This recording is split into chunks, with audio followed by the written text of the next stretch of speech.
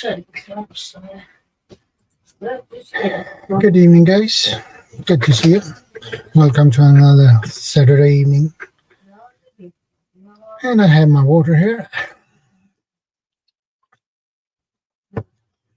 I'm in the house. Hey, CR, good to see you, brother. How are you doing? Hey, Bushcraft family, good to see you. Hey, Mother Earth Garden Club, good to see you too. How are you guys doing? I hope you guys doing good, and I hope you had a great week. Mine has been pretty good. Hey, Bob, good to see you, brother.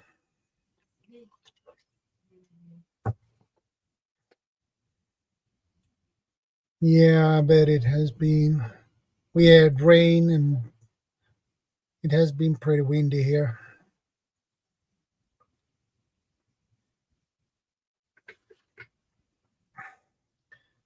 And I believe we wait a couple of more minutes before we go into today's topic.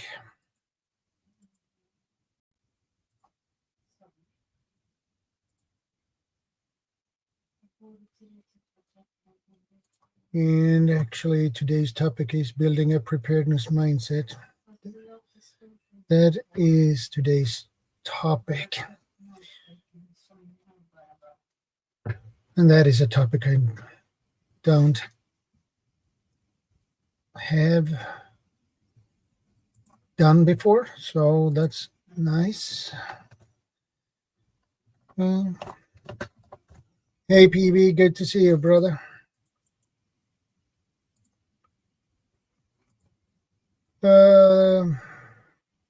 Bob, you have the link, and you have the link to PB. Hey, Prepper for the Ages, good to see you again, Jill.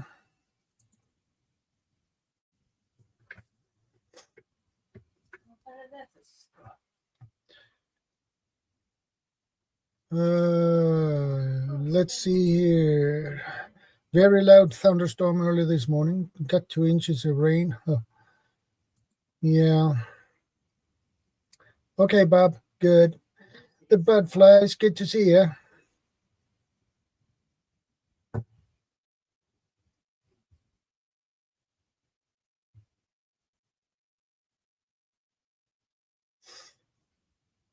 Three minutes in. And we already have 9 people in the house. That's good.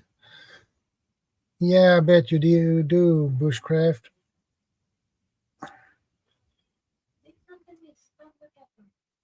Okay, Bob, no problem. And PV, you get the link too. You know the drill.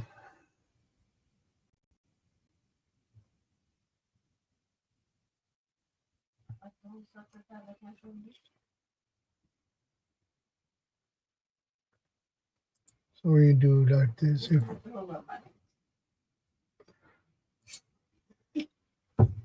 Hey, Liselot, good to see you.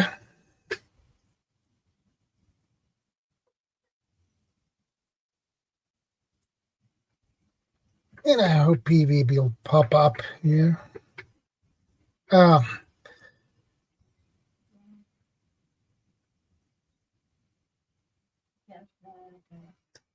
Device is not connected.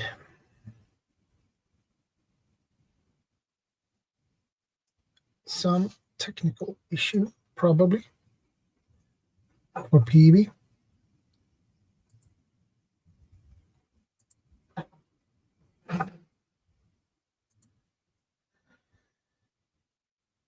Yeah, that was what I figured. He had some issues. Hey, CB, good to see you, ma'am. How are you doing?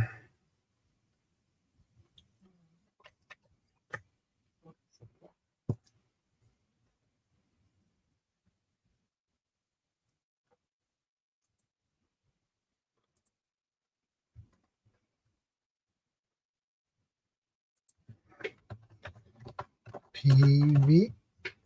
Sure, you can have another link, my friend.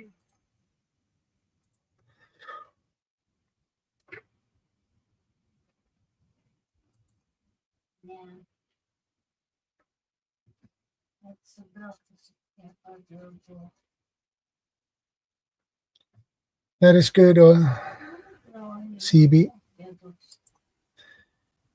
Hey, PV, good to see you. Hey, Shadow, how you doing? Can you hear me okay? Yeah, I can hear loud and clear. Brilliant. Hey, Bob, how you doing? Good morning, everyone. Good morning to you, Bob. It's evening here, and that's kind of odd when you have morning and I have evening. Yeah. A wrong other side of the planet, guys. Yeah. Got a good group of folks here today, Shadow. Yeah. Well, building a preparedness mindset is the topic for today's stream. Okay. So I never had this topic before. So, well, we need to begin somewhere. Mm-hmm. And it's a topic worth mentioning. So yeah, it sure is. I think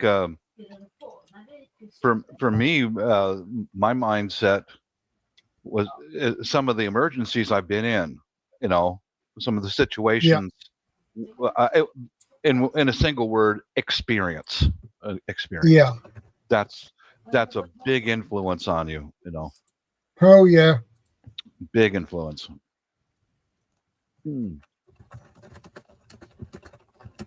Oh, how you doing, CR? Huga? Most Mother Earth? Prepper for the Ages? Yeah, some good folks out here. Yeah. Yeah. And we have Iron Fire Horse too. Okay. Hello, Iron. I think you're right there, Bob, about the experience thing. You know, the you can just roll along, you know, quite comfortable and happy, and you think nothing's going to happen. You get, you know, the classical normalcy bias, cliche, and until something does happen, you realize you should have done this, should have done that, and you know, you bolster yourself up, and you get lessons learned and stuff like that. That's a fact. Yeah. It's like the 2011 tsunami in Japan. One guy. Oh yeah. I was watching a documentary a couple of weeks ago, and one guy lost all his family, wife, kids, all that sort of stuff. And he said afterwards, you know, I wish I'd have taken it more serious. But you know, once it happened, it's too late. So that, you know, once it's done, it's done.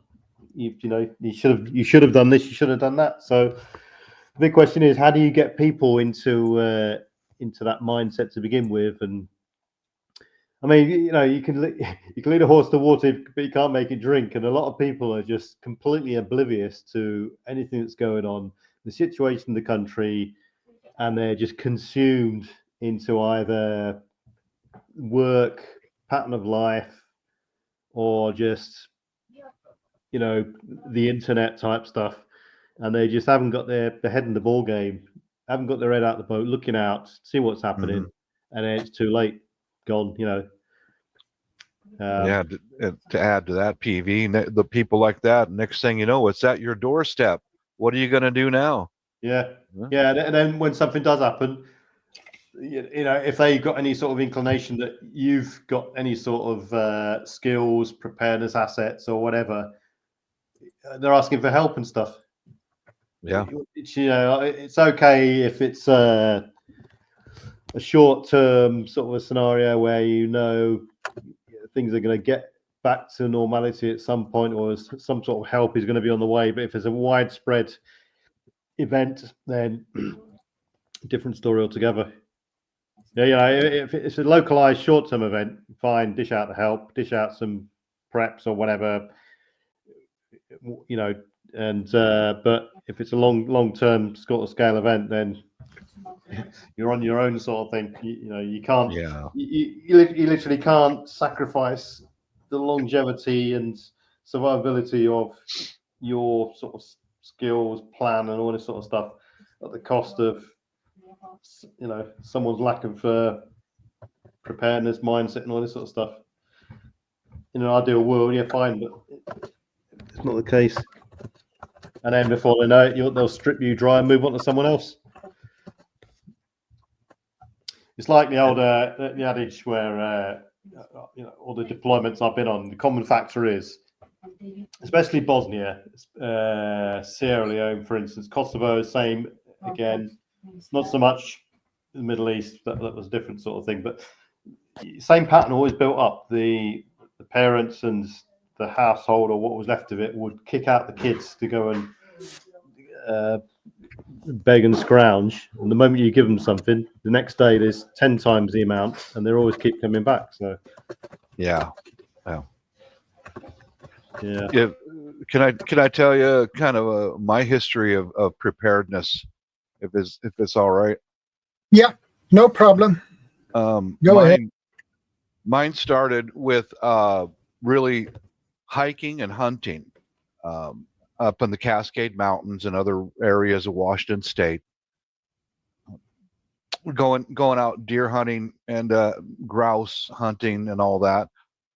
You have your base camp, and then I learned through hard experience, because I'd be out setting up an area where I was monitoring a game trail to find a deer, and sitting out on a stump, freezing and uncomfortable, which makes it hard for you to sit your post when you're hungry. Yeah, you military guys know that.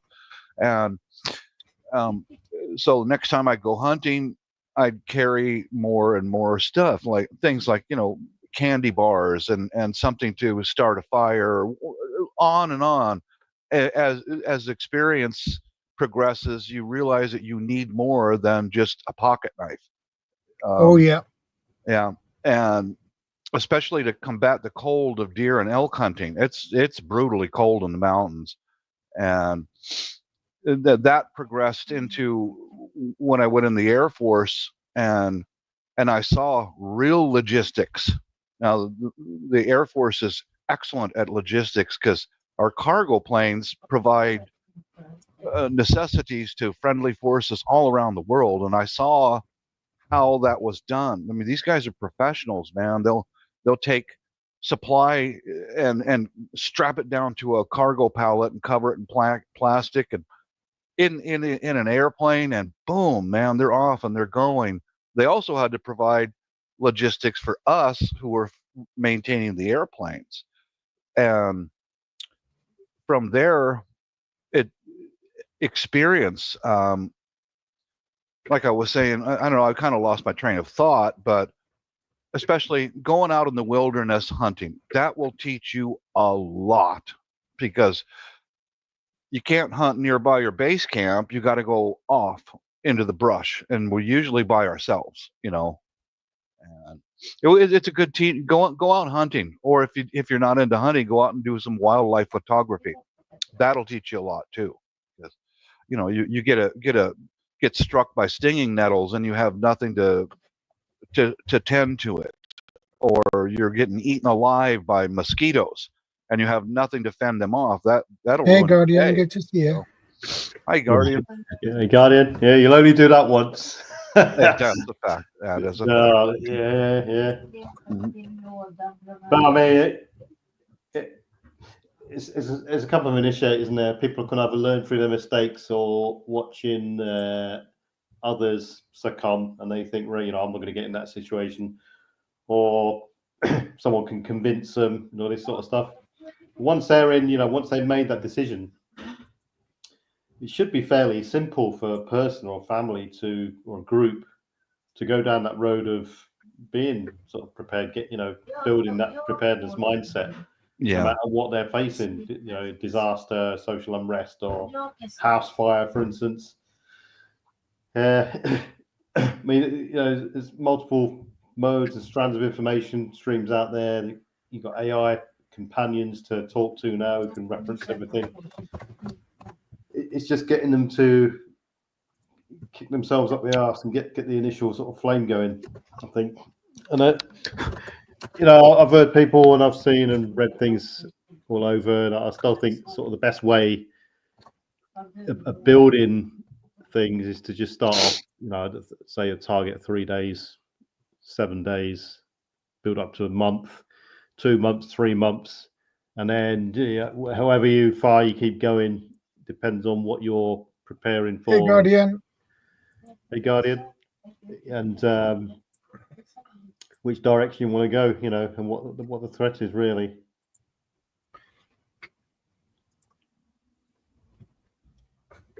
Hey, Guardian. Good to see you. Hello, Guardian. Guardian, are you there? Hey, PV. Good to see you. Hey, Bob. Always lovely to see you on panel as well with Shadow. Thank you for having me up. You're very welcome. You're always welcome here, my friend. Yeah, I agree with Bob. Experience that beats everything, basically. Oh, yeah, it does. And I learned a very, very important lesson a couple of years ago. It was with the Boy Scouts. We were canoeing, and the kid I got in my canoe, our canoe flipped over, okay? And it was temperature was 14 degrees Celsius plus, so that's pretty warm. But I just were up to my waist in the water. I were basically sitting on the bottom, and that was not fun. So when I get up and try to pull the canoe on the right side, but it was too much water in the canoe. And I managed to get my backpacks and up, and we had them packed in garbage bags, the big ones, because to protect the bags from water. But I began to freeze, and I usually don't freeze, okay? So after a while, I began to move and try to keep me warm, but it didn't help. And I said, I need a fire going. And did the other leaders listen to me? No, they didn't listen. They didn't listen. So I had to take another canoe, and I had to wait. I had to leave my backpack and on the shore because they should take my stuff over to the island. So my canoe, we should tow the canoe out to the island because the waves were too high. So when it was my turn, I went into the front of the canoe and took the rope and get towed. You know what? By that time, I was pretty cold. I couldn't barely hold the rope. I couldn't. Oh, yeah. And my knees ached. Everything ached. And oh man, that was horrible. And I thought he will tow me all the way into the shore. Did he? No. He literally let me paddle the last 50 meters into the shore. Oh. Do you know how fun that is? Mm-mm. Not Did it warm you up? No, not at all. Mm-hmm. So when I get into the shore, I said to my scouts, on those who be there before me, and you know what? I told them, hey, make a fire now because I'm freezing. Mm-hmm. And they said, hey, I don't have any lighter or matches. Wonderful. Not even a ferro rod? No. So I began to freeze and shake. Oh man, that was horrible. So okay, I have one more thing to do. So I pull out my Mylar blanket and wrap that around me. Did that help? Not a bit. Not a bit. So when it took another half an hour, I had to sit on that rock and shiver and shake. So when I got my backpack and they got there, we started to make a fire. I said, "You light that fire up now, because I'm freezing." Okay. And I said, "This fire is too small. You need to build it larger." So I was freezing. I tried to eat. I ate what I had in my backpack, basically, because I needed calories. Because when you're freezing, you lose calories a lot, and you're basically screwed. So I tried to eat, make some hot pine tree tea. Did that help? No, because I was still freezing. So that went all day until the evening. And I got my clothes dried. So I was fully dressed, went into my sleeping bag, and I tried to get some sleep. I was still freezing, and I have a very good sleeping bag, a military one. And you know what? When I just lay down, I would begin to warm up. So I was really close to hypothermia by then. So I fall asleep, woke up with a terrible headache. Oh man, this will not work. So I had to go out and just go into the woods and just throw up and go back, take a painkiller, and go back to bed. I got a migraine attack by that. So if you're a group, the lesson learned, if you're a group, you should listen to that person if that person fall in the water, even if it's 14 plus degrees Celsius in the air, you can get hypothermia anyway, no matter what. Yeah. So even in the 20s and 30s, you can develop hypothermia through loss of body heat, convection and stuff. Yeah. So what I learned is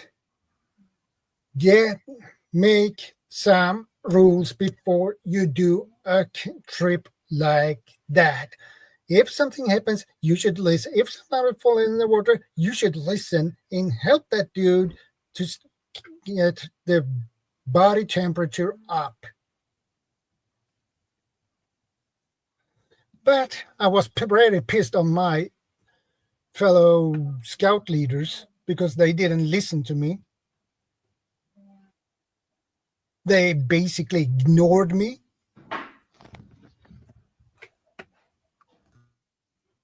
Hey, Carolina Kind Family Homestead, good to see you. World Chores 8K, good to see you.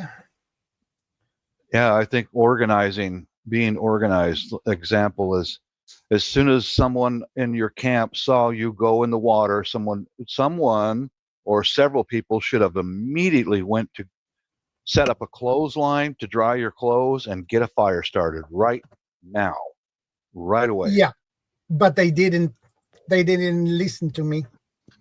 When I told them, I need a fire going now. Was it still daylight when you needed the fire initially? Well, when we got the fire start going on the island, well, they told them more wood, and I was still freezing. Yes. So that's why even having a very small and micro magnifying glass that can fit underneath like your watch as well, in situations like that, just being able to have that always with you. I'm actually, I say so, but I'm kind of being hypocritical because I don't use it anymore. I haven't been using it for the last several months, maybe about a year. But there's a small magnifying glass as well that you can attach to the bottom of a watch, and it's an extremely quick way. I mean, even the glasses that you're wearing, Shadow as well, with the glasses that you're wearing, you can always just quickly start a fire. If you practice it, pretty regularly, using your glasses to make small fires just with a bunch of tinder. See, any sort of trip, if it's an organized trip anywhere, it's projected out to 3 weeks ahead or 4 weeks ahead or whatever it is, someone should have done a sort of risk assessment as a basic sort of thought process, even if it's not on paper. What if this happens? What if that happens? What we're going to do if this happens? What we're going to do in the event of, etc., etc. Fine. So that should have been mapped out, and it should have been like pre-briefings on the morning of the set off. What people are going to do, the expectations, and this sort of stuff. Emergency procedures. That's fine on a trip. On that trip, it obviously went wrong, but if you're not going on a trip, then the same sort of procedure should happen. Likewise, family of 4, or if you're on your own or whatever, you should go through a thought process of, right, what happens if this, what we're going to do if this happens, what the actions we're going to carry out if that happens, where we're going to go to if this happens, etc., etc. Just a simple sort of set of guidelines, if you like, so everyone's on the same sort of song sheet before anything happens. And at least, no matter how brief it is, once it does happen, at least you're on the sort of starting blocks to, we're going to do something now. Should we go for the plan A, plan B, or plan C sort of situation, as opposed to waiting for things to happen and then just 3 or 4 people all being pulled in different directions with different ideas and stuff. Yeah, so that is what I learned, and then it got into my preparedness mindset, basically. Yeah. Because that is a mistake that could be really bad. Because that evening, if I didn't get up my body temperature by evening later, I would be in serious condition. They had to basically take me to the ER really fast, because you can reach to a certain degree or where you can handle it by yourself. But when you go over that, down below that level, you can't handle it by yourself. You need others who help you to get your body temperature up again. So that was not a good experience, nice experience. And when I held that rope, I saw my life flying by like a movie, basically. Can I ask you then, Shadow, do you believe that your group learned from that experience, though? Do you think that the rest of the group learned from that? I don't think so. Oh, no. Yeah, that's even more. That's even worse, because you then know it could happen again. Yeah, You know, it can happen again. That is the problem. And I don't think they have that preparedness mindset either. So Some people never do, Shadow. They never do. it makes it even worse. Sorry. No, go ahead, PD. I apologize. It makes it even worse when it's happened before and they ignore that event and threat. That that's just a definition of stupidity. Keep repeating the same mistakes over and over without learning lessons. Yeah. yeah, as far as I know, it never happened there before when I was a scout leader. No, so that was probably the first time it happened. But I don't think they learned from it. Yeah. I've another example of how I've learned deer hunting one year, and like, we'd have a base camp and then we'd go in our own directions. And I was freezing by the time I got back to base camp. And I learned that I was first one back at camp, and I started stoking a fire, getting a fire rolling so we could get warmed up and get some hot food. When your hands are frozen, you northerners know what I'm talking about. You can't handle matches. Oh my God, man. So I learned right from there, matches and a lighter. And one thing that happened to me, I was striking a match to try to get that fire built. And you know how when you're cold, your nose drips. Yeah. I had a book of matches down here, and I was trying to strike a match. I was such an idiot. Just those paper matches, and those. yeah, and it's all I could afford. I was but my nose dripped right onto the match and put the match out. It was like, oh, okay, we've got to change things here, Bob. This is not going to work, Hands are trembling. I can't grasp anything. Trying to strike a paper match. Learned experience. Go on, Guardian. You were going to say something before?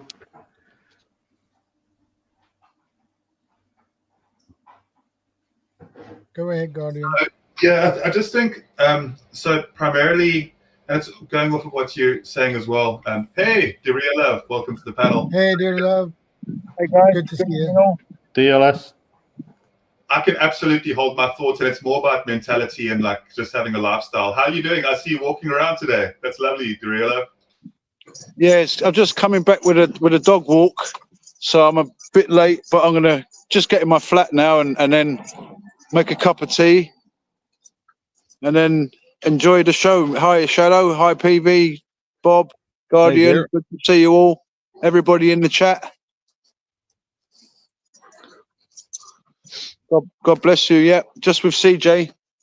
Say hello, CJ. Hey, Diana, too. Good to see you. Hello. Yeah. Come on. There you go, Mother Earth. Yeah. Learned that sounds like a good experience. idea. Yeah, there are a small percentage of people who don't learn from their mistakes, and that's sad, but it's true. Yeah, definitely. It's. I'll give you another scenario similar to Shadows. There, we were sailing on this lake, huge lake, in a race, and 2-man boat capsized. Our mentality is, if you're not pushing hard enough, if you're not capsized, you're not pushing hard enough, and all this sort of stuff. You want to win the race and all this sort of thing. Anyway, we're going downwind on the downwind leg. We spinnaker up, and we capsized basically, and the wind had built up to a critical sort of point then for that type of boat, and we just couldn't. No matter how hard we tried, we couldn't right the boat and get it back into a saleable condition. After 4 or 5 attempts, we were just tired then, and we were just sort of sat on top of the upturned boat with wetsuits on. I had a winter wetsuit. The guy I was with had a sort of 3-season wetsuit, and I had an 11mm wetsuit, which is for diving, and the wind was blowing, and we were still getting colder and colder and colder. And there was another race going on at the time with loads of kids and stuff on it, and all the safety boats, priority was them. You know, we were fine. We were sat on top of the boat, just waiting to be drifted into the sort of the edge of the reservoir it was, and we were getting really, really cold, and it was, you know, no matter what temperature was, you know, this is about 17 degrees with wetsuits on, and we were still getting colder and colder and colder. Oh boy! To the point where, you know, I had the hat, and the other guy didn't have a hat. I had a woolly hat on as well, and we said, right, okay, we'll, you know, we're not going anywhere. And, we were 5 minutes each on the hat, because when you was wearing the hat, it was warm, you know, and you know, we're looking at our watches, thinking, you know, hurry up, 30 seconds left, and I've got the hat, sort of thing. You know, you get into that sort of situation. But you know, the point is, in that scenario, there was no sort of, the lessons to be learned was, you know, be wary of a decision point. You know, don't be afraid to cancel a day on the water for the sake of wanting to win a race. You know, that one lesson. And the second lesson was, you know, really, you know, building up your skills in sort of heavy and windy conditions. But yeah, it could happen quite often, again and again and again. But you just got to realize what can go on and counter it when it does go on.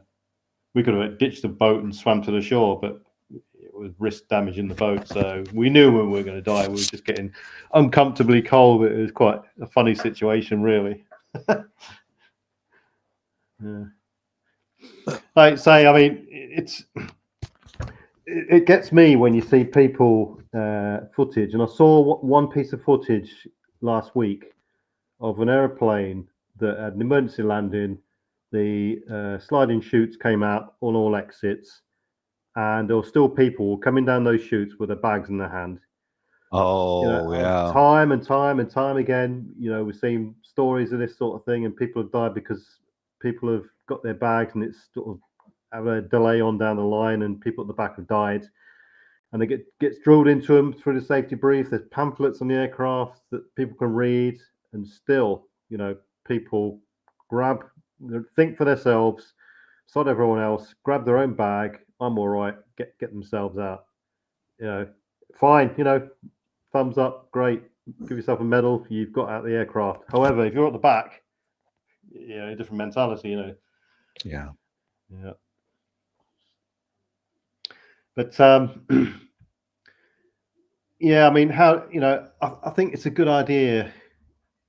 It starts off the parents. You know, it's good if your parents can guide you into a sort of a growing up lifestyle of, they push you into the Scouts, for instance, which kicks your mindset off into, you know, harsher conditions because you're outside in the tent, for instance. When you go out, you go on little expeditions here and there. They enforce sort of extra skills into you, and it's all the basic sort of life-saving skills of building fire, shelter building, etc., etc.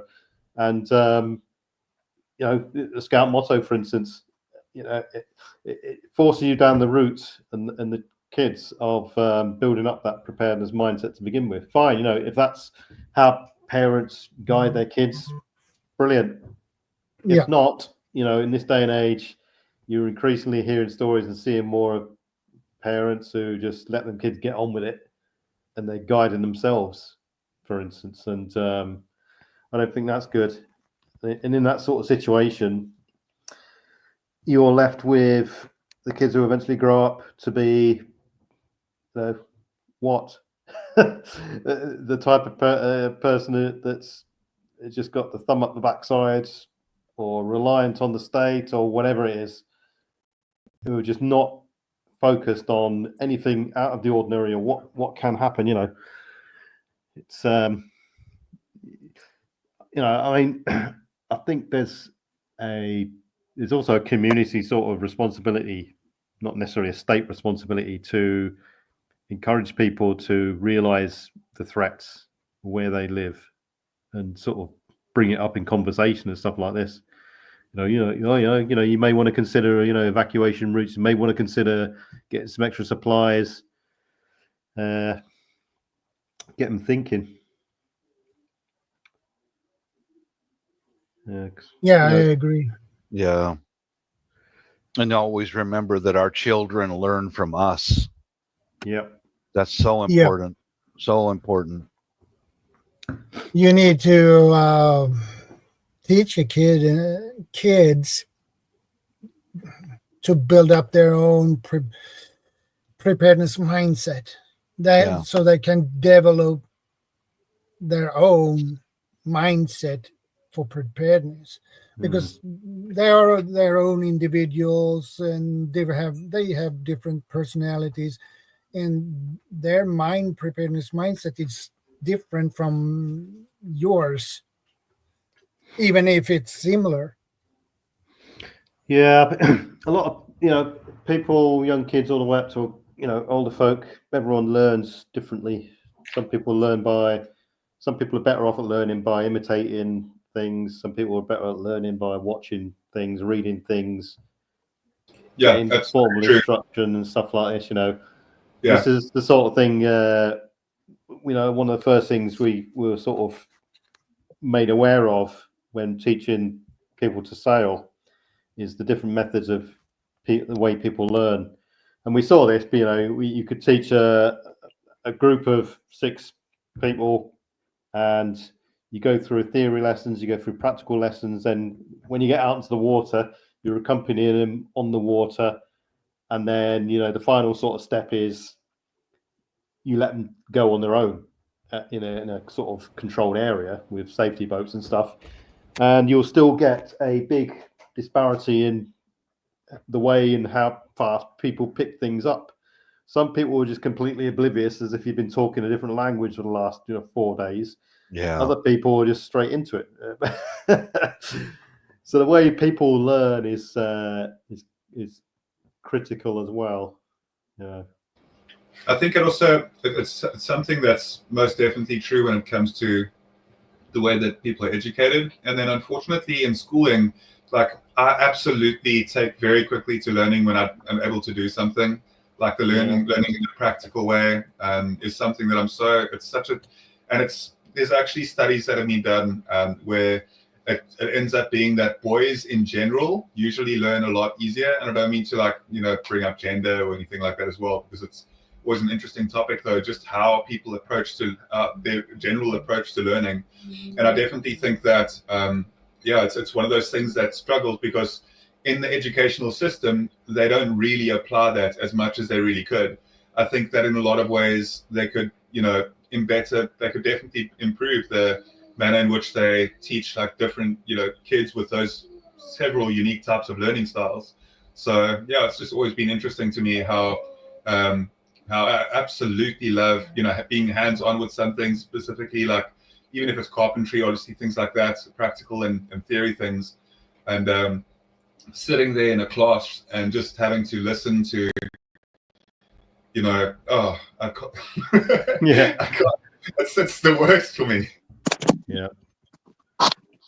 There's an island down in the south of England called Canvey Island. In 1953, there was a triple cell storm that hit Britain and the Netherlands, and there was mass flooding. And this particular island was completely consumed by it. The island is already 2 meters below sea level, and this what they call it when the pressure sucks up the sea. Can't think of it offhand. Anyway, the island got swamped, and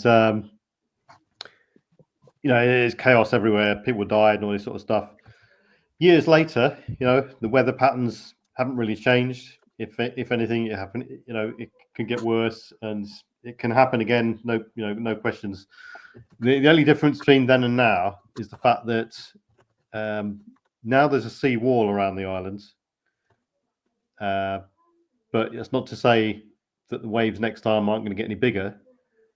And the thing that makes it even worse is the fact that there's only 2 routes off the island, and they are always congested at the best of times, let alone trying to get out and off the island. So, there's a big normalcy bias with that area, in the fact that everyone thinks it's going to happen. Not the wall is going to protect them. Basically, that's what they think, and it can quite easily go the other way. And they're living in a constant sort of danger area, and not to mention the fact that within 1.5 miles of the island is a massive cargo ship which sank in a storm in the 40s, and that ship contains thousands and thousands of unexploded World War II ordnance, and if that goes up, it's going to wipe out half the county, let alone the island. And it's sat there rotting and rusting away, this thing. So that's another sort of added threat. And you just can't, how do you drum this sort of message into people without previous experience? They're all just ticking along with life, and nothing's happened since 1953. And bang, it happens again. Oh, who'd have thought that?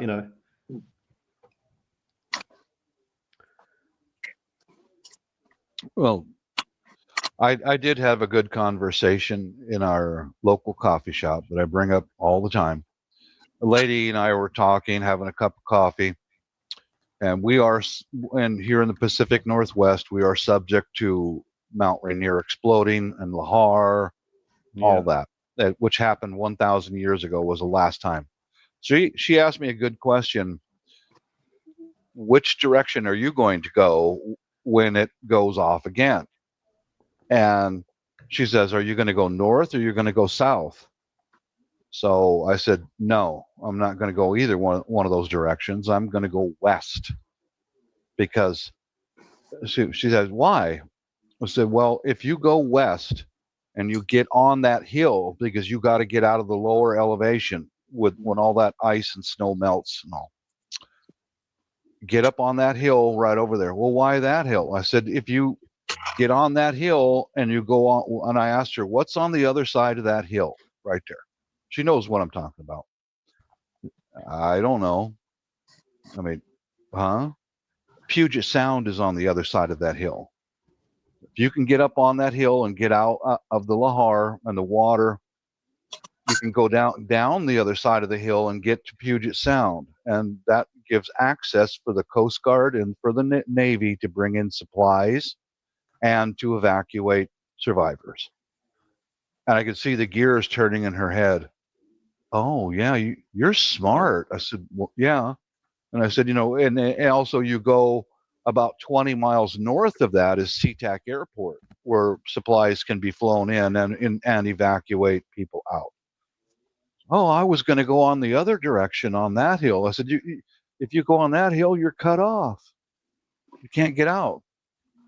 Go that way. But I just thought I'd bring that up because it was a conversation, and I saw the lights come on in her eyes, like, oh, yeah, you're right. Sometimes something like that may save a life. So just thought I'd throw that in there, guys. Yeah. I mean, it's the thing. So you could push people through a growing up sort of regime through schools and stuff, cadets and scouting and that sort of stuff, which is great. You can learn through past experience. The amount of people I know who didn't used to wear seatbelts and they've had some sort of accident. Now they definitely wear a seatbelt, regardless of whether it's against the law or not. Through experience that way. Otherwise than that, how do you convince someone? You can slowly feed them a conversation without sort of giving the fact away that you're into a big preparedness regime. But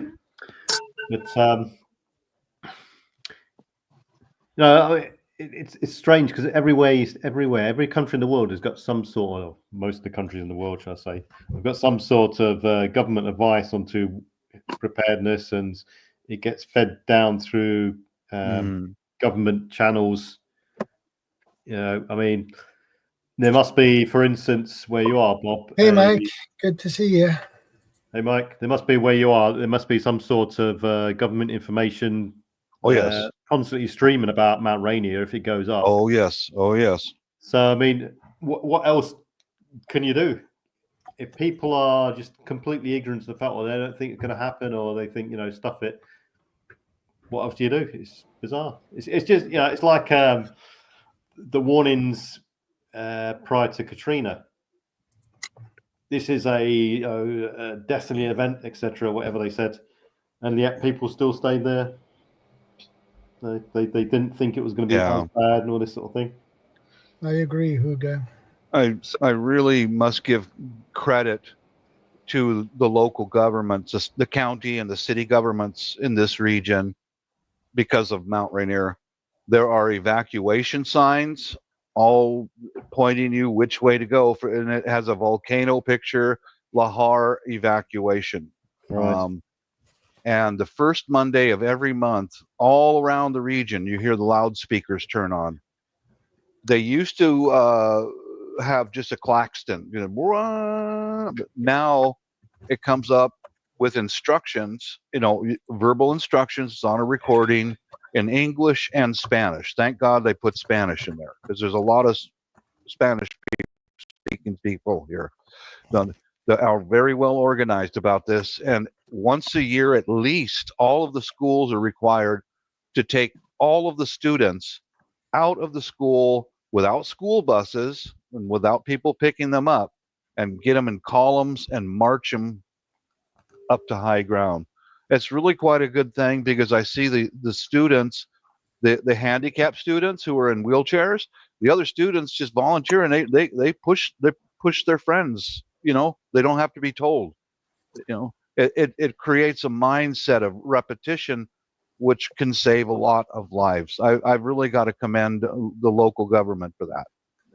It would be pretty eerie the first time that you hear it, if you don't, know what that siren is as well. Sirens can be, a bit spine chilling. It's a bit of that. I think it's something innately within us that if we don't know something and we hear something overboard, like over a loudspeaker, I think for the most part, specifically with this topic, there's always those two driving factors, which is love and fear with all people.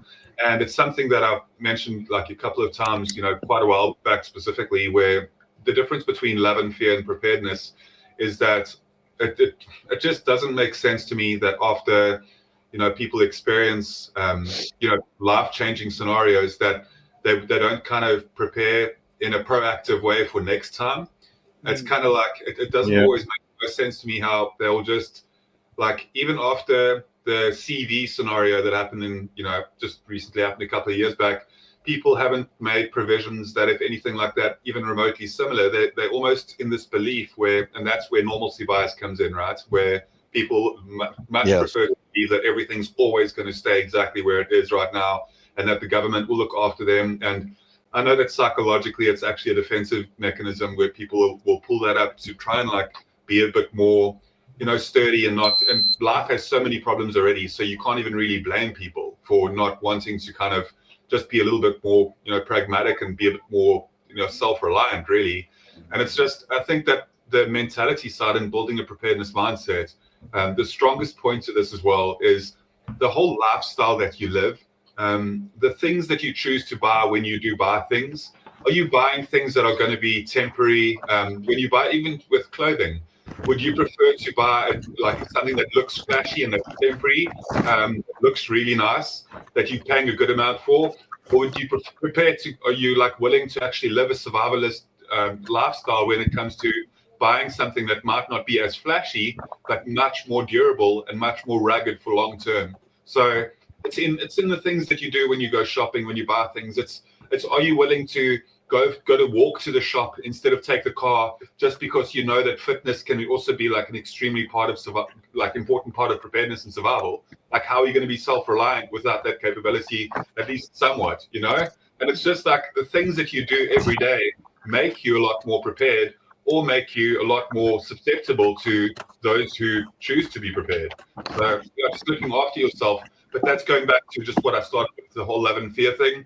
You can try, and people should be, sometimes, unfortunately, fear can be a driving factor to become prepared. But the love for other people and the love to try and protect and to help as well should be the most important driving factor when it comes to self-reliance. One thing I wanted to add to my statement was, because we hear the sirens and now it's instructions in English and Spanish and the signs and all that, and the kids starting off young, physically evacuating out of all the schools, that's a requirement. I would hope that actually seeing that and participating, that this region is more prepared than most of the state. You know, I hope, because I have run into a few people in casual conversations who do take this seriously, but many don't. You know, but I think that the people who don't take it seriously are what is eventually called victims or statistics. You know, unfortunately. I agree. Yeah. It's like we had a burglar up and down the street here, and it wasn't until after the burglar, a couple of days later, and the word spread, within a week, people were getting extra, security fitted, and burglar alarms started to be fitted to everyone's house who didn't have one. It took that event to trigger off. And it's also like anyone who now lives in a tsunami zone will take it, I think, more serious because of what happened in the previous two big tsunamis in the Ring of Fire in Japan. Yeah. Recently, when you saw the graphic depictions of what happened, the scale of the wave and the destruction and stuff like that, I think people will take it more serious now, regardless of where they are in the world, because it was such a widespread sort of televised event. But previous experience, it's definitely a key factor. That is, I mean, it also comes down to things like financial situation as well. You can be willing, your willingness to get more gear and be more prepared. Sometimes people can't do it because their disposable income set aside for any sort of preps could be quite small. So that's got to be factored into people. However, it's not to say they can't make themselves a bit more fitter, a bit more robust. Hey, Mike. They might change their lifestyle a bit, or do a bit of extra training or reading, this sort of stuff, and videos on YouTube. They can do that. And but yeah, the financial aspect definitely comes into play to a certain extent. Yeah. I've come dressed in my camouflage, as you can see. Urban camouflage. Yeah. How's everyone doing? Good. Yeah. Very well. Doing good. Daryl, love, I've got a new book on my collection you'll approve of.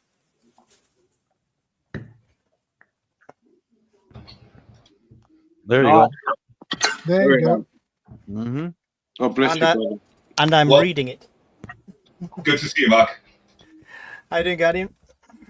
I'm well. It's actually interesting with the colors as well. The funny part is like that bright red color is never ever suited for the bush. Historically, there's been lessons learned. If you see Daria loves nice camo top that he's wearing there, that's also a good one. But I love that red and white stripe for my own personal reasons. Like, it's everywhere in my household. So. Yeah, all right, okay. It's everywhere in my household. It's I do a football channel as well, so I've literally just finished doing a live commentary, and we're doing a review at 9 o'clock. So I thought I'd join you, but I didn't want to do a quick wardrobe change, No, Yeah. it's such a vibrant, it's such like a happy color combination as well. Like the red and white just goes together nicely. That's it. What was the topic? Sorry, I missed the Building a preparedness mindset. Yes, sir. Yes, yes, which is easy to do for oneself, but not for one's family. Yeah, That's true. That's true. I was saying, one of the major key factors is learning from people's mistakes or your own mistakes, and if something happens thereafter, you'll hopefully implement measures or get extra gear to make it easier for the next time or mitigate it for the next time. Yeah, it's a lot to be said with the mindset, because you never know when something's going to happen if you're not with all your preps, if you're not where you think you should be when something happens, when it hits the fan. Yeah. And as they say in the military, a plan never survives first contact. Yeah. So, likewise, this is something that all armed forces in the world do. That if they run through a planning process, they assess what could go wrong, especially in operations, and then after each sort of training exercise, for instance, an operation, you run through an after action sort of review as to what happened, what went wrong, how can we do it better next time, and corrective factors for the future. And then that gets fed back into a sort of loop where it gets incorporated into training, so that the whole circle comes around again. Every army in the world, Air Force, Navy, they will all do that. Yes, Some way, shape, we or do. form. Mm-hmm. Yeah. Very important to just drill and drill and drill and do it again, critique, learn from the mistakes, make changes, and drill again. Yeah. This is the sort of thing people should be sort of transposing into a civilian sort of mindset, and I sort of thrashed this out a while back. I've got it in my own sort of prepper notebook, and I've got it here somewhere. I'll just flick through it. It's to some sort of civilian thing, and I call it the basic prep cycle.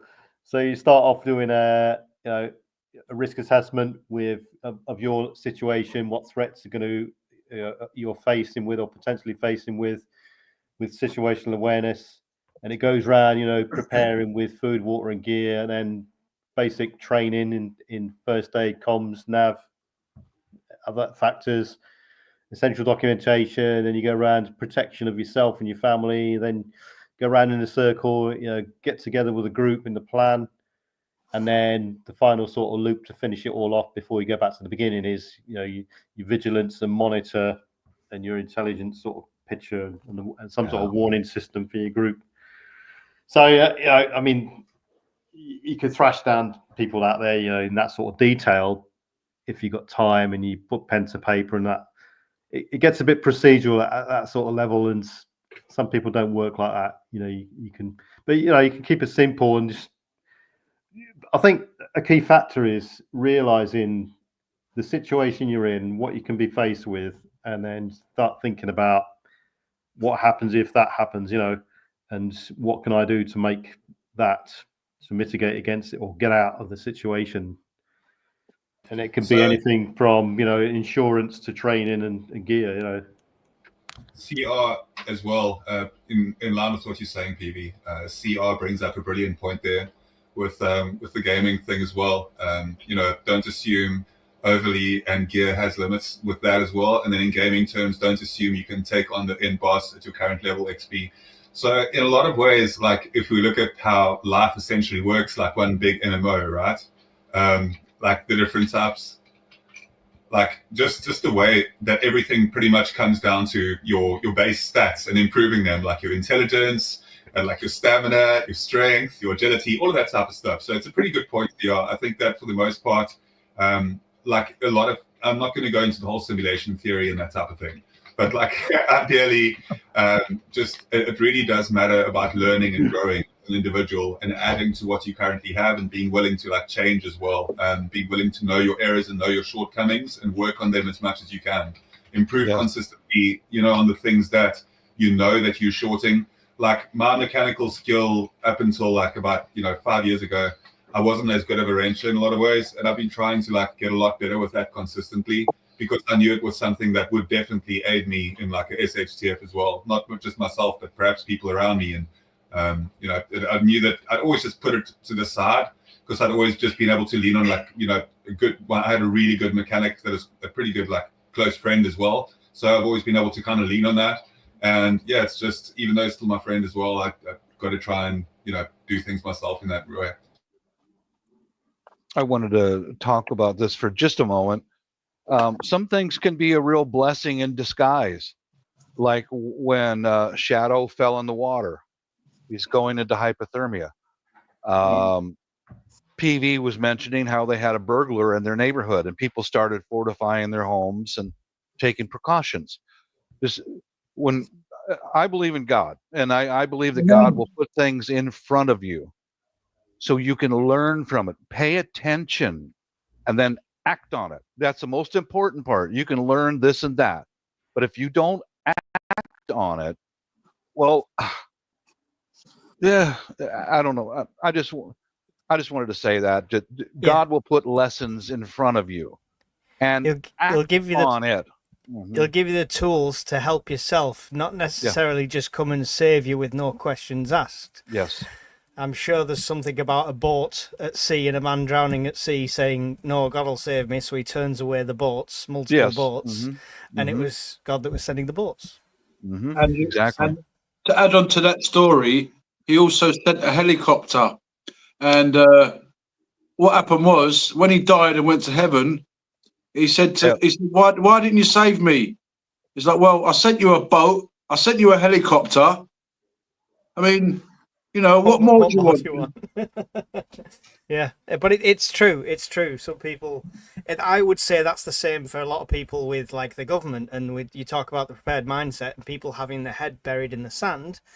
I've got a T-shirt that says "Nobody's coming to save you." Yeah. You need to be your own first responder. You need to be in charge of your family. You need to be the person that can solve things, because somebody else is not always going to be able to do it. You need to be your own mechanic. That's exactly where I was going to that as well. Yes. Never, You have to be never your buy a own car without a commander. Haynes manual. That's what I always got told. When you buy a car, you buy a Haynes manual so you can do everything. Yeah. You need to be your own commander too. Well, this is what they fear the most. Okay, now, being able to repair stuff, being able to fix stuff, being able to recycle, upcycle, is something the system fears, because they want to get their way of thinking is they want to create this new system, everything's electronic, electronic cars, electronic this, electronic that. So, they look at preppers as if we're like dinosaurs, where we're interfering with their plan, and they don't want that, do they?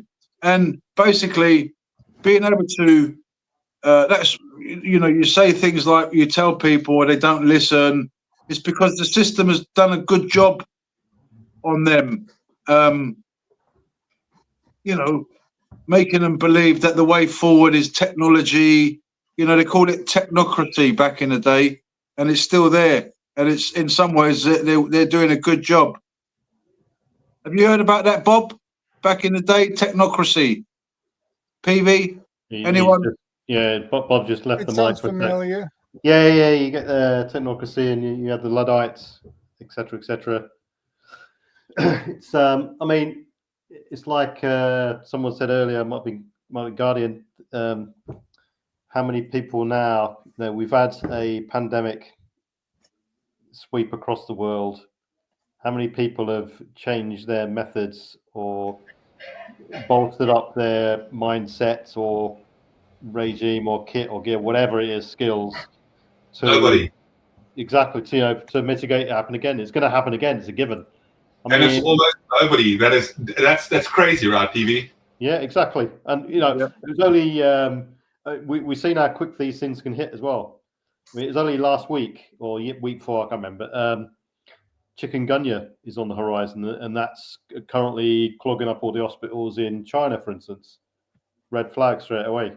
What are people doing? It's just another story in the press. the following day is a different story in the media, and the people's looking at how big someone's backside is, or the lips, or their eyelashes and stuff. It's ridiculous. It could happen again, and it will. But got to a point where every time there's a major headline, I think to myself, so what are they trying to distract us from now? Yeah. I don't watch the news. It's just ridiculous. I can't stand it either, PV. It makes It's me not news. nauseous. It's just a political channel, and it's just driven. All it is. Yeah. The script. It's a script that they repeat all day long, from the moment you wake up in the morning to the moment you go to bed. There's guys that do videos on YouTube where they've got like 100 different sort of TV presenters on news channels or whatever, and they're all saying the same thing. Good morning, everybody. Today was the disaster, and everybody's repeating it. Good morning, everybody, and then they might have 100 individual boxes in one screen of the same people all repeating the same thing over and over throughout the day. This war is going on there. This war's going on there. You turn it on. This war's going on there. This war's going on there. This war's going. Now, I think they want to tell you something. They want to tell you that there's a war going on over there. So, like Mike says, a lot of this stuff is distraction. Does not remind you of 1984 when they're getting the war reports? The film, they're getting the war reports through from the front and stuff like that, and it's just all made up, right? And unfortunately, that is addictive. People become addicted to that. That nonsense, and they just stay focused on it. Fear sells. Fear sells. You just need to look at any prepping channel that started with humble beginnings have all ended up on this pound the fear, because that's what gets me the clicks and that's what gets me the money. That's true. That's because that whole thing within media houses where if it bleeds, it bleeds, right? So if it's like dramatic, or if it's got something that's it's obviously, even like with your headlines, it's why newspapers will put like the most shocking thing as a headline title, because then it'll like grab a person's attention, because essentially we're more drawn to fear than we are positivity. So even though there are so many good things happening across the world right now, it's phenomenal if you start looking at it. I don't know. So something that my wife and I actually enjoy doing occasionally as well is watching, where it's that faith in humanity and humanity restored. Now, mind you, I also acknowledge that there are some of that content is, perhaps faked, or perhaps just it's almost driven, the scenarios as well, that they kind of conduct specific scenarios to make it look in a certain way. But for the most part, like if you watch Faith in Humanity and Humanity Restored, and also videos of like People Are Awesome, there's a lot of really, really cool things happening where people are there's people consistently trying to help communities. There's so much good and so many like elements of society that are really positive, but that's not what sells papers. Yeah. Exactly. That's what they say. Some people say, no, good news is no news. Bad news is good for, getting stories in the newspapers, for getting on the TV, and sadly, that's what they use. I've got an example here. If Shadow will pop it up for a second. Yeah, no problem. So I did an interview at a prepper meet, and they were interviewing all sorts of people, and the reporters even said like, oh, it's really level-headed. We're talking about preparing for floods and simple things and basic things like that. And when they published it all together, this on the right here is the thumbnail they came out with, and they intercut it with clips from Doomsday Preppers. Oh, jeez. Look at the spin they've put on it. Nuclear Armageddon. British Doomsday Preppers prepare for the apocalypse in Cornwall. Oh, Lord. They're making us look like crackpots. That's what sells. I mean, the only benefit is when it's when people have watched it, the comments are like, oh, these just sound like really level-headed. It actually makes sense. So it might have helped a few people, but the clickbait headline is horrible. Yeah. I'm going to show you guys something here that I've showed on Shadows Live before, and I just ordered 6 more of these. There's a young lady. She's the daughter of the owner of the coffee shop. Her and her husband have put their money together and they're buying their first house. So as a housewarming gift, I just ordered half a dozen of these. These are handy, guys. These are handy for just normal power failure or even for security outside of your home. I've got them in my home and outside of my home. They're just a motion sensor, solar powered little light. Click that button 3 times and then it becomes a motion detector. There's a motion detector and there's the LEDs. Yeah. I'm gonna give Miss Brittany, the lady who did some sewing on some of my gear. She did some custom work on my gear. I'm gonna give her 6 of these as a housewarming gift, and I'll do it while in the shop, so that the other coworkers can see. So maybe some of the customers can see. Maybe that'll spark someone to go, hey, wait a minute, I should get some of those for power failure. So, Bob, Yeah. can I ask you with them, Yeah. what kind of brightness do you get in charge time? Obviously in the UK, we're not, sun's not the biggest abundance we have over here, although it is a bit of a heat wave at the moment, but on a regular day, like cloud cover, stuff like that, will they illuminate the night or will they keep going? I've tested these out pretty well. I didn't test it out how many hours they would last, but all night, I've got some of these outside all night. When a cat or a raccoon walks by, the lights click on every day. I've got Every some day. as well.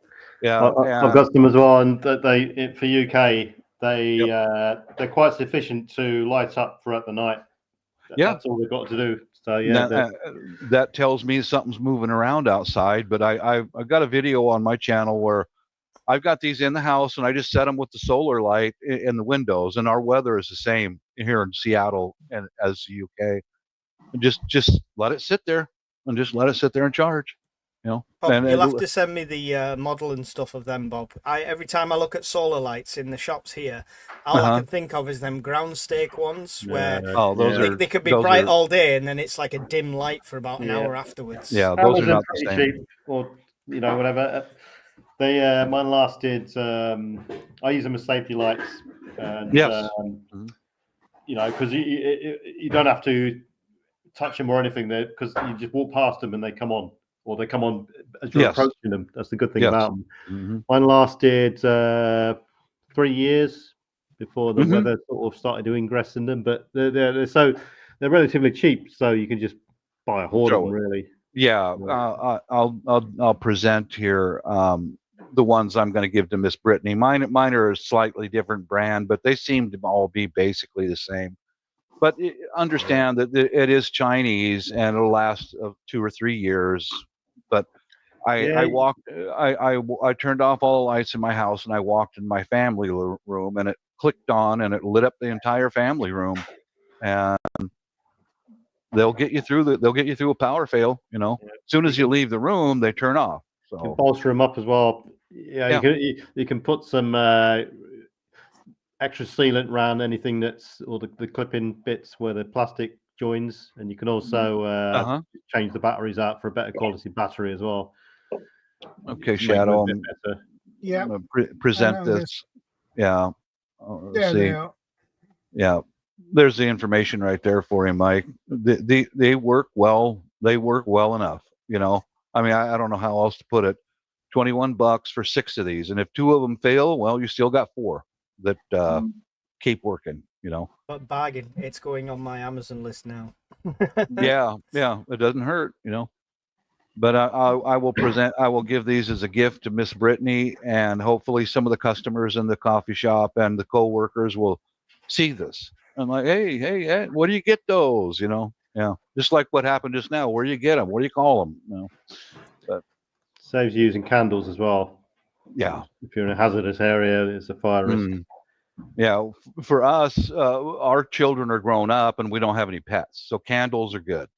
I make my own candles, and yeah, it's safer than candles. Well, fellas, I'm going to bounce out of here, go take my morning shower and get something to eat, and might see you later. Yeah, no worries. Later, Bob. Peace out. Cheers, God Bob. bless. God bless. God bless. as you said, Mike, people stick their heads in the sand. Most of those people who do that, they rely so much on the government that they will come and help you. Yeah, And they get blind for anything else. They don't want to hear anything about you should stock up on things and you should have this, you should have that. But you know what? If we'd have had this conversation 5 years ago, I'd have been saying Yeah. to you, "Oh yeah, well I understand that point of view. Yeah, blah blah blah." We've all lived through a time where we've had to queue 10 meters apart. We've had to wear masks. We've had to. People have been fighting over toilet roll. The pasta shelves have been empty. We've lived through that time. These people have lived through that time. Yet they've still gone straight back to one-click delivery, buying every day to eat, and no preparedness. Yeah. It's madness. Yeah, it's madness. I agree. Yeah, but this is part of the plan, just to see if everybody's sticking to the script. You've got to have chaos. Chaos is how they make their money. If we all knew what was going on, they would be in trouble. So they don't want us to all know what's going on. So they keep us all divided, keep us all confused, keep us all distracted, keep us all believing that they're going to come and save us. Or that's the people, not me, but nor us. But I'm just saying, trust in the government. Look, we sorted out this disaster. You can rely on us. We've got your back. Blah blah, and it's not true. And it's really not true. And then you've got people like really upset. Like I watched this lady saying, "I've been in this stadium for 3 days, and no one's brought any water." And that was during Katarina. And I was thinking, well, the president ain't going to sort of fly down in a helicopter and say, "Hey guys, here you go, Mike, Shadow, TV, got a drink of water for you guys and a sarnie, nice sarnie, Ploughman's for you, PV." Well, you see, a big factor in this. Oh, by the way, it will be interesting to see in UK on the 7th of September at 3 p.m. is going to be an emergency alert message sent out to all phones. Yeah, and a simple action like that, you watch how much of a stink gets kicked up through people and the press and all this sort of stuff. And it would just be amazing to watch. Just unbelievable. Anyway, I think the big thing... They give too much warning. They should do one of those practice drills without putting it all over social media first and then watch people panic. But, yeah, well... Yeah. Thing is, if that happens, people will be suing people left, right, and centre because they'll be saying things like, "I was driving down the motorway and I nearly crashed because I got this emergency alert." Ridiculous, absolutely ridiculous. I think the way once people have got into this any sort of preparedness mindset, I think the big issue is you've got to educate yourself, regardless if you're in the mindset. The educated people amongst the population will realise what the situation is, what could go wrong, and they will do something about it. There obviously are mitigating factors in it, like the ability to buy preps, weighing up the odds of is it going to happen, isn't it going to happen, against what limited income some people may get, for instance. But like I said, it doesn't stop people getting into the mindset. It doesn't stop people getting a bit extra fitness and developing some sort of plan. So educating yourself and realizing what could happen is a massive key first step. Hey, Dr. Ellis Africa, good to see you, man. And then after that, you plan it out what you're going to do. Practice some sort of a scenario. Think it out in your head. You can possibly run drills. And once you're at that sort of stage, you can still just follow reliable sort of news feeds, information streams, social medias, accounts. It's the biggest part of prepping. Having a plan and preparing is the biggest part of prepping. It's the most useful prep you can do, and it's also the free one. People think, "Oh, I can't afford to prep because I can't afford 10 different types of power bank and stuff like that." Having a plan is being prepared. Yeah. If you've no money to back that up, that's fair, but you still can have a plan. Yeah. This is the danger with watching certain channels, because they're, many YouTube channels, for instance, are pushing gear that have been given, or reviewing because they're lacking some sort of framework content and this sort of stuff. So some people get caught in this trap where they feel compelled to buy a piece of equipment or they're going to fail, But yeah, skills and a plan and realization. I would take a phrase from UK Prepper Man. He's another YouTube channel. He says everything you see, whether it's a review or anything like that, it's all options and choices, and you've always got options and choices. So don't think you've got to buy what CP has, like, in his store, because that's what you need to survive. There's other options. The Prepper Meet, we got shown how to make a full Berkey filter bigger than any Berkey you can buy for less than 50 quid. And they made it there and then at the Prepper Meet to show everyone how easy it actually was to do. Yeah. So there's always options. Yeah, I see it as options. And some special type of gear might fit you well, but it doesn't fit my needs. So yeah, and you prep to your means. This is what annoys me when you get hate on videos. Like if Daryl Love shows an EDC and I show an EDC, that might be completely different. But we'll have different circumstances and different needs. You can't critique one or the other. It's designed to the person, same as a get home bag. I don't know whether you're getting home from 300 miles or 3 miles. If it's 3 miles, you need a bottle of water and a good pair of running shoes. That's it. So don't critique other people's stuff because you prep to your circumstance. yeah, Liselot, you got a point there. Women and men prep very different. Yeah, and that is definitely true.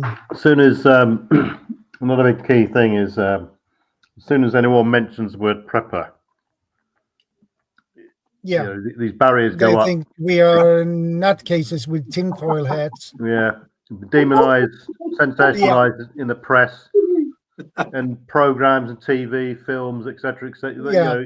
People may get the impression that you're living in a place with trenches, barbed wire, guns, and all this sort of stuff, waiting for the zombies to hit, because they associate it with the Walking Dead and stuff like that. I didn't know you'd been to my house, PV. I didn't. I know where everybody lives. All right. Is that the one with the 3 layers of barbed wire going around it? Not just 1 row of barbed wire, 3 rows. The middle one's a razor wire as a surprise, You always need 3.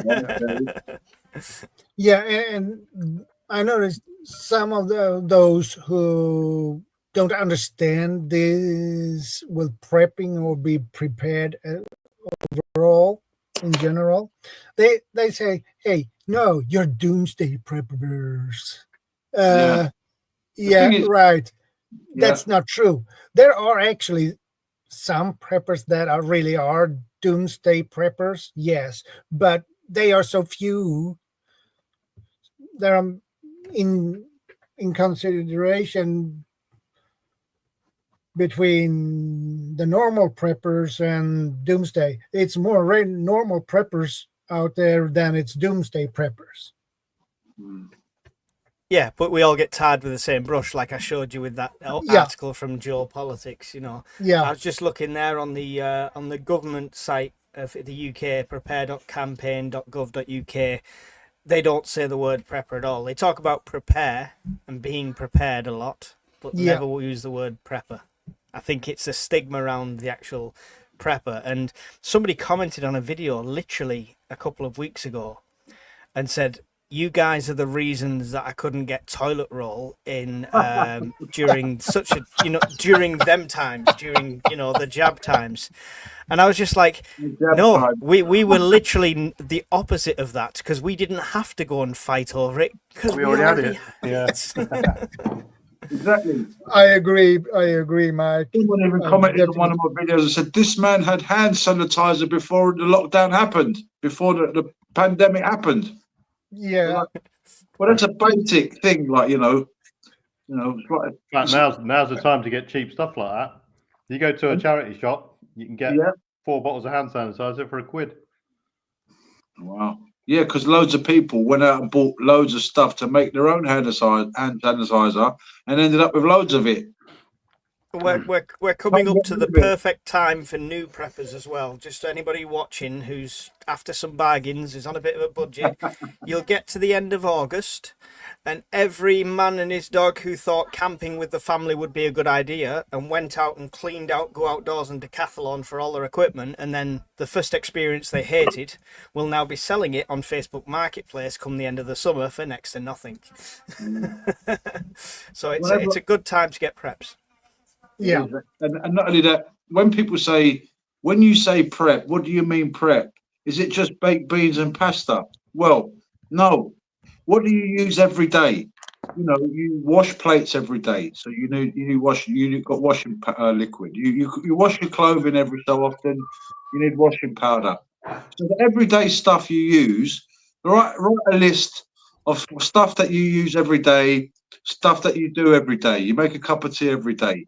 So you need tea bags, you need sugar or honey or your herbal tea or your coffee or whatever is your, preferred drink in the morning. So, whatever you sort of buy daily or you use, I mean, not the luxury items, not your Gucci shirts and your caviar, we're talking. Isn't it weird how it's completely ingrained to everyone, though, to have first aid at home? Even somebody who's adamant they would never prep and they're not into it and blah, blah, blah, and all of this, will still have a first aid kit. Will still have a box of plasters. Well, they're different types of prep. They are preppers. You see, they're in denial. Yeah. They're preppers. Yeah. This is me that said this now. I think I'm the first one that said this, maybe, perhaps. I think they're preppers in denial. They know they want to, but they don't want to because they might look bad. Like, other people might laugh at them because they're going off the script. What do I mean? Well, they prepped for a Friday night, didn't they? They prepped for a Friday night, didn't they? This Friday, I'm going to meet the girl of my dreams, blah, blah, blah. Or, they prep for new Gucci shirts. They prep for the latest car, the latest this. Yep. They'll insure everything around them, all their devices, everything expensive, but they've no insurance for the food in the cupboards. We should do a documentary and spin it around where we do a doomsday documentary on these type of people that are stuck with their designer gear on the shit hit the fan day. Excuse my language. SHTF. Yeah. So, they're there with their Gucci shirt. There's like, there's riots, disasters going on. Anyway, the latest gadgets, Yeah, it's just, but I mean, you get Gucci preppers as well, though, right? You've got to have this £1,000 multi-tool if you want to survive, Daryl. Oh, yeah. I won't mention anyone's channel that push it. Yeah, but this is it as well. This is the sad thing as well about this whole thing. Like, you've got the camping world. So you mentioned outdoors, go outdoors. There's so much rubbish out there as well now, and imagine you bought a load of stuff. Yeah, my bug out bag all kitted out. Oh, SHTF's here. And your tent doesn't work, it breaks, your stove's no good, it's rubbish, for cheap bit of rubbish. You're in top, This is why I'm an honest prepper channel. People say I have tent disasters. It's because I show you the mistakes and I show you the things that go wrong. If something breaks on me and takes a finger off, you can guarantee I'll publish the video and show you. Good on you for that. But don't worry, that 8-pound multi-tool and the tent, it's all got money back guarantees. Yeah, who are you gonna call when the crap hits the fan? You gonna take it back to Walmart? Good freaking luck with that. This is why I say to Brian on my channel when he's talking about his the warranty on eco flows. I'm like, yeah, but if there's no one left to cash your warranty in and it's broke, you are back to candles like the rest of us. Yes. Yeah. Back to making your own charcoal, finding sand, gravel, screens, and things, and making some kind of a water filter so you can do something with it. That's the way to prep with them skills and that level, that no technology level, and then work your way up. If you eventually end up with a good £2,000 power bank and you've saved up for it, excellent, good for you. You'll be comfortable a bit more at the start, but still don't leave learning them skills till after the hits the fan, you know. You mentioned, Mike, you mentioned toilet paper minutes ago before I was coming up. I'm like, now, in the United States, that was my mother-in-law. She was hoarding toilet paper and paper towels years before the issue came around 2020 or so. And, because when I cleaned her house out after she passed, I'm still using the toilet paper. And I think we're finally out of the paper towels. I mean, she had more Bounty paper towel. Every time somebody went to the store, she would just give them cash, like, oh, pick me up a 12-pack of Bounty and pick me up a case of toilet paper. Her garage was just, it looked worse than any prepper hoarder's stockpile. It was just stuff. I'm like, holy crap. And like I said, I got enough freeze-dried Nescafe coffee. You know, my wife's like, oh, it's no good. Throw it out. I was like, sweetie, this is why I bought a freeze dryer. There's nothing wrong with it. It's going to take me out. I use it at the cabin. It's easier than playing with grinds and a grinder and all that. I'm like, screw it. I just use Nescafe. And it's the big containers. I mean, the ones that are like, I don't know. The tins, the proper tins. No, it's not a tin. It's a plastic container with the foil seal on it, but they're tall. I mean, it's like the biggest size you can get. Those things must have cost her like, $12 or more back in the day each. She had like 4 cases. I'm like, yep, I'm good. They all live out at the cabin. I'm like, I literally dipped into my second one after 3 years. Wow. That's really good planning. That's really good planning if the coffee was first, because caffeine's a diuretic, so that's where the toilet paper was needed afterwards. Yeah. And if the toilet paper's too thin, you got paper towels. That's for the overspill. Might hurt a little bit, but it'll still get the job done. Remember to get your diarrhea tablets in your preps, guys. Doesn't sound good at all. You won't want it, and it's really can be dangerous. Yeah, have something to help you go and something to stop you going. That's the two you need. Just every day you use stuff that you use. You use electricity, you use gas. So what are the alternatives? We spoke about stuff like that already before. Having backup ways of cooking.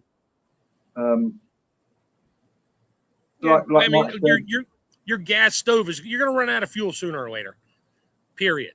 Well, yeah. So then if you got to learn how to cook on other means, with the empty paint can like Bob does, a metal can or something, or even just a couple bricks and something to burn that's not going to taint your food. You don't want to be burning like pressure treated wood or furniture wood with varnish on it or stain. No, you got to find regular wood out in the environment that hasn't been tainted with some kind of a chemical or something that you're going to be eating on. Unless you're just boiling water, then sure, you burn whatever you want to boil water. Yeah, depending on where you're at. When I was young, we traveled to Greece. My auntie and uncle had a big yard in the back, and along the back wall there was loads of logs, so it's all piled up, like thousands of them. And I was a city lad at that time. I was only a young teenager. And what's all the wood for? Oh, it's for the winter time. Because in the city we've got central heating. You go to my mum's village in Greece, and they're still using wood stoves and wood fires in some places. And these kind of resources in the city, they're going to vanish pretty quickly if anything happens. Can you imagine people raiding the parks for the wood? The supermarket's going to be empty. How long are the supermarkets going to last? Be like a sea of locusts. Yep. People just taking entire shelf loads of stuff, loading the carts up and trying to run out the door with it, and people ripping stuff out of it. We've all seen the movies on stuff like that. A hurricane's coming and they're all in there buying all the batteries, and people are fighting over, double A's. We've not just seen the movies. When the blackout happened in Spain, when we spoke about it on the fireside chats, in theory, we've estimated 3 or 4 days before people start doing things. 3 hours. Within 3 hours, people were fighting over water. Stores were restricting numbers, stuff like that. 3 hours. Yeah. Yeah, most of the stores these days, they can't work without a computer. Of course, my dog's squeaking his ball now. They can't work without a computer, so they have to shut the door. You know, the kids don't know how to add up. There's no prices on anything, so they have to shut the door. They'd rather let their food just rot in the freezers because the power went out than give it away. You know, because the insurance won't cover it if you give it away, but it'll cover it if it goes bad. So they're just looking at the bottom dollar. But if it goes out for that period of time, okay, you're not even going to get insurance money. The stores won't. The canned goods are just going to break in, start taking everything that's not nailed down or frozen or fresh, that's not rotten, and they're going to take everything. So, and that's just what Jaren's doing, a prepared mindset. You know, it's not what are you going to do when the crap happens. What have you done just in case? You know, and even if the power goes out for like 2 days, you know, okay, what do I got? Well, I still have gas coming to my house through the utilities. I'll use that unless that goes down, in which case then I got little stoves. I know how to cook, light a fire.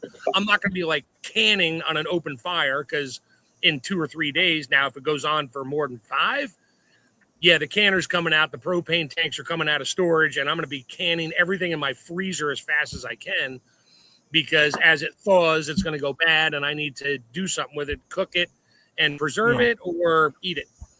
Or have a barbecue for the neighborhood, but everybody's going to be having a barbecue for the neighborhood at that point. Yeah, yeah.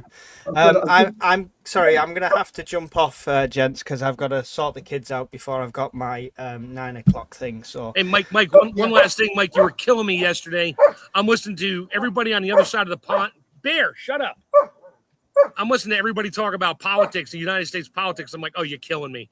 I wanted to come up there so bad. I threw a couple comments in his mad chick. You read a few of them. saw.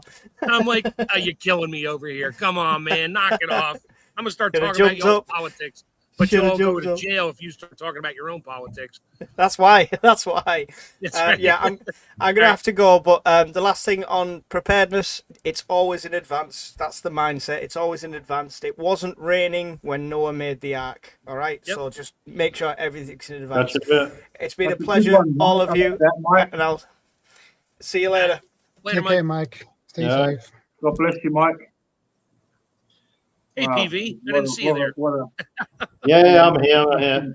Nice thing to see. Well, what I find is disturbing with today's society, and this crops up in more and more in my social media feeds. I use one platform anyway already. Is the fact that and you see it on the streets as well. There's so many entitled people out there thinking the world owes them everything. And as soon as they do something wrong, you know, the police try and intervene or stop them for some sort of misdemeanor, then they get this attitude straight away. And, you know, to me, it's just a simple traffic stop, for instance, and it just escalates into sometimes a fatality where they end up getting shot or arrested. Or, you know, they could have deviated the escalation at the beginning with attitude. But they don't. It just escalates. Anyway, what is that type of person going to be like? You know, we live in an on-demand, as-needed, exactly. You know, lazy environment now, as opposed to like 30, 40 years ago, where you know power went out, and mom was just like, "All right, let me light up the hurricane lanterns because it's dark." Get the candles out. My mum was like, "Get the candles out. Get the candles. Get the deck of cards out. Let's play a game. Whatever. It'll come back on." Now it's like the light goes out and it's a last minute scurry for, oh my God, I now need 10,000 AA batteries. I need 1 million pounds of candles. I got to go buy every roll of toilet paper. We're all going to die. Same thing happens here on the East Coast of the United States. When a snowstorm is like imminent, we get a blizzard or a nor'easter coming up, people freak out. They run out. The stores are just out of milk, bread, and toilet paper. And that's always been a factor. And it's like, what really? How long do you think you're going to be stuck in a house where you need like 100 rolls of toilet paper? Is your ass that dirty? You know, I mean, come on, people. I mean, I go out when I see a storm coming, I run to the liquor store and buy a case of beer because I'm going to sit in the front window and watch the idiots still try to drive around in their 4-wheel drives thinking they're just badasses. They're going to go somewhere, and then they get stuck in a ditch and they're kicking a truck because it's the truck's fault. Hey, TV, good to see you. These people, you know, they'll get to the point where you will help me. You must help me, and all this sort of thing. No, I won't. Why do I have to help you? You know, Yeah, you have to help me because you have stuff and I don't. Oh, I get it. Okay. So you decided not to wear a life vest, not to take swimming lessons, and you decided to jump in the river to go swimming, and now you're drowning? Wait, what? Okay, I might help you at that point, but other than that, no. Sorry. I got to help myself. Just like I forget who said it earlier. You know, airplane loses cabin pressure. You put your mask on first so you can help others. You don't help everybody else first and then just die because of it. It's like, oh, he was a great guy. He helped everybody else live while he died. Wait, no, what? Not happening. I'm saving myself first and then my family next. And then depending on what's going on around me and who I know and who I appreciate and who is not an asshole, then maybe I'll get some help, or as long as they have something they can offer back in return, skills and stuff like that. But the mindset is the mindset. I mean, it's not the crap you bought, the stuff you have, like the real love said. It's not having this backpack full of all this great stuff. And now the crap hit the fan and look at me, I still got stuff. It's like, dude, you ain't got shit because you don't know how to use it. And the stuff you bought is garbage from China. You might get back for a couple of days and then everything's going to break. Nothing's going to work. And your tent poles are bent. You didn't know how to set it up. You never practiced, never did anything. But man, you spent, 4,000 pounds on that bug out bag and made you feel good. And that's the thing. People like to just feel good. I feel good because I have stuff. Well, that's great. Do you have skills to use that stuff? No, but I have stuff. I'll trade it. I've got a Mylar blanket. That's it. Yeah, whatever. I got a space blanket. That'll keep me warm forever. Plastic tent.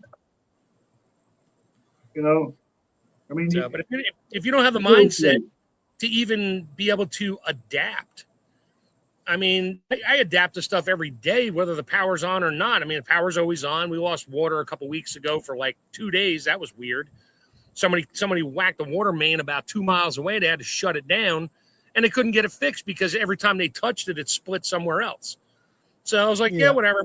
I mean, I had water in the house here. It's not like we're going to die. And the toilets, I have a couple barrels of water in the basement that I won't drink anymore because they've been in storage for so long. I mean, we're talking 15-gallon barrels of water that have been down there for like 12 years. I'm like, well, that's toilet water now. Literally, I'll flush the toilet with it because weird things happen when you store water that long in a plastic barrel on a concrete floor. So I won't drink it. I won't do anything. I'll use it to flush the toilet, maybe wash my hands. So, and which we did. I didn't care. I'm like, whatever, we got water. Wife's like, you have water? I'm like, yeah, honey, those 12, 15-gallon barrels under the stairs in the basement. Oh, yeah, I forgot about those. I'm like, yeah, I didn't. I know they're there. And now we can flush the toilets. I just filled up a 5-gallon bucket and brought it upstairs and said, all right, let me know when the toilet needs to be flushed. I'll just fill up the tank and flush the toilet. 2 gallons to, flush the toilet. Okay. Which is what, 9, 10 liters? That's a lot of water, but I'm not going to drink the water. So at this point, when those barrels, one of them's empty now, I'll fill it back up again, and I still won't drink it. But I have other barrels for water that I can put up on wood that can hold a whole lot more water, and I can purify it, make sure it's got a little chlorine in it before it goes in storage, and it'll maintain its own. Put the caps back on it, keep the air out of it, and nothing grows. And it'll probably be good for like 2-3 years before I'll use it for more toilet water. But it's a mindset. Yeah. Carrying on with the mindset, I wanted to say if anybody is new to things like wood stoves, I think PV got a wood stove on your boat. Yeah, I've got a multi-fuel burner. I've got multiple ways of cooking. I've got a multi-fuel burner, which provides an ability to cook, heat water, and heat. I've got dedicated wood-burning stove for cooking. I've got gas cooking, 2 or 3 of those in various sizes. I adopt a multi-layered approach to every sort of aspect of it. But I built those sorts of things up through 20-odd plus years. The problem is, and this is a key factor with this sort of preparedness mindset, is society is living under a big safety umbrella all the time. And through a series of low-level, short-term events, from floods all the way through to blizzards, power outages. They're relatively short-term events. They don't last more than a couple of months at worst-case sort of scenario. And even if they do, you relocate and then you start to rebuild. on a really prolonged, wider event, nationwide and beyond, then things are going to get a bit. It's a completely different scenario.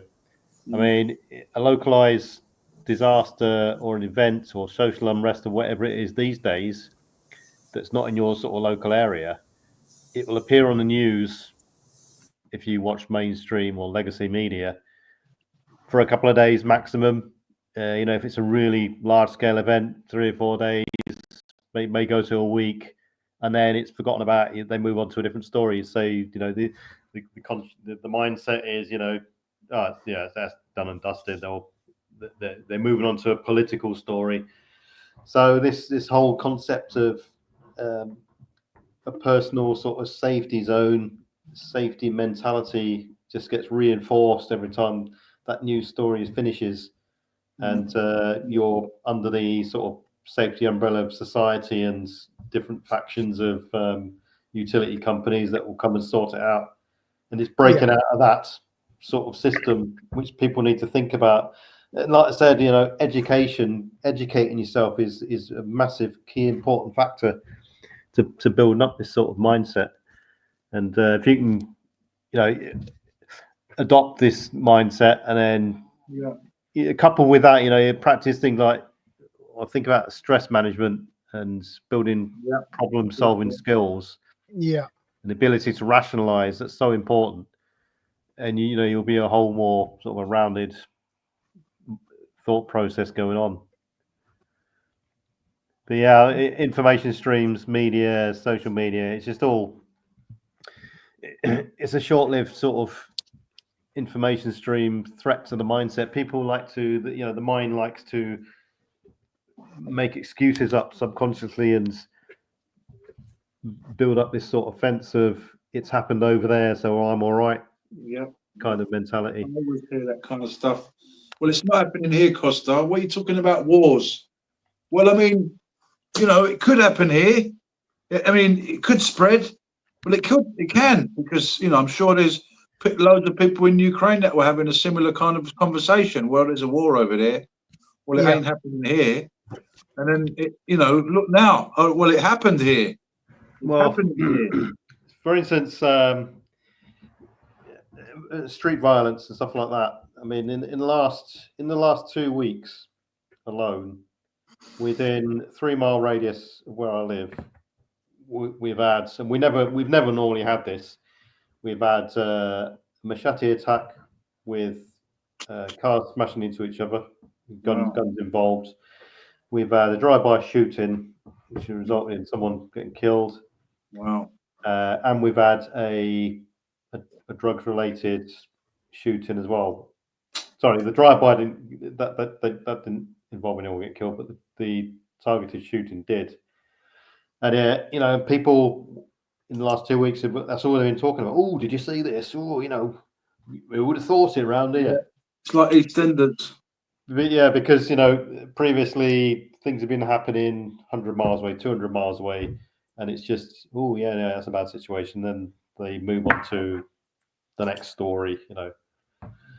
It's happening over there and not here, sort of thing. But if people educate themselves and they look back in history and delve into the weeds as to what's happening where, look at the crime statistics, etc. And they might shock them a bit. Yeah, it's like you were saying earlier about the wood and the ability to find fuel to burn things and stuff. Yeah, it happened before. Stalingrad, in Sarajevo, for instance. When every inch of resource was used and consumed, every patch of land was starting to get grown on. You was also saying how that little girl was being operated on without no anaesthetic. Yeah, anaesthetic. Who could believe these days that would be in a situation where a makeshift hospital or injured people would be operated on with next to no anaesthetic whatsoever. Major injuries, and that sort of thing. Just people just don't even think about it. But if you educate yourself, then you'll be in a far better position to get into that extra sort of step of mindset of preparedness. And there's plenty of books out there where people can get from gardening hundreds to of books. first aid. Yeah. To prepare, how to set up shelters, how to process wood. Yeah, I mean, for fires. They should think in terms. I don't know. What one method of approach, I suppose, is to think in terms of timescales. What happens in the immediate first hour of anything happening. Yeah. So first responders is going to be you, for instance. You might have to evacuate at the danger area. You may have to deal with the threat, etc., etc. And then think of an hour plus, 2 hours, 4 hours plus, 2 days later, 3 days later, and so on, and how people will deal with a certain situation, and sort of get it going in your head. What's going to happen? Yeah. The thing is, there's so many things going on with people's lives that they can. It's easy to forget all this stuff and not bother with it because your life priorities. Important there about visualizing it, because many sports people, they say they visualize things. Yeah, and it actually helps in a big way to sort of. Yeah. Well, yeah. When you're getting right into the weeds of specific events, that will help. Yeah. If the house is on fire, full of smoke, could you visualize moving around in the darkness or whatever, But forgotten what my thread was there. Yes, sorry about that. Come back. So visualization is definitely key. Yeah. I'd say for specific events. Talking about wood, how to process it, how to find wood and stuff like that as well. I was thinking, getting a wood stove, getting things, backup things, and as Bob was saying earlier on, sorry that I cut you there, made you forget your thing there, PB. But Bob was saying earlier about going, having a drill. So use these things. Use the wood stove. See if you can cook on it. Go without having hot water for a couple of days. Make yourself uncomfortable. Practice these things. It's. People. Yeah, you got to develop resourcefulness, basically. Yeah. Think about like I said, the because people are consumed into their sort of life and the priorities. Their priority will be different. My priorities will be different to someone else's priorities in terms of how they live their life. If you're living a life where you're, say you've got 2 kids, for instance, you go into your work, you're thinking about your job, what's coming up in the job. You may be thinking about answering the emails on the following day if it's an office job, etc., etc. Meanwhile, you've got, kids going on, the birthday's coming up for the kids. You've got to think about organising that. You got to think about, your wife and stuff like that. You might have pets, so you're thinking about the pets. The dog might be ill, you're thinking about that. And you all this multifaceted approach to family life is so great that what time have people got to think about the other things, like preparedness, for instance? And it's that sort of complex lifestyle, which I should imagine that people is the reason why a lot of people don't take things more seriously unless the threat is, in your face. Yeah, it's true. But even a conversation. Hello, how you doing? Good morning. Oh, sorry, I'm on the school run. Can't stop. Yeah. People just sort of the craziest one is when you see people walking with half-gallon coffee cups down the road. They're all doing it. You're coming from your house. Why don't you just buy a mug? And they're all sort of following the fashion. Everybody's got to have a cup. From Start. I don't even want to give them a name, mention them, and give them any promotion. But schmucks. Yeah. You're bringing this up. I think it was about a month and a half ago. We lost power at I think it was about 11 o'clock at night. It went out. I was just hanging. I was still on my computer because I still had Wi-Fi not Wi-Fi, but internet, whatever for the computer. And I'm like, okay, I'm going to bed. Well, the wife didn't know. She had to get up at 4:30 to go to work. She's a nurse. And I knew what was going to happen because she had her coffee in the machine all ready to go. And the power wasn't back on. So I got up when she stirred. I just got up and got dressed. And she's like, why are you up? I was like, because we have no power. And I'll make you coffee. oh, what am I going to do without coffee? It's like, that's what, and then right away I knew she is so used to just the daily routine, even, and that's my wife, and she knows about this stuff, but she wanted her coffee. So I tried plugging my Jackery into the coffee maker. Yeah, no, that thing draws 1,500 watts, and my Jackery only puts out 1,000. So it ran for about 12 seconds and then overloaded, and she got angry. I was like, sweetie, I'll just boil water, make coffee. I don't have time for that. I'm like, you don't have to be to work for 2.5 hours, but okay. And then literally like 15 minutes later, the power came back on. And she was like, oh, thank God. I'm like, really? What am I going to do with you when the power goes out, it doesn't come back on, and you still have to go to work because the hospital has their own power source. You got to go there, and you're going to be all freaking out. You need to prepare for that, chef, from now. Start prepping. Yeah, you know what she told me to do? You need to buy a bigger power supply. I was like, no, I don't. You need to not worry about it. Let me boil the kettle of water and pour it through the freaking French press. I have enough ground coffee to choke a horse too. I was like, can I have you coffee in like 10 minutes? I don't want to wait. Yep, that's the on-demand environment we live in. When we want it, we can have it, and that's what everybody gets used to. And when all of a sudden they don't have it, that's when all hell breaks loose with the mindsets that people don't have of, what's my backup plan? She knew we had backup plans because we would go camping. We have all the different ways to make coffee in this. Probably have like 15 different ways to make coffee in the house. But she's reliant on that Keurig machine with the little plastic cups in it, and because it gives her coffee in 30 seconds or less, and she's good. She'll stand there and wait for it. I'm like, okay, whatever. I put the pot of water on, let it boil it takes like 5 minutes. Go back in there, pour it into my French press, let it sit for another 4 or 5 minutes. Push it, plunge it down. I'll pour my cup of coffee. I'm not in that much of a hurry. If I know the power's out, I'll wake up 10 minutes earlier to make my coffee. But nope. Yeah. But that's the mindset most people these days. They want something. They expect they can just either buy it, get it, have it, and use it right this second because that's the environment we have been brought up in for the last, I don't know, probably 25, 30 years, maybe a little longer, of everything's ready for you. Everything is literally, you can go anywhere you want and get anything you want right now. Amazon, same day delivery. I mean, really? I remember ordering stuff out of the back of the Popular Mechanics magazine in the 80s and waiting 3, 4, 5 weeks for it to show up and no phone number to call to find out if it's even been shipped yet. No tracking numbers, nothing. And eventually it shows up and okay, I got what I ordered. I picked this up for £9 recently. And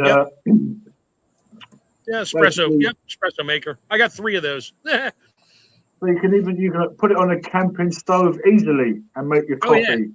When I was in Spain, be careful putting it over the fire. You'll melt the handle. Don't ask how I know. Yeah. Oh no, I had a nice little camping stove when I was doing camping in Spain. So in the morning, I had one of these. Me and my girlfriend would have a little cup of coffee of the good stuff. Thanks, Shadow. I think a big problem people fall into is the fact that when a lot of people can think that they want to be prepared for everything, and it just becomes overwhelming.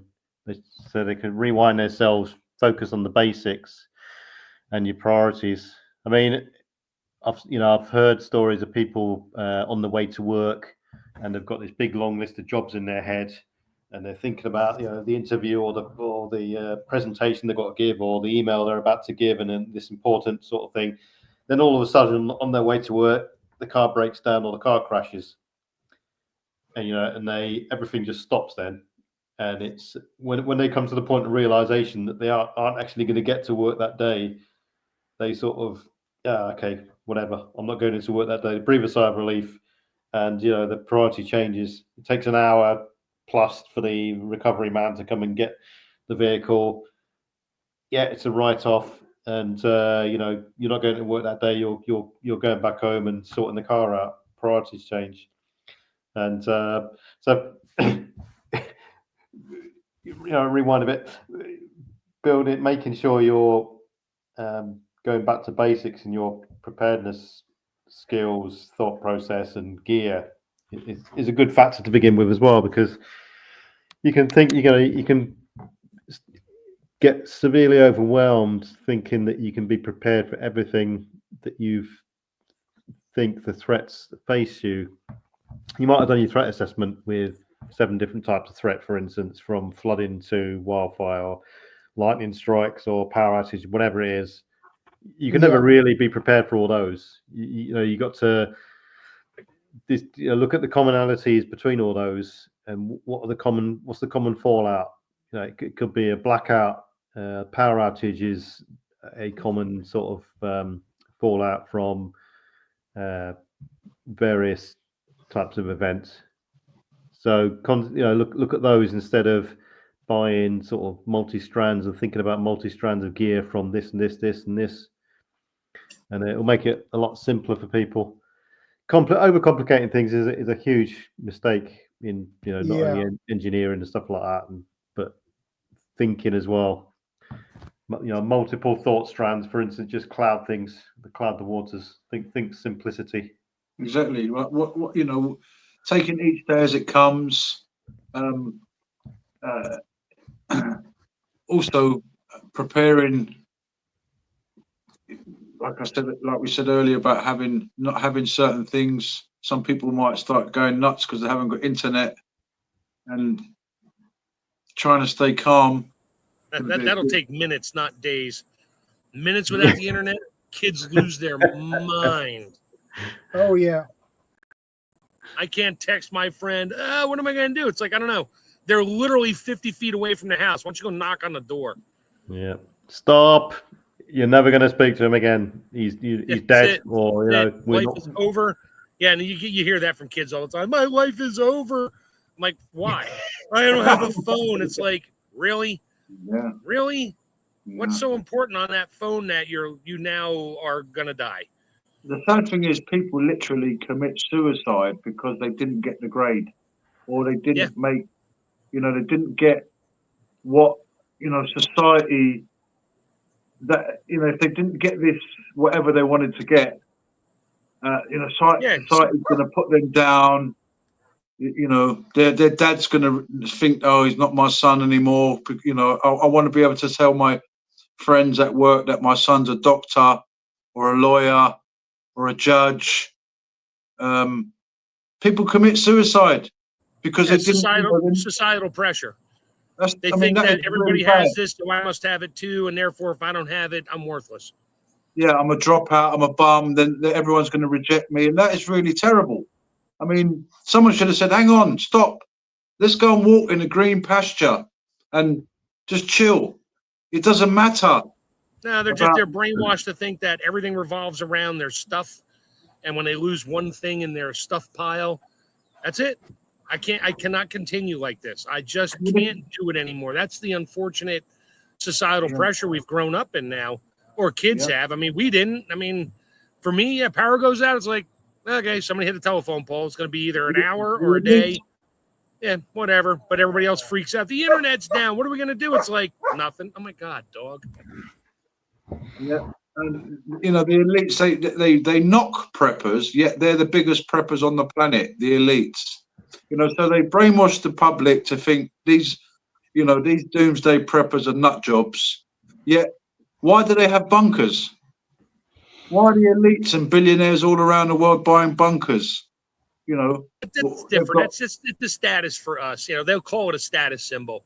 We just want one because it's cool. And they get away with that. And we know it. I mean, I don't want a bunker. I always thought I wanted one. I don't want one. I have a place to go if I have to. And if it's that bad where I need to climb underground to get out of the nuclear radiation, I'd probably not want to come out. I'd be stuck in there for 5 years waiting for the levels to come down and then come out to nothing. There won't be anything left. I prefer to be up in the mountains so I could see what's going on. Yeah. At least you got a good view of the end of the world, so to speak. I could afford it. I'd have a bunker. Different mindsets. I don't know if we could fully trust them. Do we know anybody that's actually spent a period of time in a bunker and what they experienced and what worked, what failed, what didn't? So for me, is risky.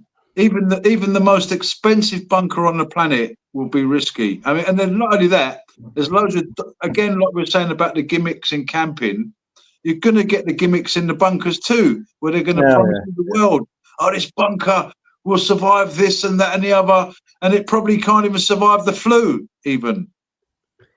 These days, people are judged too harshly. There should be a lot more, a better scenario would be if you're in a community of like-minded people who can, who not necessarily judge you so harshly, but they support this sort of mindset and this ethos of preparedness. There's a lot of there's a lot of fragile people out there, and there's a lot of people who, on the face of it, appear fine. One of the alarm bells for me is if I say, a common saying in Britain is, how are you going? How are you? And all this sort of stuff. And if their response is, I'm fine, that's an alarm bell to me, because the response fine, when you're talking about coaching and sort of psychological aspects of assessment, it's an alarm bell. It rings different things. But anyway, there's a lot of fragile people out there. On the surface, they'll appear okay, but they'll always, everyone's got their problems, and I can't think of anyone that I've ever spoken to, known, or seen that hasn't got some sort of problem. So everyone's got their problems, to some sort of level, and there's a lot of fragile people out there. So you've got to be cautious how you approach people and approach certain subjects in a way. And if they get pushed over the edge through any sort of event, then it just gets making it even worse. Yeah, that's going to be very important actually, because, and also for survival instincts. If like, for example, a tiger certain animals, they will avoid confrontation because they don't want to get injured, and then that will, prevent them from hunting, and be bad. So, like you're saying, there's going to be a lot of fragile people. So, having to not get into a situation that could become confrontational. No. What I'm saying is, there's a lot of fragile people now. Everybody, not everybody. Sorry to say, there's a lot of fragile people knocking around society now. Yes. Compound that with something, and then you've got bigger problems. So how do you mitigate that against that? Community cohesion, build up friend base, all the things we've said.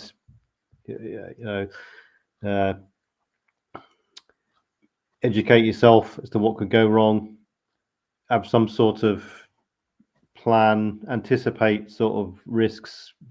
Have some information flow as to what's going on. Current affairs. That's a bit difficult because the information streams at the moment. I mean, you go online, you literally now cannot believe anything you see, hear, or read. It's just, you can be made up easily and convincingly now, and most of it is. So how do you go against that? You set yourself goals as well. Yeah. Into sort of little steps. It's like the old saying, how do you eat an elephant? Bit by bit. You talk about fragility. It's like even us. I mean, we all know, each one of us, somewhere deep down inside, there's something we're just not ready for. We don't know what it is. And at some point it may happen, and we're going to sit back and go, well, crap, I didn't see this coming. Yeah. But then we have to figure it out, which, a lot of us can probably figure out what to do with a specific thing, but you can't think about it. But the rest of a lot of other people, it happens, something happens they just absolutely didn't even conceive of. And all of a sudden, that's it. It's over. They're literally just standing there wide-eyed, mouth agape, going just, I have no idea. And we're going to be going, okay, I didn't see that coming, but all right, well, this happened. So what do I got? What can I do? What skills do I have to rely on? Did I even learn a skill that's going to help me through this? Or do I have to try to make up my own skill to figure myself out and get it done. I mean, catastrophic things happen that you just never knew, you never saw coming. Yeah. And all of a sudden you're now rethinking everything. But we don't, I mean, a lot of us won't give up, but a lot of people will give up. They'll be like, this is not something anybody ever taught me about, never even heard about it. And now I'm just going to sit here and wait for life to take over.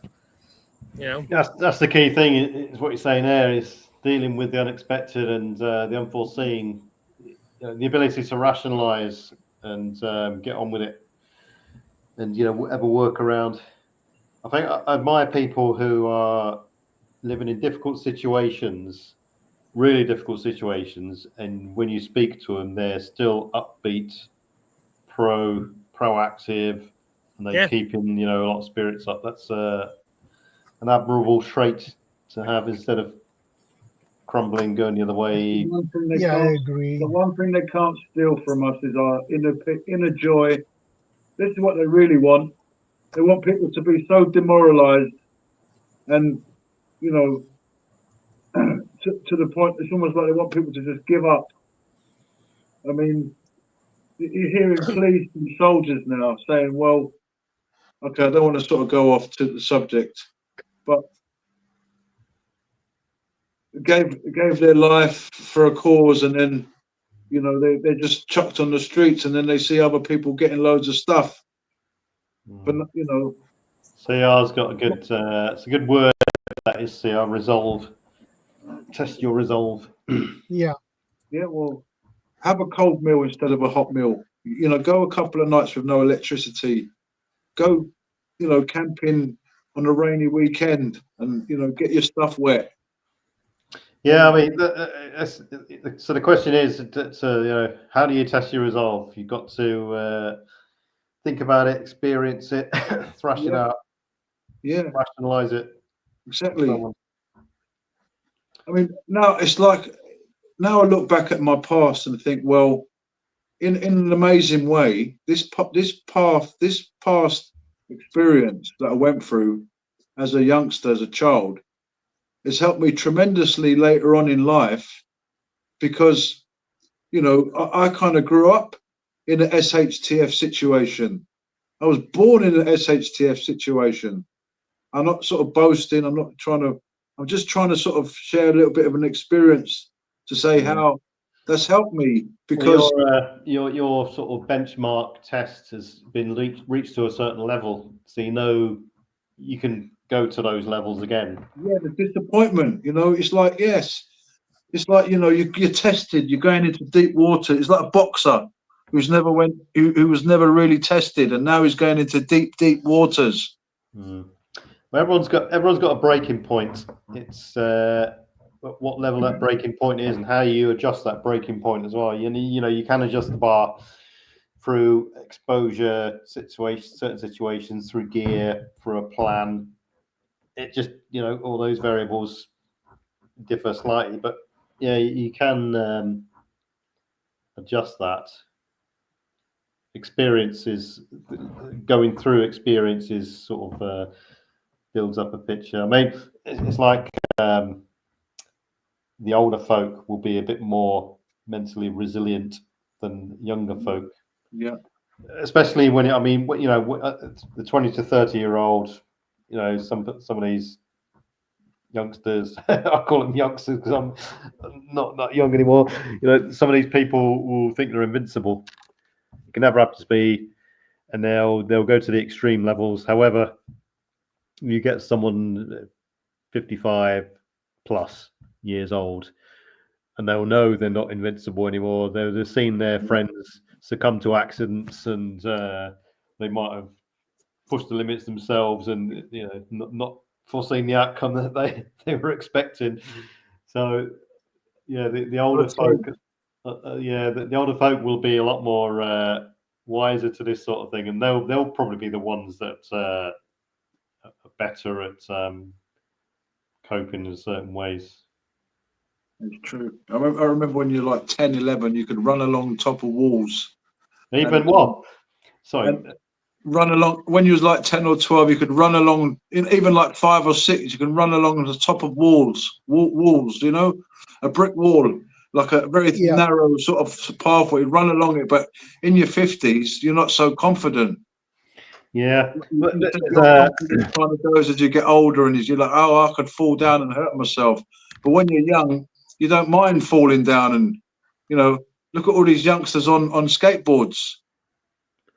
Yeah, but well, I mean, I've seen this sort of thing. That's you can't go against that grain when you get older because you've got physical limitations. You know, your knees are prone to more wear and tear. Your back might be, you know, you're not as active anymore as you were in your 20s and so on. So I understand that.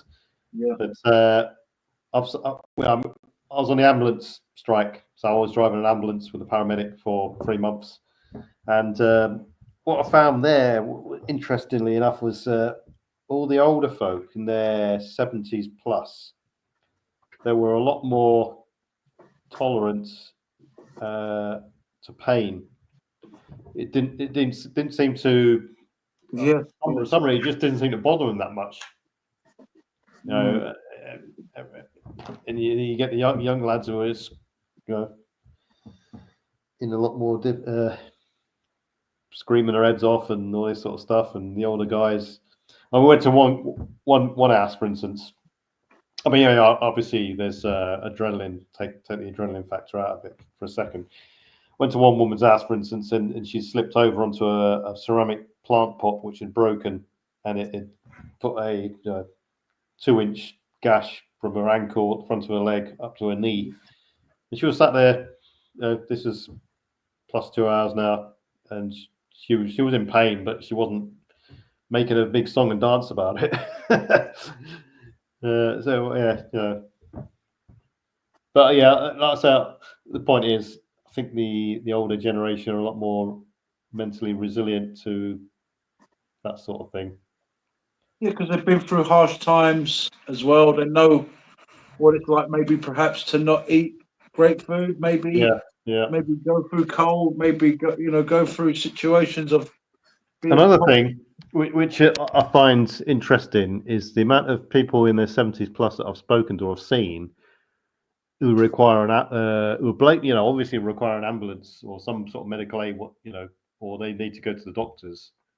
And you speak to them and say, well, why didn't you go to the doctors previously or call out the ambulance or whatever? And the common answer is, I didn't want to make a fuss.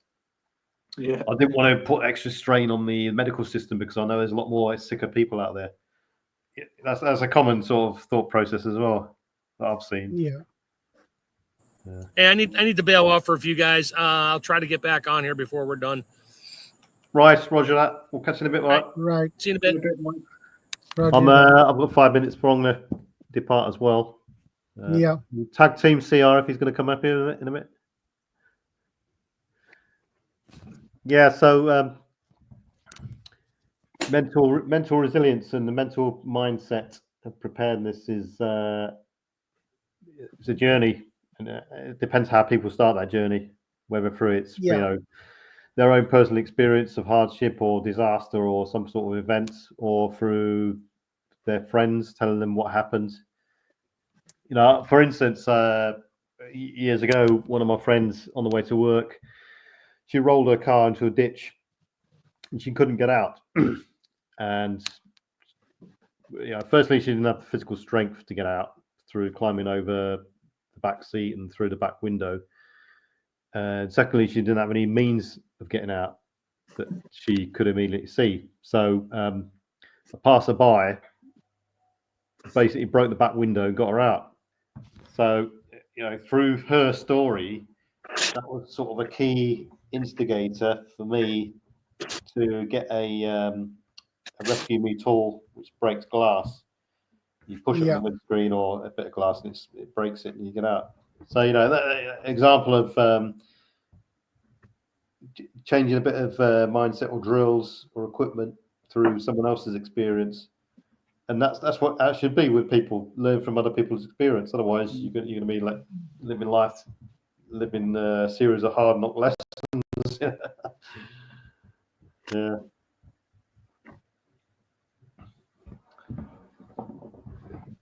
It's normalcy bias, yeah, definitely a key one as well. Yep, it is. Prioritize. I mean, if something happens, number one, am I alive? Yes. Am I injured? No. Right, that's a big tick in the box straight away. Is my vehicle all right? No, that's smashed to smithereens. Fine. It's a piece of equipment. It's insured. I've had I've had to have it insured. So fine, that can be replaced. At least I'm alive. Years down the line, I'll look back on it and think, yeah, I had a crash, yeah, etc. So, yeah, I mean, people can also look at things in terms of speed of event as well. Is it going to be a slow burn event, like the hypothermia scenario? Yeah. Where you can see a series of stages developing over hours plus, or is it going to be a quick flash scenario? People can think of it in those sorts of terms. But I mean, people can, in various another way of getting into some sort of mindset as well is in England we have lots of shows. We have events in county showgrounds, in towns, villages, parks, etc., to mark different events. We might have Armed Forces Day, we might have a skydiving demonstration, we might have May Day, we might have a school summer fete, and so on and so on. But just about all these events, you'll more likely always have St. John ambulance there. Yeah. Doing some sort of medical display. You'll always have, mostly you'll have a fire engine there, for instance. Sometimes you'll have the police with a stand there, and so on and so on. And Magic of Healing, hello. Magic of Healing, good to see you. People should use these things and take interest in them and speak to the people there as to, what's the most common thing you see, or what's the most common call out you have. A couple of weeks ago, or last month, and so on, I went to an Armed Forces Day event, and got speaking to the fire service there, and I said to them, what's your most common call out? And they said it was, car crash, vehicle accident, and it's a good indicator of what sort of threats many people face, and that they're not just, people associate fire brigade with fires and house fires. It's not the case. There was another stand there which was cave rescue. Spoke to those guys. There was another stand there with lowland rescue, so from the sort of snow line and below. And they were telling me their most common thing, people going out a bit ill prepared, lack of comms, no signal, insufficient footwear, slipping over, damaging their ankle, and so on and so on. And so you can get an idea. And, it will just click into place people's mentality to think about next time they're going out on the hills and stuff. So get people out there should be talking to people and sparking up the conversation with the people who deal with these things every day. Yeah. No matter who they are, you might, next door to you might be an electrician. Speak to him about the most common fault that he has to get called out to, or this sort of thing. Otherwise, people who do research, like I say, being informed, this is key. Go on the websites, have a look at the latest crime statistics, have a look at your local sort of news feeds on X. Go on X, and have a look at the threats that interest you for your area, and you get a whole series of streams come up about other people's experiences all across the world and stuff, and you can see how they're dealing with what equipment the rescuers are dressed in, and this sort of thing. It starts clicking, all this sort of thing starts clicking into place, and it will sort of spark ideas for people to start thinking about, maybe I should get trained in this. I could be the first responder within the first hour of an earthquake because no help's coming, or I should buy, I don't know, some more SAM splints or other life-saving gear, for instance, or have a stop the bleed kit, for instance. And some of this training is free. There's a lot of free websites out there you can go onto. There's lots of programs from stop the bleed to resuscitation type, CPR type training. It's all free. But yeah, I mean, that's all well and good, but people have got to have a rounded mindset.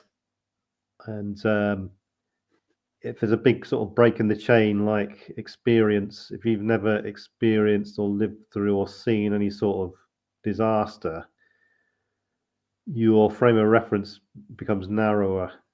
Hence the need to, or the reason to, speak to people and look at things online, live feeds and stuff like this, and that sort of thing. But so I'm about to shoot off. Yeah, no problem. Anyone got any feedback or anything? Yeah, it's a good idea to get some training. Good idea to get good knowledge, some more knowledge. Good idea to look at other people's experiences and and see where you can improve, what you can think about, what else there is you can think about. I mean, like we said, be prepared to lose everything as well. And be prepared to lose everything and still have the mindset to carry on. Exactly. Yeah. Don't end up like that soldier in the film. Hey, Ryan, good to see you. Don't end up like the soldier in Alien when they lost their ship, they lost everything, and they're there, and he's like, "What are we going to do now?" Yeah, was that Hudson or Hicks? I think that was, Hudson. Was it Hudson or Hicks? Hudson or Hicks? Well, I wanted that's Hudson. He's Hicks. One of them two. Yeah. Hicks was the corporal. It wasn't Bishop because it was the android.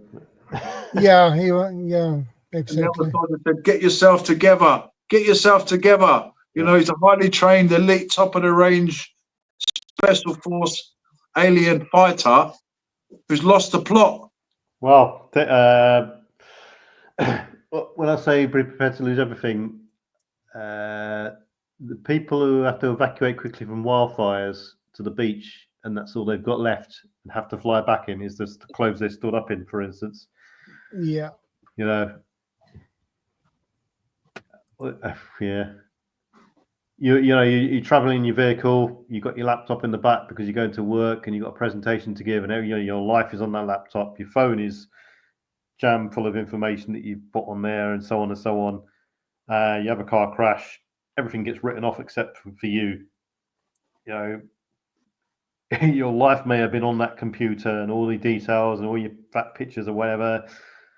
You've lost it all. Be prepared for that. So yeah, exactly. You could rephrase it as you could rephrase that to someone else and say suck it up, but build a bridge and get over it. And also save a few normal photographs, like just ones. Yeah, like, hard copies. Yeah. Just have a few pictures. Well, yeah, exactly. Store them on have the mindset to think about this in advance. Educate yourself with previous people and back up your photos to a hard drive or a USB stick or whatever, and store it in a secure location, maybe in a fireproof box, in a waterproof bag or whatever. Right. Some physical photographs, real ones. Yeah, that's a rarity nowadays as well. Right, I've got to go. Have a nice weekend, Mr. and Mrs. PV and everyone. Yeah, no worries. Right, catch you in a bit, Shadow. See you later. All right, catch you later, PV. Out.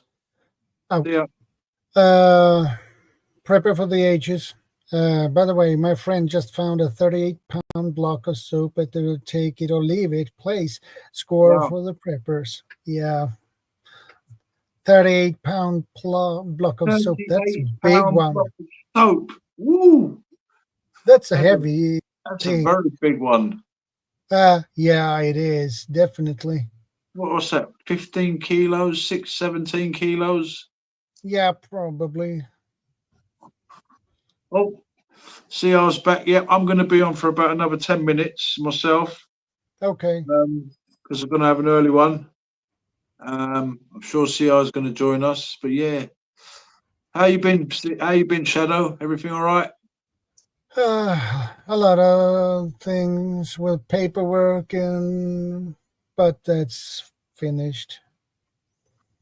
Yeah, paperwork. Yeah, and I have to be in a meeting on Thursday, 3 p.m. So on the phone. So,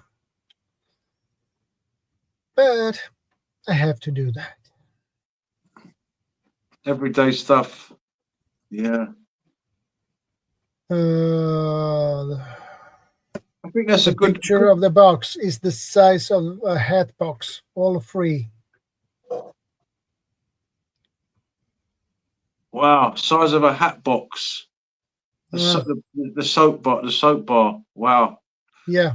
I'm just going to wash my hands. All right. Here's the soap. Thank you. Yeah.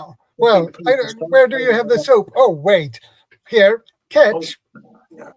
Oh. Yeah. Right. If you don't behave yourself, I'm going to wash your mouth out with a tub with a bar of soap. Yeah, but my mouth's not that big. Are you sure? Hey. Are you really sure about that?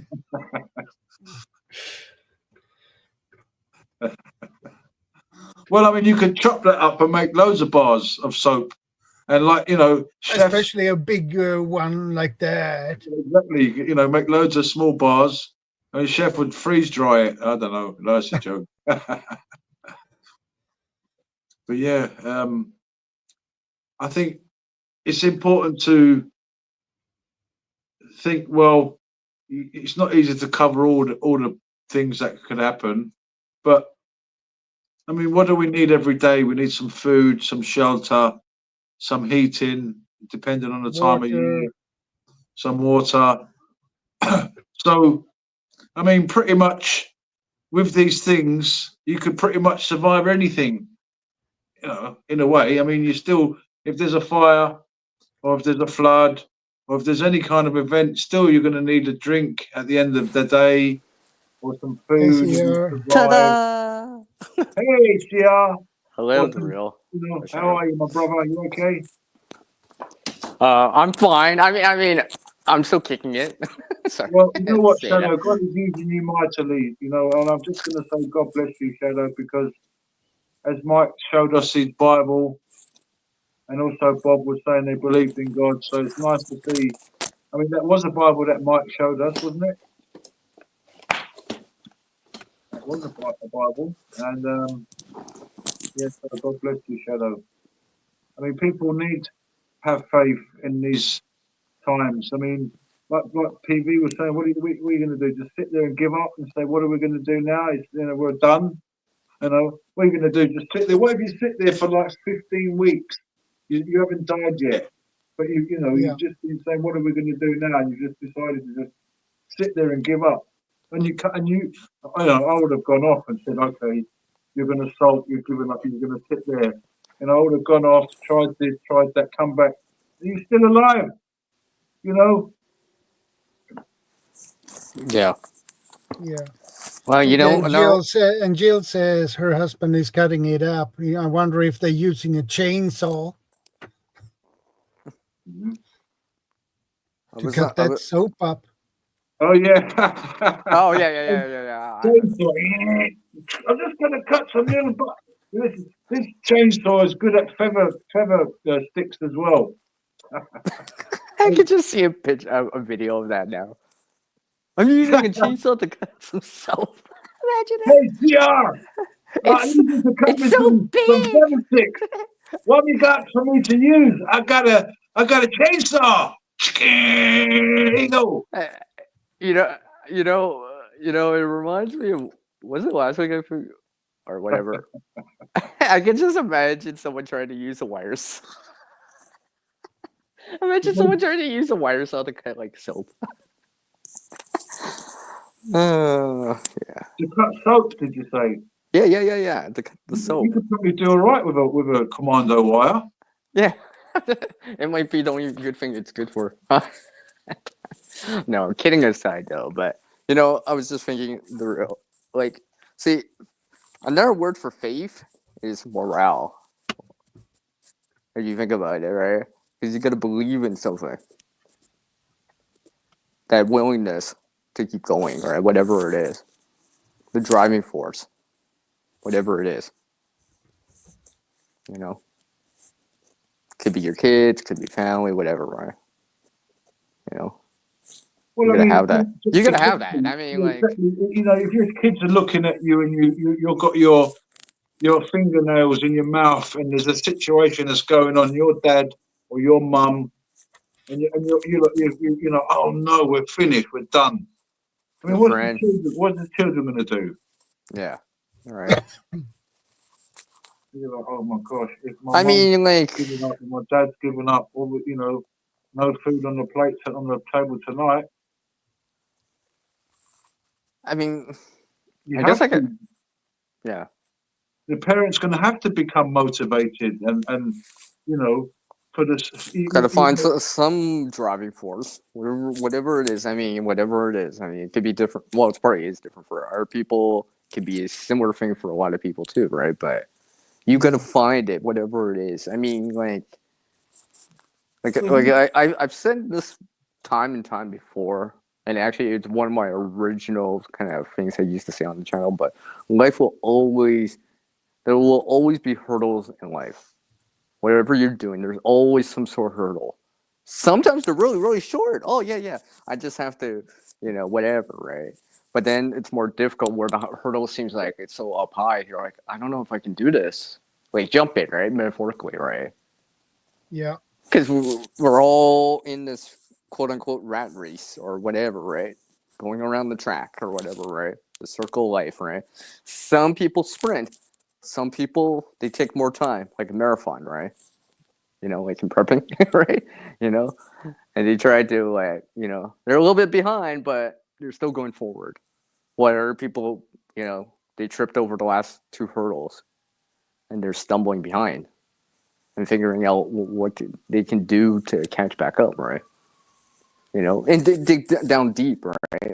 It's just like in sports or whatever, right? That kind of, last bit push, right? It's just like, if anything, like, you're seeing it's the final lap, right?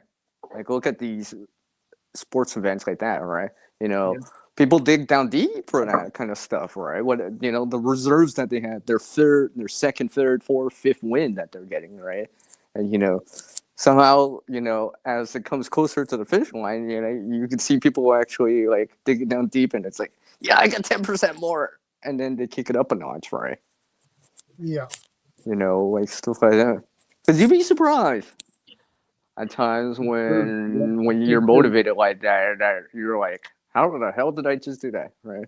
Yeah. It's just like these crazy stories where people have done stuff with like their bare hands or whatever, or lifted a vehicle. No, maybe not necessarily, or at least somewhat enough, right? Maybe not like as easy as like a superhero, but like with one hand. But they're digging deep, right? They're pushing it they're pushing it right to that limit.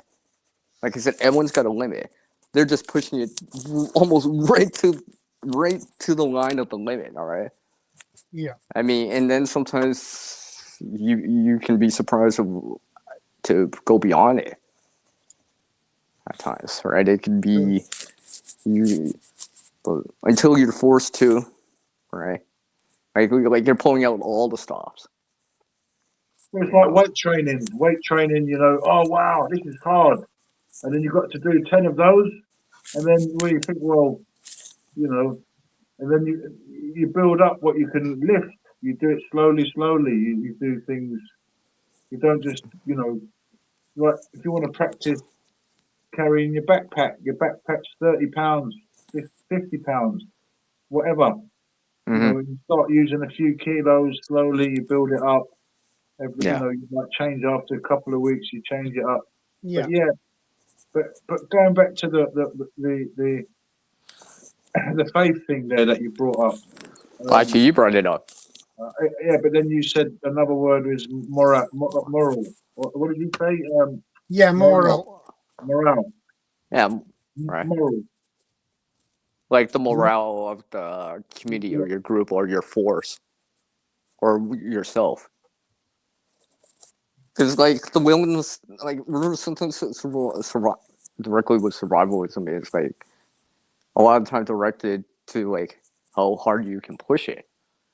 Because, for example, you got injured, no one's coming to save you. You're on top of a mountain, on top of a hill or whatever, and you're gonna make your way down, and your leg's broken, and you can't walk. Yeah. That's pushing it. That will push you to your limit, your absolute limit, through pain and all that stuff, right? Discomfort and all that stuff. I mean, I've never broken a bone, but I mean, like, I could just imagine how tough that would be. How many bodies are they still left up on Mount Everest? People that have died, they just left them there. Because it's too many. Is it too? Well, I'm talking about like something like you're just in a hill area or whatever, right? You're not really even in the mountain area, so to speak, right? And you're on the higher top of the woods, right? And something happens and you can't walk out. You can't self-rescue. And no one's coming to rescue you because it's going to be at least a couple of days. So you realize that you have to do something, or at least get back to your vehicle or your truck or whatever you got parked now miles and miles, kilometers away, right? You realize you're going to do it like that. That's where you got to dig deep. Yes. Because a lot of the times the survival situations come down to like the willingness to keep going. What about the guy who cut off his arm? What was that film? That too.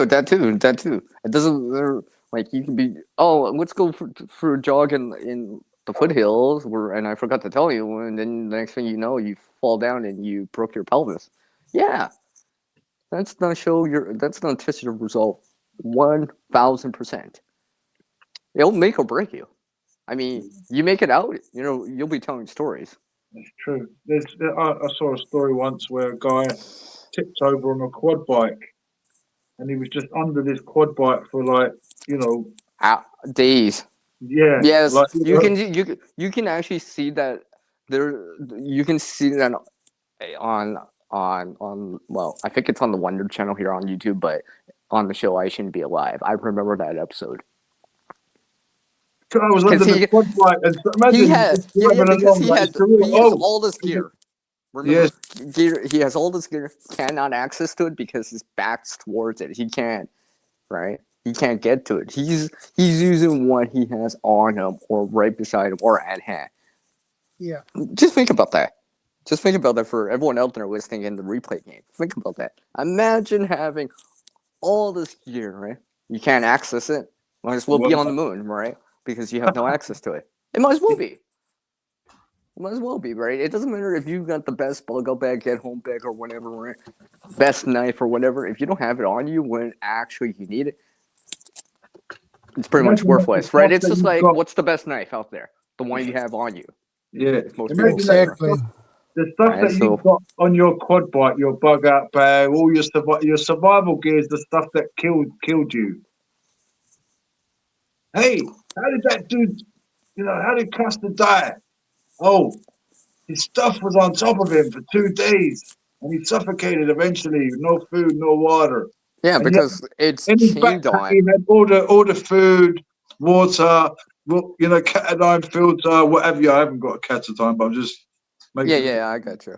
I mean, the things he had on him right around his neck in terms of a whistle. I mean, like you can watch the whole episode, the reenactment of it. I mean, also the real person talks for like. Yeah, I saw that. I mean, like you gotta remember it like that. It's just like that could easily be something else, like, you know, you're pinned by something, Yeah. right? Like, Because if you think about it, that is, yeah, because you can't self-rescue, you can't escape, and you're it stuck. could be having family members. Someone's injured. You're pinned Yeah. down in a different way, not just your stuff. All of a sudden, whack, something's happened. You can't. You know, your grandmom's still alive. What are you going to do? Just leave them there? Yeah, yeah. You're pinned down. You know, you say, well, I've got a bug out location. Yeah, but we can't get there because, you know, for whatever reason, like someone's injured. You know, mum can't walk. Or, you know, and like PB was saying, people are miserable now. I mean, if you recall, people like workers in old people's homes Yeah. literally abandoned their positions and just left the old people there. Yeah. And I think people are going to be much more harsher than what we actually believe in an SHTF situation. I think that might be a good show to talk about later on, Shadow. Maybe, you know. Wait, people, next month? well, I don't know. It's up to Shadow. You Well, know, next month is supposed to be National Preparedness Month, right? So, sure. Yeah, where are we now? The 16th. You know, different behaviours to watch out for in the SHTF situation. I don't know. Different. well, are you taking notes, Shadow? The rules just laying it out. You'll have topics for the rest of the year. Well, he's always looking for topics, so. Hey. Yeah, it could be a good idea because yeah, you know you're gonna have the gang mindset, right? Let's just get a big mob together. Then you're gonna get the Lone Ranger type. Then you're gonna get the community, like, yeah, let's be a community, man, and just get everything together, right? And just work together, okay? Right? You're gonna have those type. Then you're gonna have the prepper type. Then you're gonna have the militia type. You're gonna have all sorts. Then you're going to have the junkies after their drug. They're going to be like the zombies. It's going to be the zombies are coming after us. The zombies, actually, they're all 16-year-olds. What do you mean? Yeah, they can't get on their phone, so they're turned into zombies.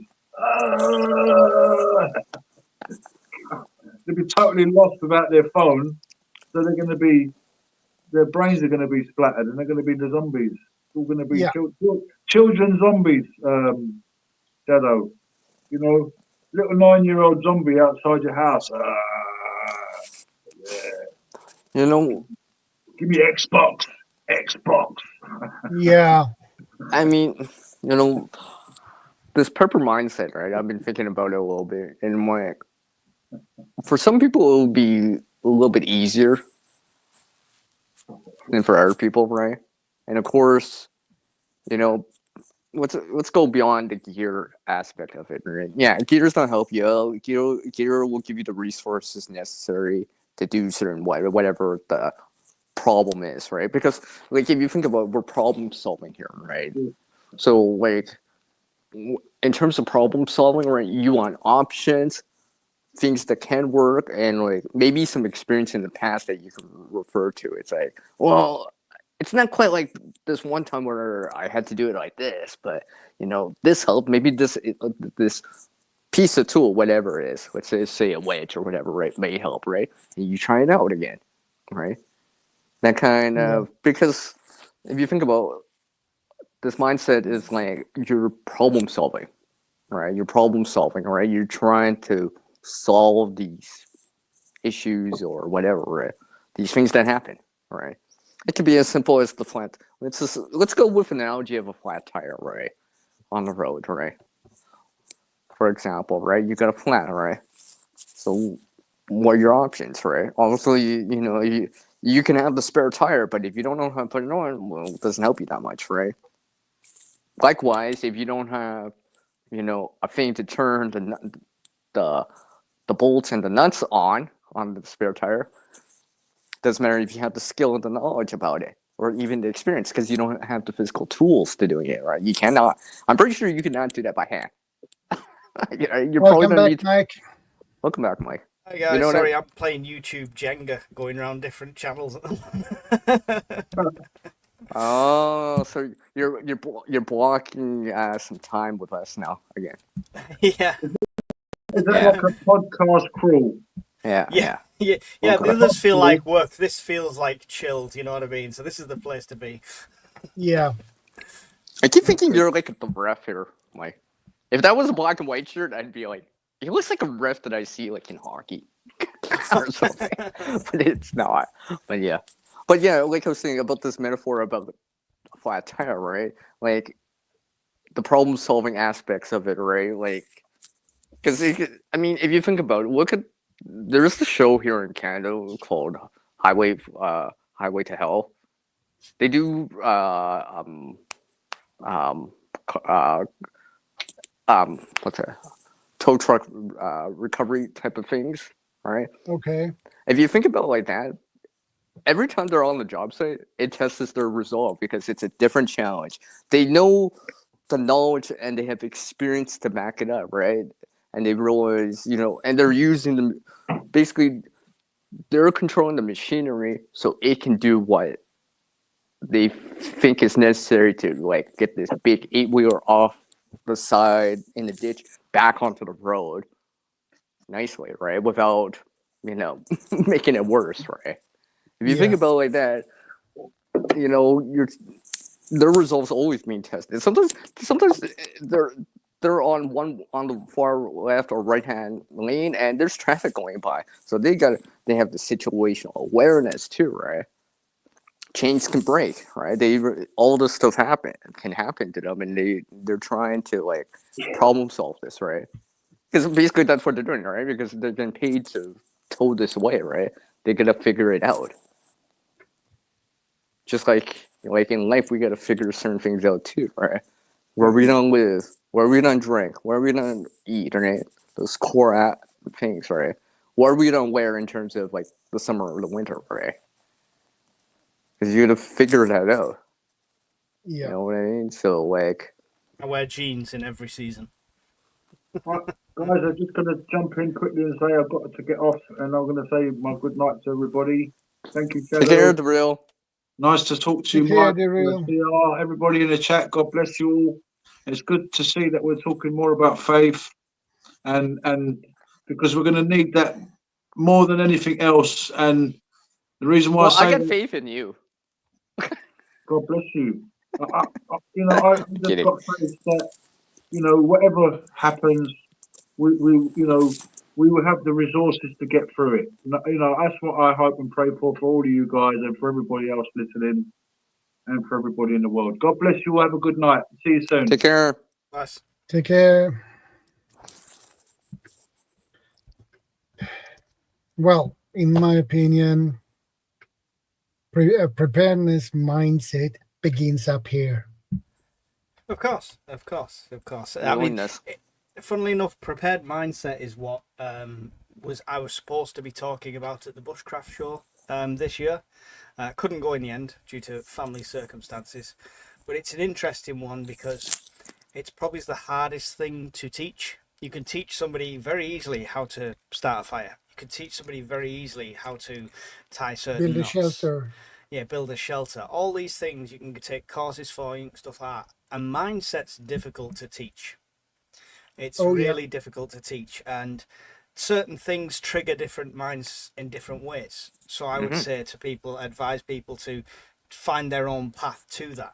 It's like when I was doing all the fitness stuff, sometimes motivational videos like David Goggins and stuff like that would inspire me. Other people, they wouldn't even think about it. Yeah, So your different driving things force. affect different people different ways. I read a book called 1 Second After, which is a Fortune book. It's part of a series, and Scottish Prepper 73 recommended it to me, and it changed the way I prepped.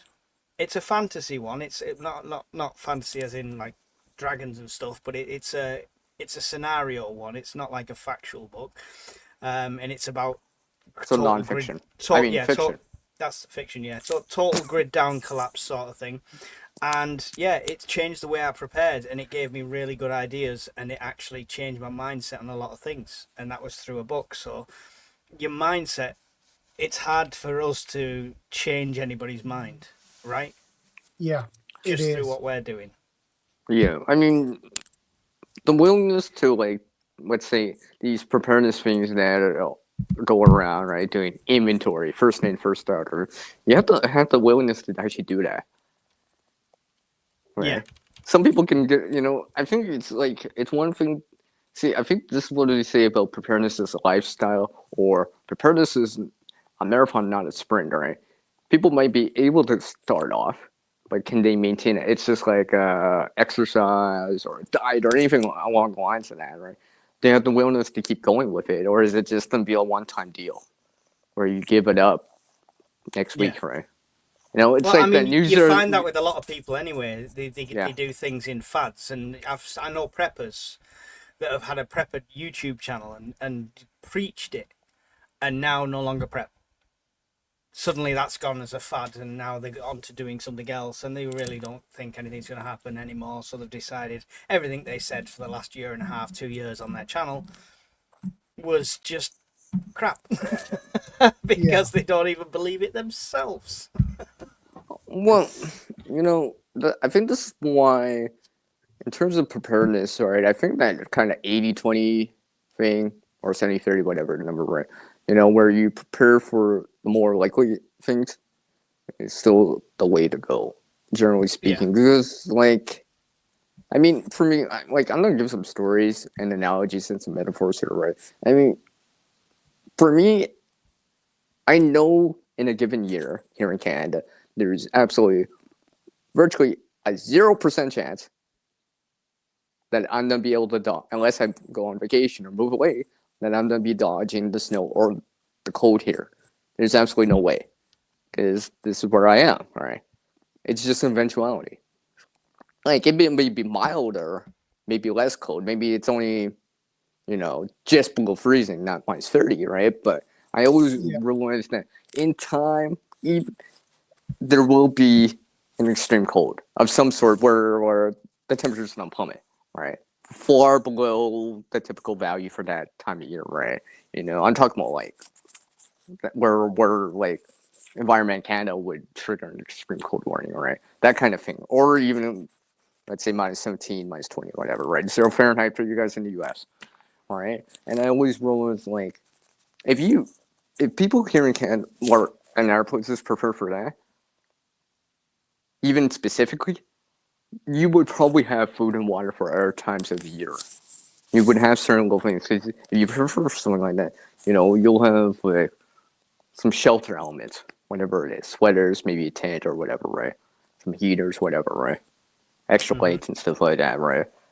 And a lot of that stuff, like the heat, not the heaters, but the lights, the water, and the food can translate over to grid down power outage during summer. Or these giant heat waves that, like what Europe and North America experienced this year, right? Yeah. Out east in North America, which is Ontario, Quebec, actually even Atlantic Canada, all the states out east, right? Spain, Portugal, right?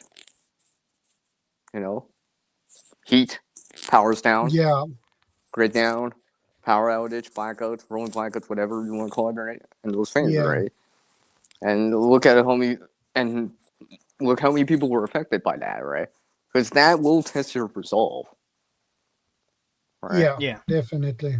So having some items and the skill and the willingness to maintain that too, right? Like solar lights, for example, right? Yeah, you can bring it in, but remember, you gotta bring it back out every day to recharge it, right? You're gonna have the willingness to maintain that going, right? But you realize, it's blistering hot, but I gotta bring it outside because I want to have light at night. So I'm not, okay, quickly do this, all right? The willingness to get back into heat just to put something out in the sun or whatever, right? Could be winter too, right? Checking on the chickens in the winter or whatever as a homesteader, right? You gotta have the willingness to do that kind of stuff, right? routine. Yeah, exactly, right. Because some people can do it for a certain period of time, then give it up. It's just like a New Year's resolution or anything like that, right? At times, people give it up. It's just like how you said, Mike. Some people got into preparedness and not so much anymore, apparently, right? Where Yeah. people, they can got into it now. They've been able to maintain some level of preparedness, some level of inventory that they're checking, their get home bag, buggle bag, kits, pantry, water supply, rain barrels, the power banks and all that stuff, and maintaining them and checking on them and all that stuff. I think you'll find as well it's when people are preparing for a certain thing. So if they're preparing for a certain threat and that threat is no longer a viable threat, that's when they think, oh, well, I'm okay now, and they dismiss it. That's why when we talk about prepping and stuff, we talk about a core of prepping, and that translates over to most situations. Yeah, that 80-20. Whether you're preparing for a flood, a blackout, a zombie uprising, whatever you decide you're going to prepare for, it boils down to what you need to live, and that's the core of prepping. 3 seconds without air, 3 minutes without 3 minutes without air, 3 days without water, 3 weeks without food, sort of thing. Up to.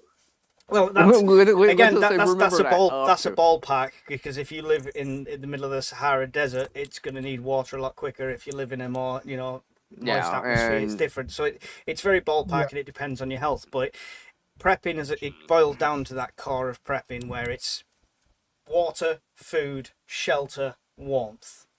So no matter what the situation is, whether it's World War III, whether it's evacuation, whether it's anything like that, it boils down to them things you need to survive. And that's why it shouldn't be a fad, because if you've moved away from that place that was a potential floodplain to a higher position, it's not just a case of, I don't need to prep for it anymore. Then prep still need the water and food. Else. Yeah, but you still need water and food. They translate to all sorts. If I went moved down to a place that rained more, okay, I'll be like, okay, maybe I don't need as many rain barrels, but I still need water to drink. Right? I still need the food. Yeah. I'll probably still need some form of shelter of some sort, right? Like an umbrella. I don't need the parka anymore. I won't need the parka. I might need the bug net, for example. It's people slipping into that attitude of, it's going to be fine. And it's don't get me wrong, it's probably a nice way to be thinking.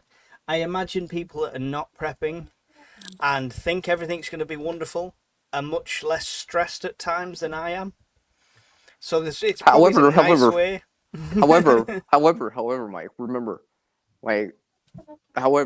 if a situation does come for them, their stress level accelerates faster than what you're going through, because it goes for the roof, because now it's happening now, and it's an emergency, or it's serious enough, right? And there's a time crunch probably, or a strain of some sort that causes that stress in terms of danger, life, whatever, time, money. Unless it's right in front of them, unless it's happening, people don't see it, and they don't want to see it. So a prepared mindset has to. This is why, right? Okay, so I'm going to defend some of them channels we're not fans of, right? So we know what we're talking about, the fear-mongering, Day X, Doomsday, it's all happening tomorrow, it's World War III. I'm going to defend them in a way, because the fear needs to be the spark in some people to start prepping. Yeah. They need to have some self-control, so they don't go down that rabbit hole of, I did at one point, don't get me wrong, I did at one point, the missus is trying to sleep. I'm lying in bed listening to NY Prepper's latest emergency alert next to my head at 2 o'clock in the morning. That's when I knew I had a problem, guys. But a bit of fear is a good thing if it sparks somebody down the right route. It's no point going to explain to friends, oh, you should prepare. And they say, why should you prepare? Say, oh, no reason. Everything's going to be wonderful. Yeah, and there's no reason to prepare. Everything's going to be wonderful, and unicorns and stuff like that. But if they've got a bit of fear, if it's like, well, look at this threat here, look at this threat here, and look at these articles here, it's going to spark them in the right direction. That's the only way I think you can instill a prepper's mindset. There's overkill. You know, you don't want to be doing that constantly 24/7, fear, because it's not healthy.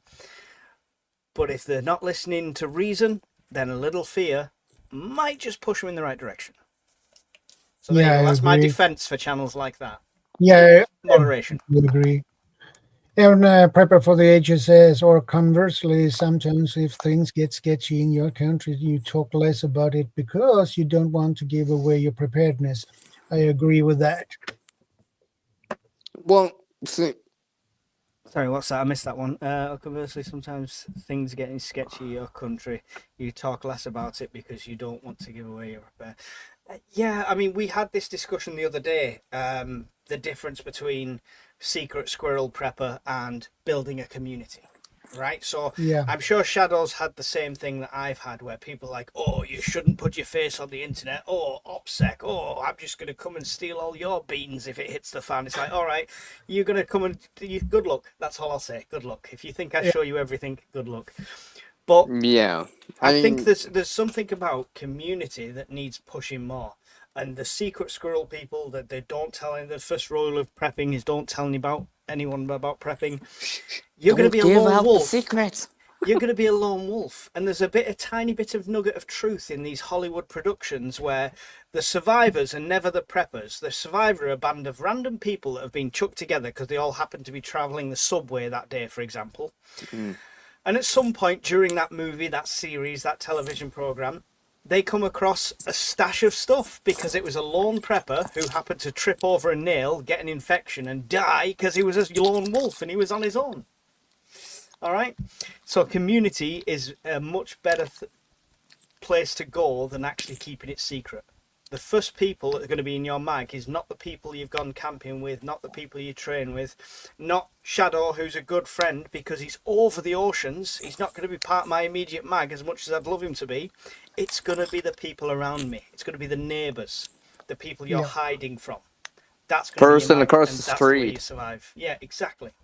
Well, I think that's a good. If you think about it in terms of like this 80-20 thing I've been talking about, where if it's flooding, fire, twister, hurricane, or whatever, you will be in your area.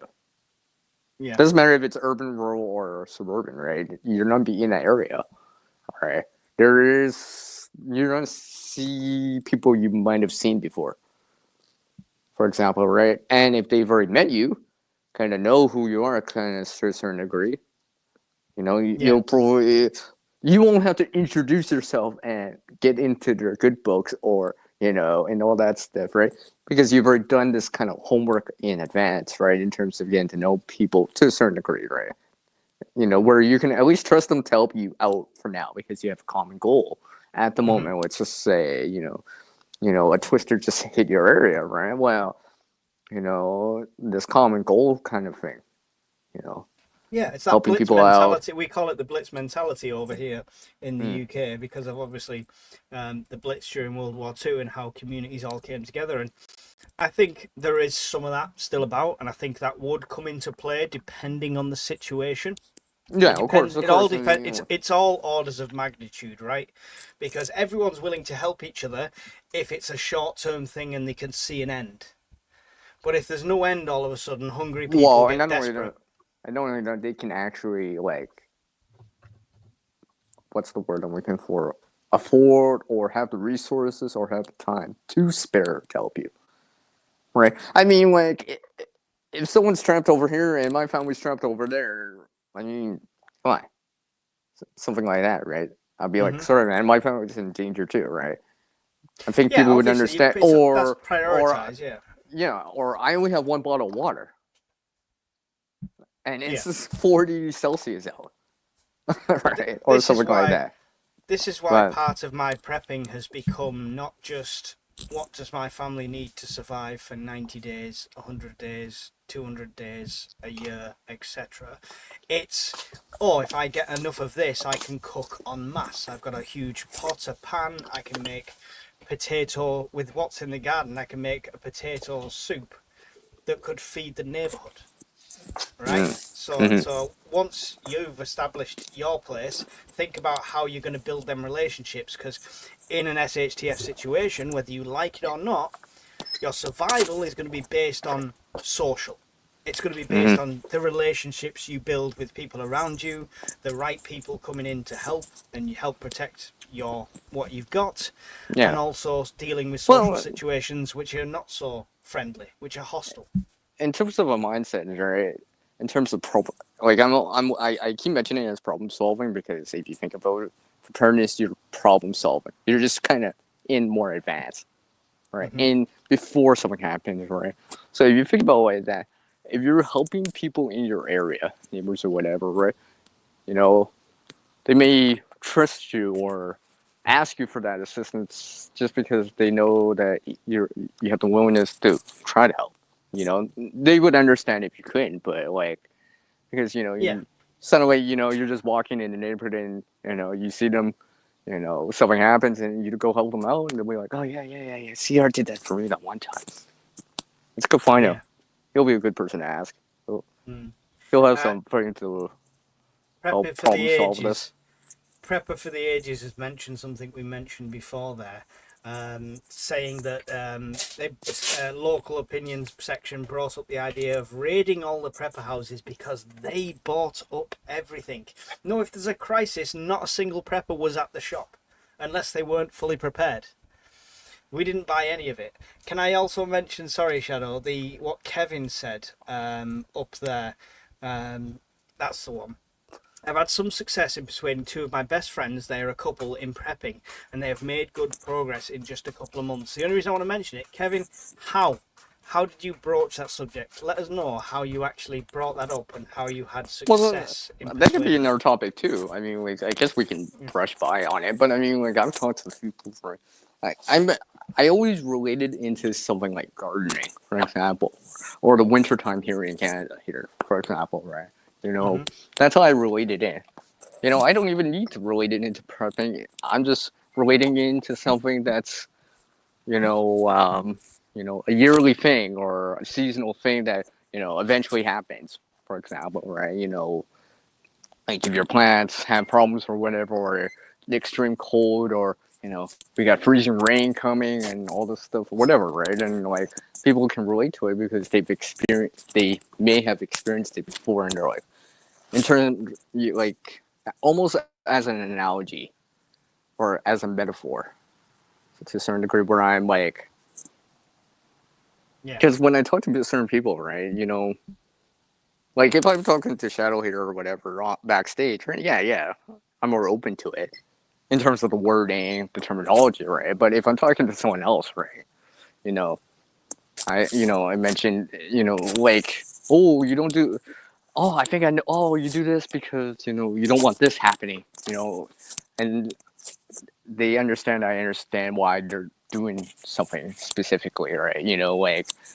Putting food behind, in the fridge as soon as you get home, or making sure your lawnmower is working, right? Maintenance of it, right? That way you don't have to deal with it later.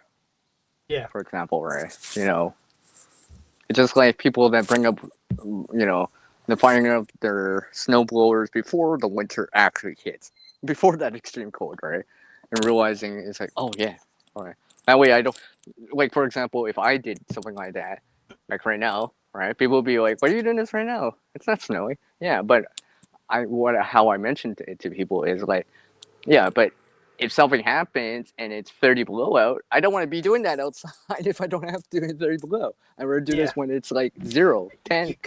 You do have a bit of an advantage in Canada and other countries, I think, over us, in the fact that you actually have that as a regular thing, regular season, so you prepare more for the winter, and even non-preppers still prepare for the winter. Well, I mean, it could be... Here, as soon as snow hits, we're like, oh, what's this horrible white stuff? Stop the world.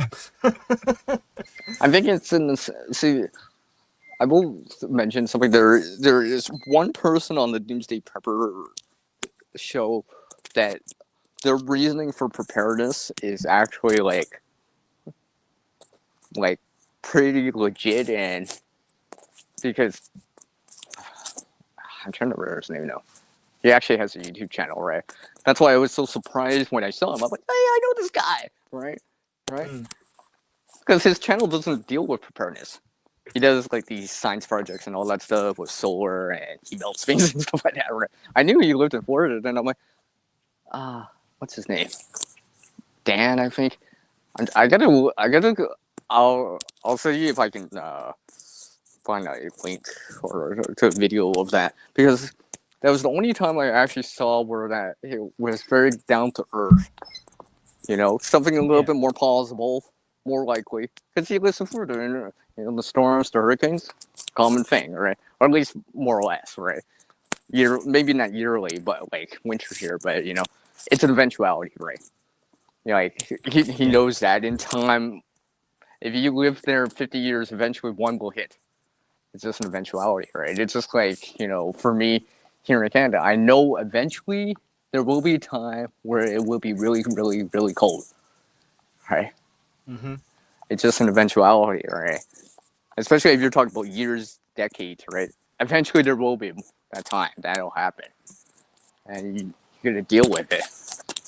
Which means that, having some supplies, some resources, and the knowledge too, right? And the willingness to actually, like, bring that extra jacket, leave the blanket in your vehicle kind of deal, right?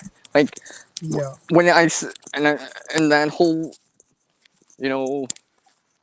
when I see people, like, because I help people out, right? Or whatever, right? I mean, their vehicles or whatever, right? Their cars, their trucks or whatever, right?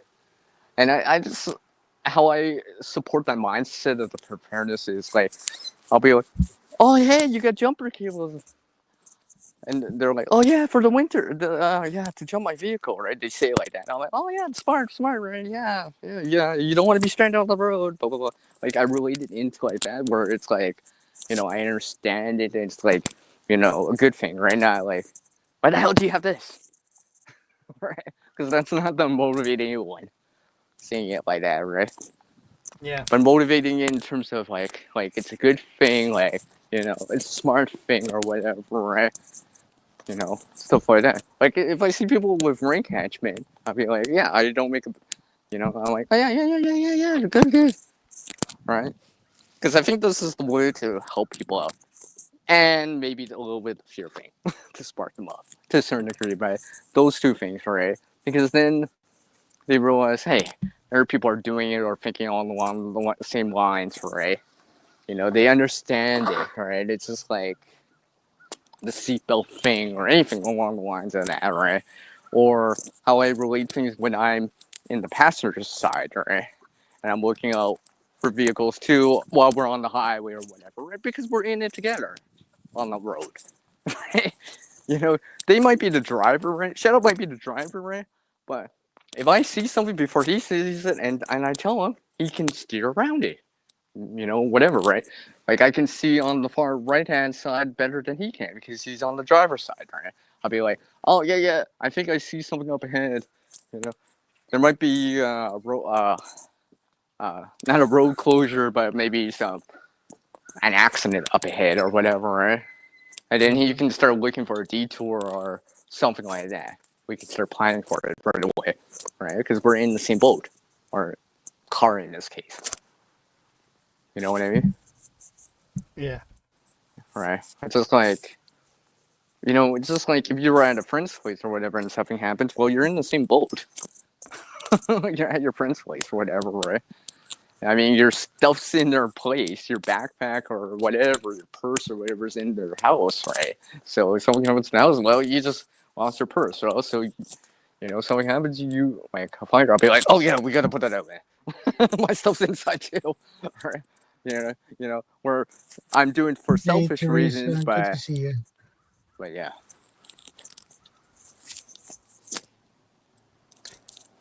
All right, and then let Mike and Shadow talk for a little bit. How's the weather? No, I'm just joking. Well, the weather here has been rainy and windy. Same here every day. No, yeah. So I mean, the whole premise was building a preparedness mindset. To flip that on the other side, Shadow, for you, did you just when you started prepping, when you kind of got the reason to prep, did that instantly come? or is it something you think you build a mindset over a longer period of time? Well, I always have been interested in survival, wilderness survival, since I was a kid, basically, because I was hiking and canoeing a lot when I was a kid, mostly canoeing, but some hiking. So over time, and when I get older, that interests were still there. So when I got older and got into the civil defense, well, I think it's time to start to begin to stock up on food and water and things like that. So yeah, but I mean, anyone can go out to the shop, spend $200 on tins and stuff. That doesn't give you a mindset, right? What gives you a preparedness mindset over just somebody who's hoarding or stockpiling? Hoarding versus stockpiling. Well, hoarding is disorganized. It's all over the place. You don't have no idea where you put your stuff. Preppers are more organized. Labeled the boxes, so you know where everything is. You say that, you should see my disorganized preps at the moment. I think the mindset comes with the plan. Like you say in organization, it would be the planning, right? So the mindset is, if this happens, I'm gonna do this, not just I've got food. Because most of us grew up with parents and grandparents who had a full pantry. That doesn't mean they had a preparedness mindset. It's just what you did. You got your monthly shopping. You had because that was common sense. It was common sense back then. Exactly. Not a preparedness mindset as such, but just common sense, like you say. I think the mindset comes in the planning and the situation planning, the scenario, playing the scenarios out in your head, things like that. There are meticulously hoarding hoarders in very nice niche areas. They are more organized in that area than most humans. Yes, very true. A lot of hoarders, that's true. Believe it or not, have OCD that go alongside that. So,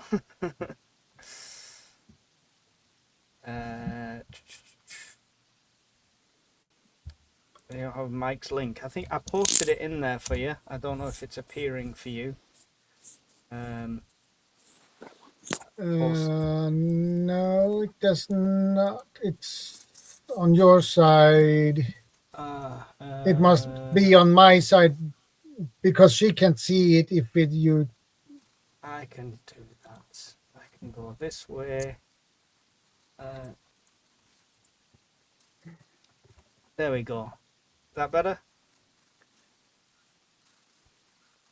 There we go. There we go. There we go. There's the link for my channel, and if you go over there, go and check out the Prepper podcast where I interviewed this guy right here. Yeah. So yeah, that was fun. I'm in Shadow's room. Does he know? Quick, she's behind you, Shadow. Well, I would be very surprised if Vanessa popped up behind me in my apartment. Where'd you come from? How'd you get here? Yeah. I use the internet. Yeah. He's been naughty tonight, nipped me into the arm, complained when I put him in time out 5 minutes. Oh, we're talking about kids. Go away. Talk about prepping, guys. Talk about prepping. Well, another way you can get into that mindset is like, let's say you learn something. I'm not bringing cordage as an example, right? Not cordage. Not time skills. Specifically. All right, okay. Because there is times where I've applied that knowledge to different situations just because, like, let's just say, for example, your trunk won't close for whatever reason, right? It won't stay locked or whatever, right? It keeps bouncing back, right? I've seen this time and time again, right? where if I'm helping someone with that, right, I'm like, oh yeah, I can use this quick release knot, right? I can, I'll like for example, or like to attach it around something real quickly, right? I'll use quick release knots, right? And I'll be like, right, or something like, let's say, or if I wanted some tension in there, I can use the taut line hitch, right? Maybe I start with a taut line hitch, then end off with a tumble hitch, which is basically a quick release, right? And then they see me doing this adjustable tension, right? And it's like, oh yeah, you just got to pull this, and it'll come out, and they're like, oh nice, thanks, right? They're like, and then people ask, where'd you learn that? I'll be like, just like anything out there, you can learn it online, learn it from other people, right? And I say, oh yeah, I use, I'll I don't mention it as a preparedness thing. I'll be like, oh yeah, I've gone camping, and this is what we use while camping, the knots, right? So I find them useful. I'm just helping you out with it, right? For example, right? Because there can be times where it can be like that, where people are trying to attach things together, right? And knots don't is have one them. of those. Knots is one of those skills, like Vanessa said there, critical skill to learn them young. And don't be intimidated if you get a book or a course where there's 3 million different types of knots. You'll find you end up reverting to a core group of what you know and stuff like that, and what the purpose is for. And the same thing on knots. To a preparedness mindset is things like pre-preparing, like jungle knots on your tarps and stuff like that, to make pitching more convenient. Yeah, if you want to do, like that. Exactly. Like if you want to do Prusik knots in the middle line, or maybe have your starting end, you're running, the running end, right? That end would be standard. The running end, you have a running end with like a bowl line at the end, right? If you want to do something, knowledge like toggles or whatever, right? And stuff like that. It could be as simple as you just need some more force into it, so you apply. It's like, well, we don't have a block and tackle or a pull. Well, okay, well, let's see if the trucker's edge can help here, get some leverage to kind of do something, whatever it is, right? I mean, like, to pull something out, right? Which is just so difficult. Right? I popped this up just because we mentioned it before, and I finally found the cover. So I'm putting together a booklet for the Prepper Network for people that are not preppers. So it's not like the ins and outs, the fine tuning, the comms, the radios, stuff like that. It's the very core of prepping.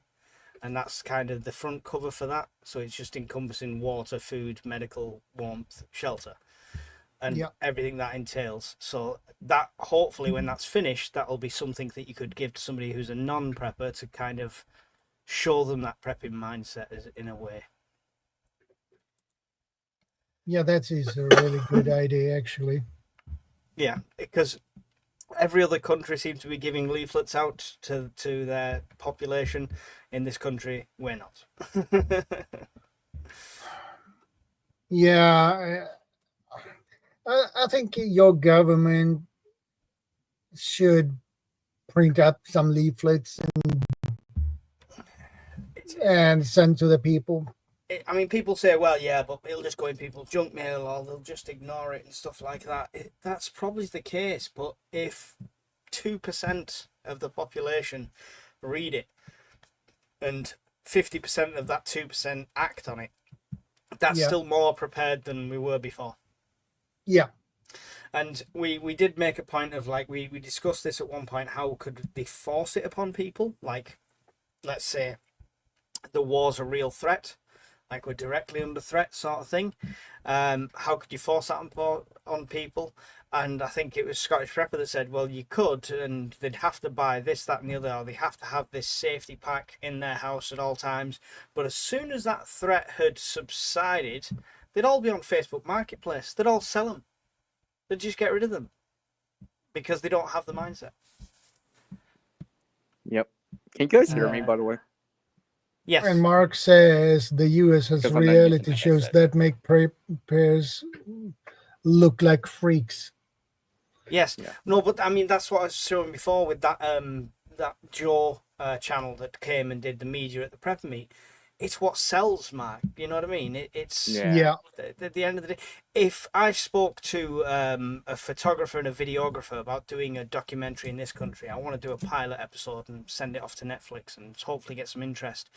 And he said to me, he said, just a sensible documentary about prepping, it's not going to sell because there's no hook.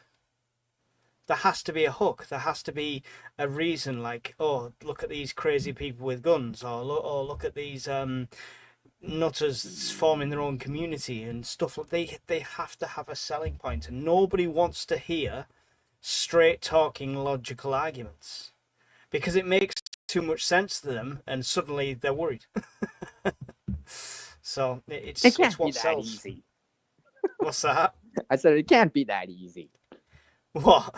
No. I'm just saying, like they're probably thinking it can't be that easy. It makes sense as soon as they think about it, but then they don't want to think about it because then they think, well, why have I not been thinking about this for the last 10 years? It's so much. In most people's experience of it is watching the headlines and thinking, oh wow, well that looks really scary and dangerous. That's finished. Now I'm going to watch Love Island and total nonsensical crap on TV. Yeah. Tune in to the idiot box. And that's the problem. I think that's why, as a planet, we are less prepared, less skilled, and less everything. It's because we spend so much time in front of a square box with pictures. And I'm not that I'm telling you guys to stop watching. Keep watching. But don't leave the screen yet. Yeah, don't leave till we finish. But we spend too much screen time, generally. If you got bored when there was no TVs, you had to pick up a hobby, a skill, a trait, do something, be active. I've completed Netflix, so I'll move on to Amazon Prime.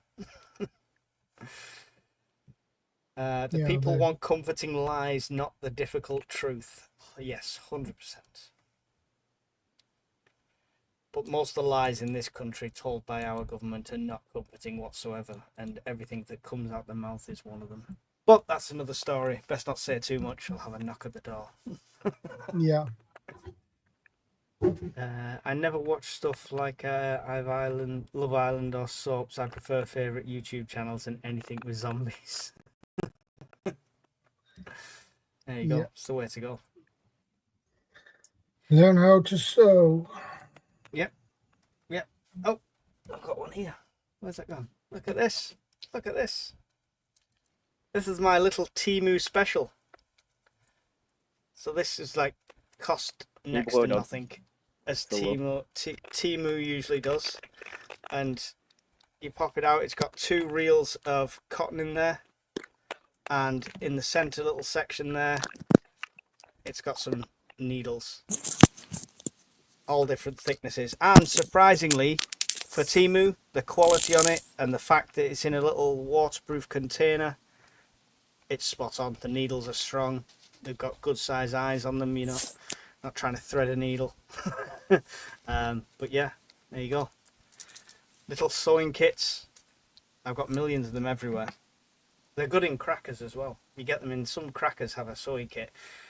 It's funny when everyone does the crackers at Christmas, all the little random things you get in there. Like you get a mini screwdriver sometimes, you get little tweezers. They end up on the table. I pocket them all. They go into EDCs. They're great tools. How old were you when you learned to sew? 17 and a half. Actually, no. Let's say 16 to 17-year-old. Because I learned to sew for going in the army. So yeah. And when's the last time you've done it though? Now. When's the last time you actually done it though, Mike? Last week. Oh, okay, last okay. Week. I mean, like it's one thing to start off. Yeah. Oh, practice your skills. I'm basically the that's meet what we I go mean. to. We're with another group which are called the Midlands Outdoor Survival, or the Outdoor Survival Network, and a lot of them are like kit pimping type people. They don't just have a bag; they customize their own stuff and all this. So every time I go there, I get new ideas. So I've sewed inside my boonie hat inside there, you turn it other way around. It's got a reflective tab in the under the side, and then inside that is a net that comes down over my head. So it's for midges, and it's also a signaling thing. So I got that idea for them. Okay. Yeah, I'm doing that tonight. I'm making that tonight. I'm sewing tonight. Just out of nowhere. I came up with this idea, everyone, from Mike from the UK. No, it's not my idea. It's Rogue Roger Combat. There you go. So yeah, You mentioned it's good. It's good to practice skills, definitely. It's the same with firelighting. It's all right knowing the principles. I've seen Castaway with Tom Hanks. I know how to start a fire. It's definitely romanticized on films and TV. Don't think you're going to rub two sticks together for 30 seconds and have flames. Nope. Practice this stuff and make everything easier for yourself. If you can't do old-fashioned firelighting, make sure you stock plenty of lighters, ferrous rods. Practice with the ferrous rod. You know, or magnesium combo. I watched a thing the other day. I like the stupid survival programs like Survivor Australia and stuff like that. And it was something like that, but it was like influencers on it, so they were pretty clueless. And they had to start a fire, and they had to get grab bags. And the first grab bag had flint and steel, and the second grab bag had ferrous rods, and the third grab bag had lighters, but it was further away. And the guys that grabbed the ferrous rods, I'm watching them, and they just could not do it. And I'm thinking, this feels like the most obvious, simple skill ever, but they couldn't do it. They're just like that, scratching away at this, couple of sparks coming out and stuff like that, not really setting the tinder up properly, not rubbing a bit off in the first. Oh yeah, that. Yeah. It's just surprising how we take things for granted. We see it on TV and think, oh, we can do that. I've seen it before. Yeah, that you don't have to prepare it as much. Yeah, see, on those shows and at times the movies and all that stuff, right? They never show the preparedness part in terms of like real. I mean, because it takes a long time at times, an extra 10 minutes, right, to prepare it, just so you can spark it a few times and get going, right? Versus sparking it for next 20, 30 minutes. It could be as simple as like putting the tinder in your pocket, rubbing it, the friction rub the heat into it so it dries more, all right? Yeah. And stuff like that. You'd be surprised how even a simple thing as just rubbing it in your hands, increasing the surface area, dramatically reduces the time you need to actually keep striking using an open flame or whatever, right? Yeah. Because sometimes it will come down to that where your process or how you process your tinder initially, right? It can make a big difference. Even 10 seconds could be like save you a minute later. Yeah.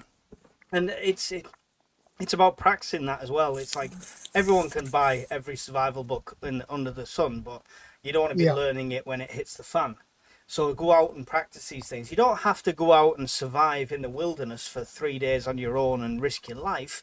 You could book a local campsite that allows fires and practice there. Yeah, you could go for local walks and check what you can forage. If you think in your head, well, I know if it hits the fan, I could use nettles for tea. But you've never done it, you've never tasted it, and you've never tried it, then it could be completely useless to you. So it's like wild edibles. Things. Yeah. Foraging. Yeah, exactly. It's the same thing, right? It's like, oh yes, there's wild chives over here. There's cattail. Have you actually used it to try to do something with? Like eat it, or use it for fire making or whatever, right? I've used cattail for fire making. It's very, very fast. Yeah. Yeah. You know, like you need our tinder in there or like shavings or anything to catch because it's a flash, it's gone. To catch it. Yeah. Or else you'll just be there wasting it. But that's one of those things that you might not realize until you actually start using it. It's like, oh yeah, I gotta do this step too. They didn't mention it in that video or in that movie. Yeah, because they're trying to keep the movie or video short. So they might omit a few key details or fast forward through it, right? Like this is even when I was doing I have this video out right now where I was using a paracetam rod, right? And you know, like what people don't realize is that like in that video I had to set it up in advance to a certain degree, right? You know, and I'm just did it just for kicks, just because I'm like, let's practice again. Now seems like a good time. you know, And at night too, Grumpy right? Adventures is right. Grumpy Adventures is right there as well. Practice outside in winter. Guaranteed when it hits the fan, it's not going to be glorious sunshine in the middle of August. It could be the worst possible weather. But this is why you have contingencies as well.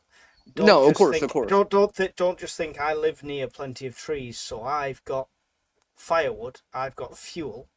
If you've not got any kept aside in a dry place, that could be useless for days. So you manage to dry it out. So think about how you stock and stuff like that and the conditions.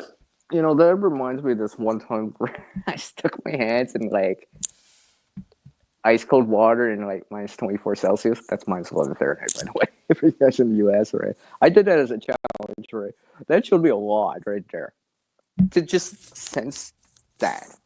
Yeah. Because I did like the like people always say, oh, this like I did the whole thumb to pinky test, right, to see if I could touch them together, right? Like I had to will myself into doing that a lot more, right?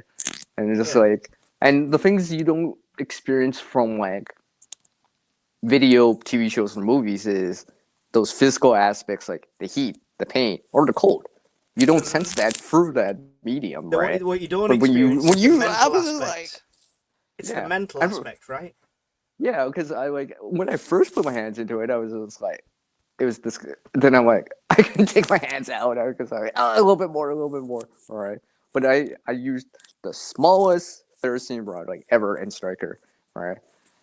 Like, and I'm trying to do this, right? I'm like, and stuff like that. It really show like how like, you know, if I had to do that again, I'd be like, yeah, this is exactly how I have to do it.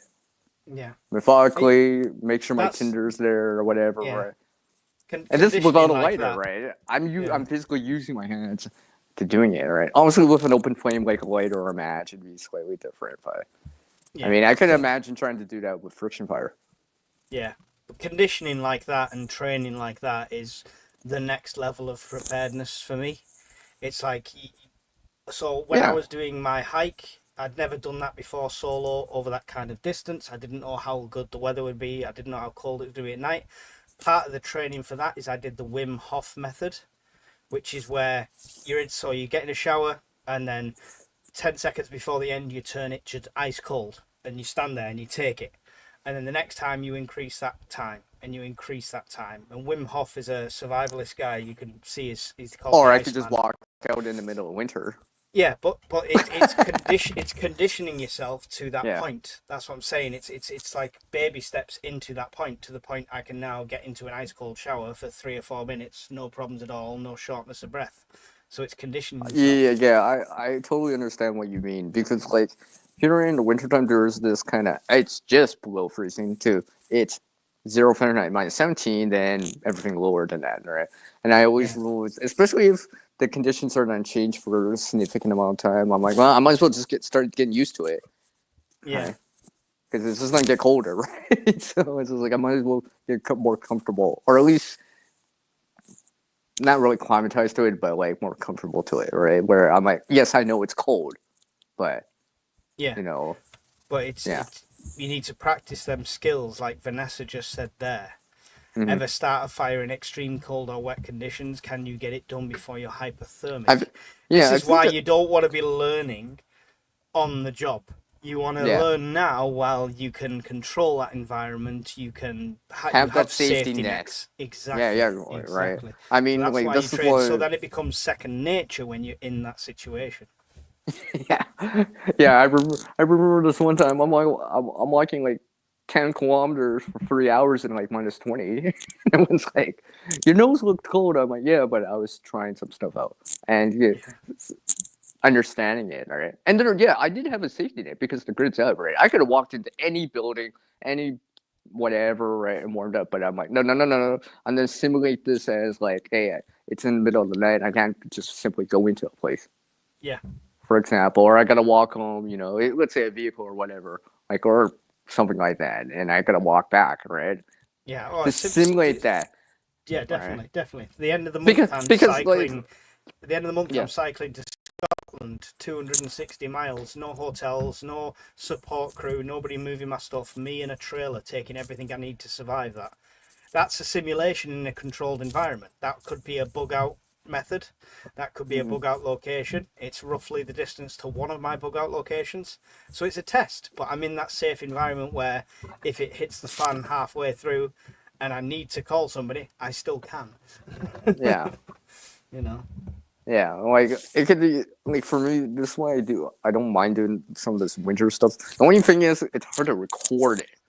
See, it's not that I have problems with doing it at times. It's actually recording it because my device just gets so cold and some of these temperatures I'm just like. So some of these clips I show is really short because literally my phone's like freezing. All right, I'm good. Like, I'm still warm. My hands are still warm, but my phone's like freezing cold trying to show this and all this stuff, right? I'm like, and stuff like that. But you know, this is why I do some of these things during the winter because, like, well, I got to deal with it like almost half the year at times, or a quarter of the year, and it's an eventuality for me, right? I might as well just start getting used to it and knowing, you know, how far I can push it. Where I like, it's like knowing what heat exhaustion feels like to you if you've never experienced it, or what frostbite feels to you, right? The sensations that you get in terms of the pain and all that stuff, right? I mean, that frostbite burns when it's falling back. I'll be like, yeah, it hurts. You know, and then like, you know, I'm putting my hands underneath my armpits or whatever. Right? I'm like, I don't even care, right? Because I won't be the one complaining in 2 minutes, right? Because I'll be warming back up, back to the normal state. I won't be, right? Yeah. You know, I don't want to be like Shadow here and be like, not like, just the armpits. The crotch is a good place as well. I'm sorry, I'm still showing whoa! I didn't say it like that. Said... I'm not saying it like that. I mean, I want to stay warm, but maybe not that warm. Yeah. She was on about ways to start fires that were near you, and I've got lenses and stuff like that. I do usually have my keys with me, which has got an everlasting match and a ferro rod on that as well. But just in arm's reach, lighters are the go-to. These ones not so much because it's an electric starter. Love the storm lighters, but this is the best by far. This is from the 1960s, from an antiques place, old school, petrol, little flash on there. Yeah. Yeah, until Shadow like brings out that later he has. Well, that's just she was just on. Bring up that later. No, she was on about in arm's reach. I mean, I've got a flamethrower in the back if you need. Yeah. So yeah. Hey, Michael, how come you got this jet engine? Just case. It is a cool lighter. Daryl said cool lighter. Actually, to be fair, go to any antiques mall. There's a one in the northwest if you're there called Bygone Times, and they sell them cheap.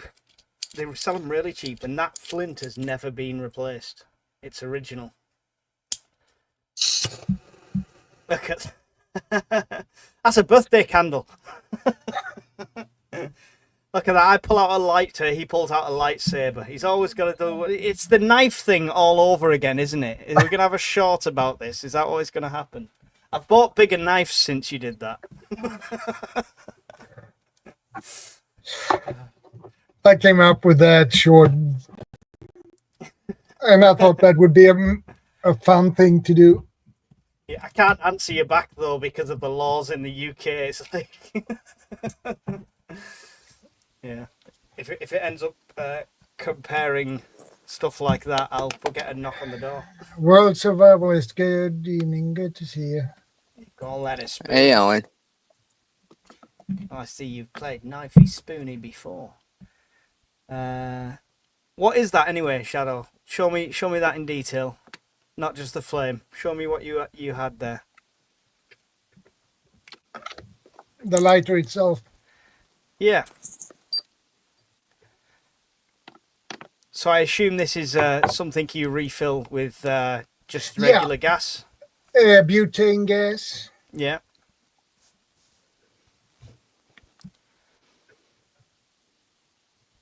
Alright, okay. So that hole handles a gas canister, I assume. Is it electric ignition then? Actually, I have no idea. What's It that has called? safety, Yeah. so you don't accidentally. So is it Like is it a click when it fires? Like a spark, like an oven? Yeah, yeah. So it'll be a little spark charge like the lighters. Yeah. What? Yeah. That's cool. That's cool. What function did you have in your mind when you purchased it? This is basically a storm lighter, basically. I know, but you wouldn't want to get your cigarette too close to that, right? Look, it's over 1,000 degrees Celsius on this one, so you can burn. You wouldn't your even have face to get off. close. Oh, look, I've got 3 hands. 2 feet away, you'll be able to do it. Yeah, I can see that. She's just dropped my keys off because we were talking about ways for fire. So this was a present from the missus, actually, which is the everlasting match things. But it's not just a match because it's obviously strikes with like a ferro rod on the side. And trying to do this on camera, I'm probably just going to fail miserably. But And not only that, you got accelerate in your pocket. yeah, there you go. So they're cool, and you just pop it straight back in there. I've never played around with those. Yeah, they're I've cool. seen them around. This is my EDC keyring that I can never drop my keys without hearing them a mile away. There's my knots. That's some keychain. Yeah, it is. Everything just gets added to it. So I've even got completely innate emergency jewelry just for the sake of having emergency jewelry, you know.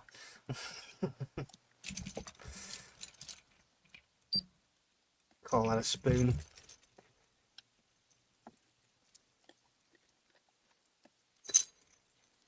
There we go. Prepping mindset. That should be displayed on just my keys. That's cool. I want to see if they... Did you get that on Amazon or something? What's it called? Shadow. This is Scandi Mega Torch. Just look up Jumbo Big Ass Lighter. He'll probably come up. Well, or a lightsaber lighter.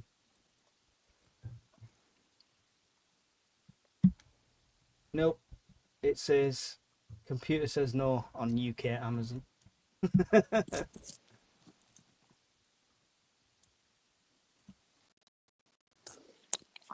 I can see if I can find something for you. Oh, here we go. Here we go. Windproof jet lighter storm lighter. Yeah. Looks like Darth Maul's mace. Yeah. Oops. Oh no, I accidentally added it to my basket. Oh, he misclicked. Oh no! That one click buy, damn you. Oh, it's already shipping. It's already too late. 1432. That's going to be fun at the next prepper meet. Has anyone got a light?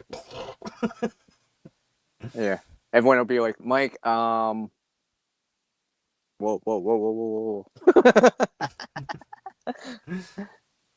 Don't use the force on me, dude. Yeah. Well. Yeah, that's the one I've just found. Yeah, that's cool. Yeah. I mean, even if it was something as simple as that, could assist you, right? I mean, like, you think about it. Yeah, like, you know, that mindset. Like, I have this mindset where I'm, like, trying to have options or diversify the options. Options and choices. Yeah. That's what... No, well, because when you have options, generally, there's still hope for something, right? Like, problem solving, right? If there's a problem, if you have options to solve it, you still have options or hope to solving it, right? Because you have options to try to see if it works, right? Once you run out of options or run out of ideas, then it's just like, you're like, you know, you're shrugging your shoulders or giving up, I guess, right? If you think about it, right? So that's why I'm always trying to add more options or diversify some of the options, or like, is there another way? Is there another way? Is there another way still? Right? It's just like water or whatever, right? Water, fire, options like that, right? The lighter options, I've just shared something there, Shadow, if you can see that. Somebody got me this as a gift on the YouTube channel. But these are really cool. All right, so they're little arc lighters. So it's like an electricity arc that can produce a flame, touch it to something, you can light it, stuff like that. And the reason I have this as an option is it's not gas, there's nothing to run out, it's USB chargeable, and you could charge it from a USB solar panel.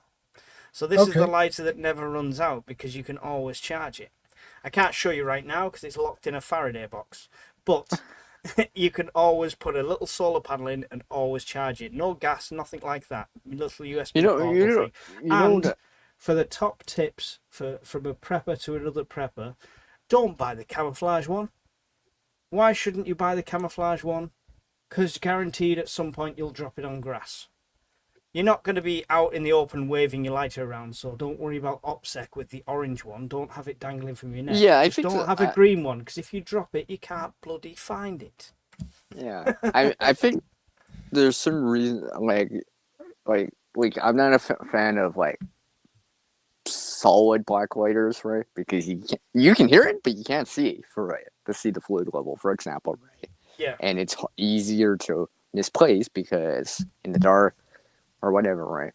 I mean, even your ferrocerium rod, right? Like some of the stuff that you might get on Amazon or whatever, like the ferrocerium rods are all dark handle. Well, so like it's this really is easy on to misplace it. Amazon.com. This one is on Amazon.com.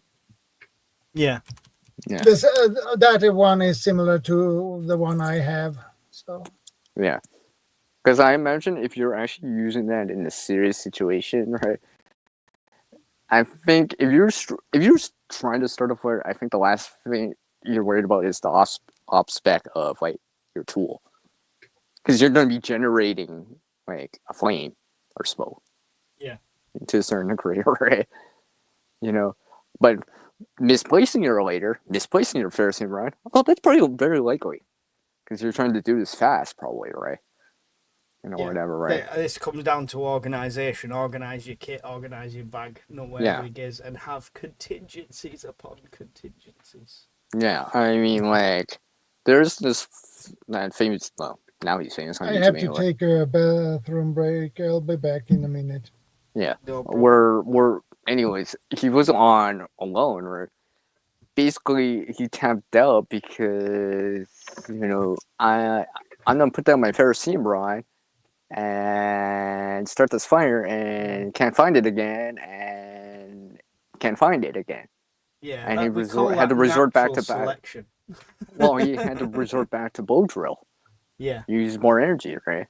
When he had a simple tool and we had, right? And like afterwards, he's like talking about it. He's like, yeah, all I had to do was maybe even just paint the handle just like an orange. It would have been helpful. Something as simple as that. Yeah, right. I love people on these shows. So we had Alone done in the UK as well.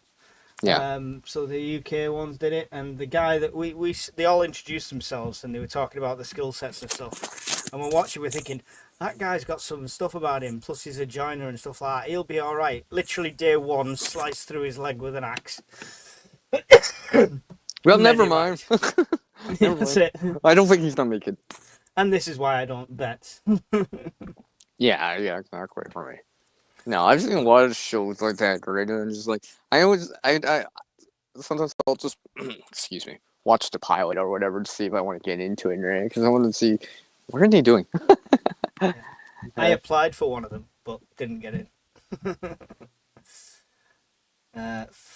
World Survivalist says, fire was at one point the most prized thing to have and know how to make. Exactly. And that's where we... Yes. That's why we revert back to it. Is the one thing. It's life. It's sterilization. It's cleaning water. It's boiling water. It's keeping warm. It's absolutely everything. Yeah. Don't skimp on your fire preps. Yeah. See, like this is why I do it to a certain degree here, because like in the winter time, yeah, I might have to use it. Mm-hmm. For example, right? I mean, like there's a reason for it, but like just. You know, Like if it's cold outside, I'm like, well, at least I get the lighter in my pocket. Well, at least I have an option. Because I could never imagine trying to do bow drill in the winter here for me. I mean, it's just. I mean, it's possible, but if you've got the heat and the time and the luxury, it's a great thing to and save energy. other resources. So I mean, if you've got, say, you've got a lighter, you're gonna, no matter what you prepare, without a sustainable way to keep doing it, you're on a countdown, right? So if I've got this lighter, I'm on a countdown for how long that fuel lasts, or the backup fuel and stuff like that. So if you can do bow drill fire started, you have the time, the luxury, and the dry tinder, do it, because every time you use that, you're saving this. I think, just to jump on that, I think depending on the situation, let's say undetermined length of time, far away from civilization, right? I'd be like, maybe now's the time to make some charcoal, make some char punk wood. Yeah. While I still have the lighter.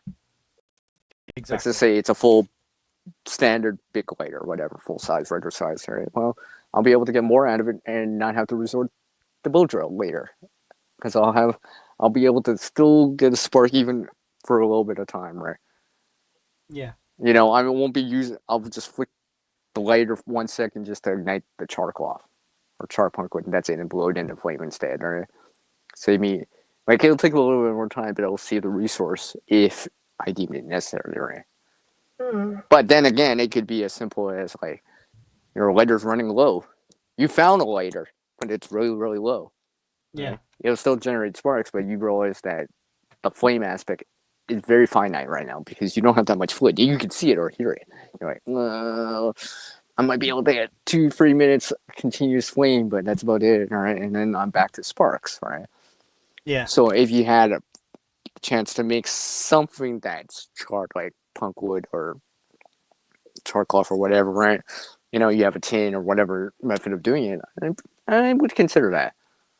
Because at least then once the fluid runs out, because it'd just be easier. Yes, I've started use sparks from lighter to ignite stuff, right? Birch bark or whatever, but I mean, the char punk wood or char cloth, right, just kind of takes everything out of that. Now you just have to find dry tinder and you're good. Because you blow it into flame. As long as you can start the charcoal, and you still have something, right, at the moment, right? Because even the simplest spark at times can ignite that, right? The lightest of sparks, right? Obviously, like flint and steel and stuff like that, right? For example, right? I mean, even if Guardian was here, GP was here, you'd be like, oh, yes, and the lens too, Sierra. Yeah, all right. Because even the smallest lens, the smallest parabolic lens can start charcoal. Because, it's because it's that easy to start it. But you have to blow it into flame. You have to have tinder with it. But as long as you can get it, you can maintain that for a little bit of time. Yeah. And like I said, if you got like a minute's worth of flame left in the lighter, right? Well, now you just have to strike the lighter probably even just once. Quickly touch the charcoal next to it. It'll probably just be like, all right, it'll catch it. It'll be like, oh yeah, I can see an ember spreading on it. Okay, right? You just maintain that for a little bit of time. That could potentially, in terms of mindset, right? Especially if you, in the preparedness mindset or the survival mindset, right? If you have no idea the time, right, and you're gonna get rescued, or maybe you left a note but you got injured on the first day. I said I was gonna be back home in 3 days from now, so they're not gonna be searching for me in the next 2-3 days anyways, because they don't even know, and I can't get a hold of them.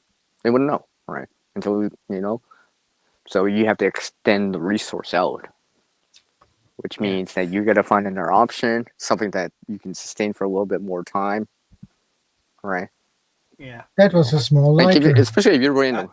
I've just put this up, sorry, because Daryl Love put it up as a suggestion. It looks really cool, to be fair.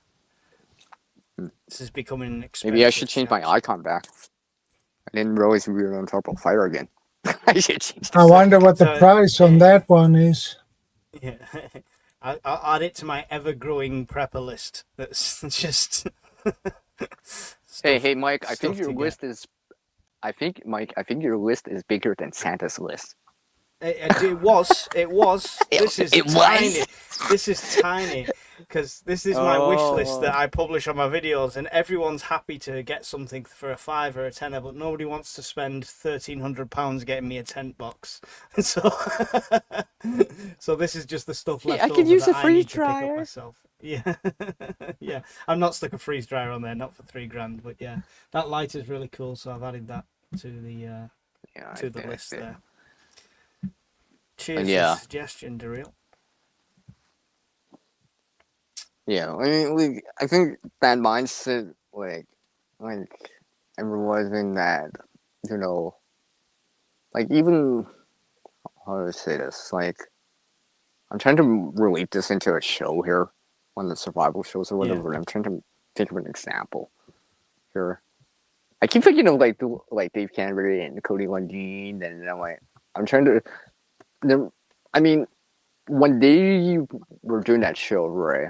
Obviously, that's a pre-established scenario or whatever. It's a reenactment, right? That's just like the supplies that they have are kind of, this is what a likely hiker might have, or camper, or whatever might have, or fisherman, or whatever might have, right? And they're going through it, right? And stuff like that. Stuff like anything they find, right? They always realize, they only have so much of it. Or it's a consumable, right? You know? So, they're trying to, if they don't have to use it, they won't use it.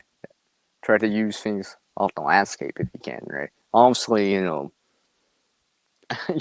that piece of paracord is probably going to be a little bit easier to work with than, reverse breeding some saplings and all this stuff, or using roots, right? But, for example, right? But, here's a root. Right here. We don't need to use the paracord to, go down this hill a little, right? We got something here, all right?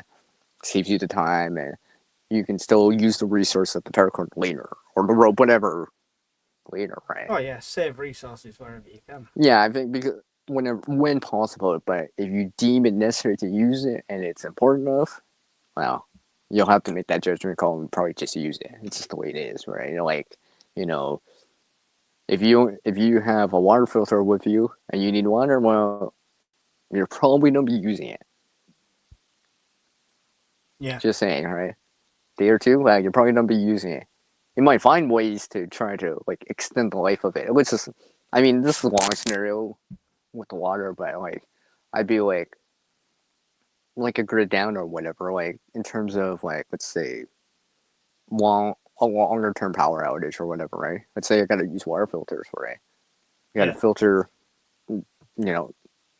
I've ran out the stored water or whatever, right? No more bottled water, right? It's not raining, or maybe it is raining or whatever.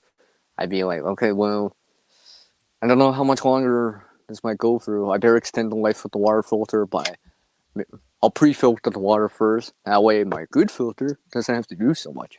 I might have to wait a little bit longer. That's good but practice this might anyway. extend the time out just in case this scenario goes longer. It's just in terms of flashlights, lights, headlamps, and all that stuff, right? I think the common thing to say on a lot of the channels, even some AI generated and AI voice channels say it too, where they're you don't have to have your flashlight on high all the time. Just get by with enough light.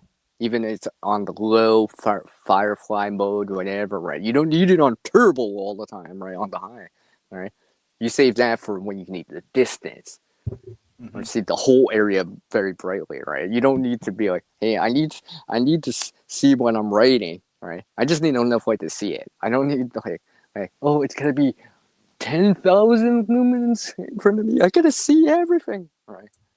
Yeah. Because if you think about it, batteries to go down, even USB power, you'll drain it, right? So it's a consumable. The power is consumable, right? So if you only have so much and you have no idea how long it's going for, you want to stretch that out as much as possible. So if necessary, hey, I can turn the turbo mode on for 1 minute because I saved some power because I didn't use it for like the last 3-4 days. I can see way in the distance in the trees now, kind of deal, right? Yeah. Because I'm always remembering that when I go camping or whatever, right? I'm like, yeah, I only turn on high like flashlights or whatever on high when I need to see far out. If I'm just in my tent, I don't need that bright. I just need bright enough so I don't stumble, step on stuff, whatever, right? Like in the room or whatever. I just need it bright enough so I can see the things in the room, not step on things in the room. I don't need it like daylight, right? Especially if you're thinking of operational security, right? You want to keep your light level down, right? But enough to see, obviously, right? Because you still have to see inside, right? But just know, so it's just like, even if you have like, you know, instead of using the white light, you use the red light or whatever on your headlamp or whatever, something like that, or diffuser or whatever, right? Like even for you, like I would use solar lamps, lights, garden lights before I use my headlamps or flashlights or torches. Yeah, there's conserving resources. Because again, I can recover that energy later, right? Yeah, there's like I say, conserving resources is good, but like World Survivalist says, if you're in an emergency situation, depending on what the situation is, then use the gear you've prepared for it. If it's an emergency, you know, you don't want to put yourself into a situation. Well, what I'm saying is like, so you can allocate that resource power consumable a little bit more later if you need be, instead of using it for like something that you don't necessarily need that much power or that much light or that much heat or that much water or whatever, right? I mean, like, you have to play it by ear, right? I mean, like, if you're sitting in bed in a power outage, you probably can get by with just very minimal light. You don't need it, you know, like studio lighting, right? You just need enough so you know you don't stumble, right? You know, trip over whatever, right? But then again, you got something like, you know, some high-end flashlight or headlamp that's like very powerful or bright, but the runtime isn't that high because you know it's 1,000 lumens or whatever, right? It projects out like half kilometer or whatever, right? You know, but it grows through that power fast. But it's there if you need it, right? You know what I mean? Yeah. Yeah, because you want that option still available, right? You're just choosing the low consumption power or whatever option right now because that's all you need. If you need more, you can go up. But the thing is, if you consume all that power too fast, you might not have any for later when you really do need it again, right? You know what I mean? Like, I don't need a studio to see when I'm writing. I do need a little bit of light, right? But if I'm trying to search for something or whatever, right? Someone in the distance or whatever, I don't need that distance or that power for that purpose. So making sure I have reserved enough beforehand so I can still have access to it later, right? Have that option still, right? Versus where your battery's so low that you can't turn the turbo mode back on now because you've worn down the battery, the power so low. Because, you know, you let the kids or whatever run around with it like on a high beam, right? Something like that. I hope that makes sense. I mean, like, because I've been thinking about that. I'm like, yeah. Because depending on the situation, all right, you may not know how long. You may not know how long. So you might have to ration certain little things to a certain degree, right? I mean, use it if you have to, right? Honestly, you know, I'm not saying don't use the stuff, right? But what I'm saying is, like, what's going on at that time, right? Can you get by with less if you have to, right? Yeah. You know, especially if the situation lasts longer than you think. But yeah, it's all situational dependent. Somebody was telling me about at the last prep meet. Somebody was telling me about the lady in Australia that died because she had rationed her water so much that she died of dehydration still with water in her bottle when they found her. Yeah, I mean, like I've done that before too, and Yeah. I'm like, yeah, let's not go for that heat exhaustion, or even minor heat exhaustion like that again. So, like, you have to make that judgment call. Like, we're not making the call for anyone, right? Because you're the one using this at that time, right? Whatever the situation is, right? At home, you're on the road, whatever, in the middle of the desert, well, you're gonna make that choice, right? Sorry to interrupt. If you need it, you need it. I'm gonna have to go. Yeah. Take Take care, Okay. Mike.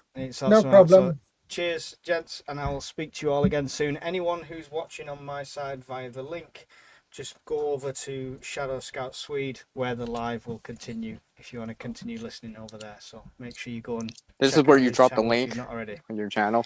I mean, on your chat I can do that before I go. to redirect people. Yeah. Yes. All right. I'm a I didn't realize YouTuber, you were leave me co-streaming. I didn't realize you were co-streaming. Well, yeah. Right. Let me. Just I don't want to embarrass myself in front of your audience. That's all right. They're used to me doing it. So I'll pop a link into his channel. Okay. Oh, Mike did it. Okay. Link into his channel there. So come back over and make sure you watch it. And every Saturday, he does a live stream, or most Saturdays that he can. He's not available. Always a font of knowledge on here. Come and check him out. So from me, guys, I will see you later. Shadow, always a pleasure. See ya. Take care. Always a pleasure. Catch you later, guys. Take care, Mike. Bye. Here, Mike. Yeah. Yeah. But yeah, so that's one thing I always keep in mind. Because, like, about the resources like that. Because, like, if you're out camping or whatever, right? Because it takes time to recharge something or to refill something at times, right? So, Yeah. It depends you know, like, on what even, you have. yeah, I mean, like, you know, like, the later the arc later that Mike was showing, right? Yeah, you can recharge it, right? But it still takes some time to fill something up so you can start using it again. Right? And so, even your phone, yeah, like if you drained it all the way till dead, where it's flashing, right, and it won't turn back on. Even if you plug it in, you still not necessarily can't turn it back on yet because it needs enough power to trigger it to get back into your like, oh, welcome or to your home screen or you know that kind of thing, like, or what I call the desktop, where you can actually see it turn back on. Right? It needs enough power to get to there, right? Yeah. And stuff like that. So like, because I know Reliable Purpose says it. I know Dustin says it too on his videos. Yeah, Mark, I'm on 4+ hours now. 4 hours and 22 minutes to be exact. You know, like Reliable Purpose says it too, where Dustin has said like, you know, and a lot of the other channels have been saying like, you know, like, and the power goes out or whatever. Well, if your Wi-Fi's out, you might as well just turn Wi-Fi off. You might as well just turn it off because you're not going to be using it anyways. So you might as well conserve your power. You know what I mean? That kind of thing. Yeah. I've been hearing about this more and more, and it makes sense, right? It makes sense, right? It seems like common sense, right? But then, in the heat of the moment, right? Some people with that mindset, right? People forget about that, right? Or they leave it on the whole time, right? I'm like, if I lost power, like, obviously not right now, but I'd be like, well, Wi-Fi's out, and I might as well just turn off Wi-Fi. Because it's just a waste of power, because I'm not using it anyways, right? Yeah. And stuff like that, right? Because if you look at it in terms of, like, the later or whatever, the fluid or whatever, right? You may need that power later to actually make a message out, or to call out, or whatever, right? So, yeah. I always keep that in mind. I thought Mark was then come back on. I was really hoping Mark would come back. No, he says, see you, good Did night. Oh. I was like, I thought he was going to bring bacon. He put a lot of bees in there. I thought he had so much extra bacon. I was waiting for the bacon. Aw. Don't get to see the bacon guy this time. Because you get hungry.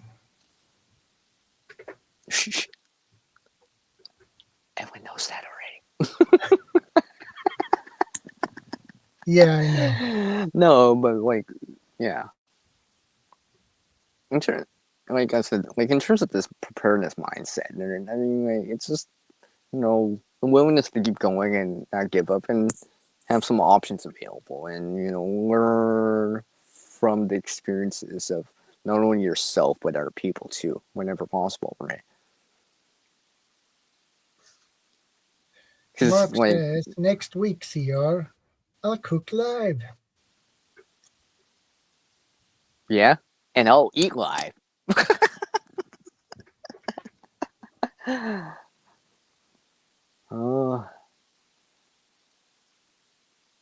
Yeah. So, Shadow, I think we've drawn this out long enough. I think we've drawn this out long enough once again. Yeah. And besides, I'm starting to do that thing that GP does. Ramble. Yeah. I'm starting to do that. Yeah, GP. Because we don't, because we don't have another tangent to go on and we're sticking to the topic. So, I mean, obviously I can go on other tangents, but. Yeah, actually, now I'm just Mark, summarizing everything else.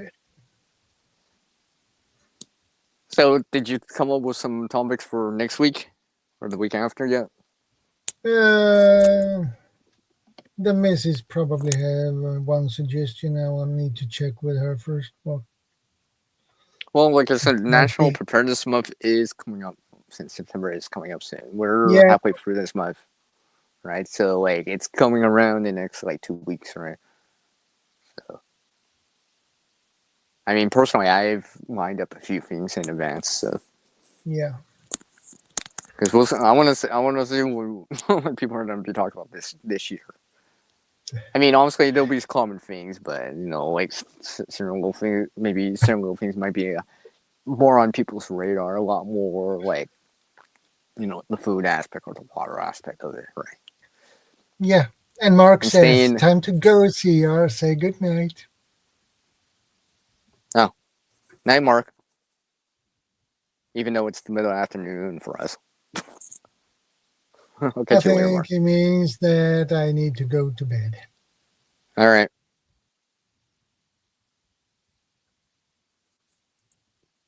Hayes, thank you for stopping by.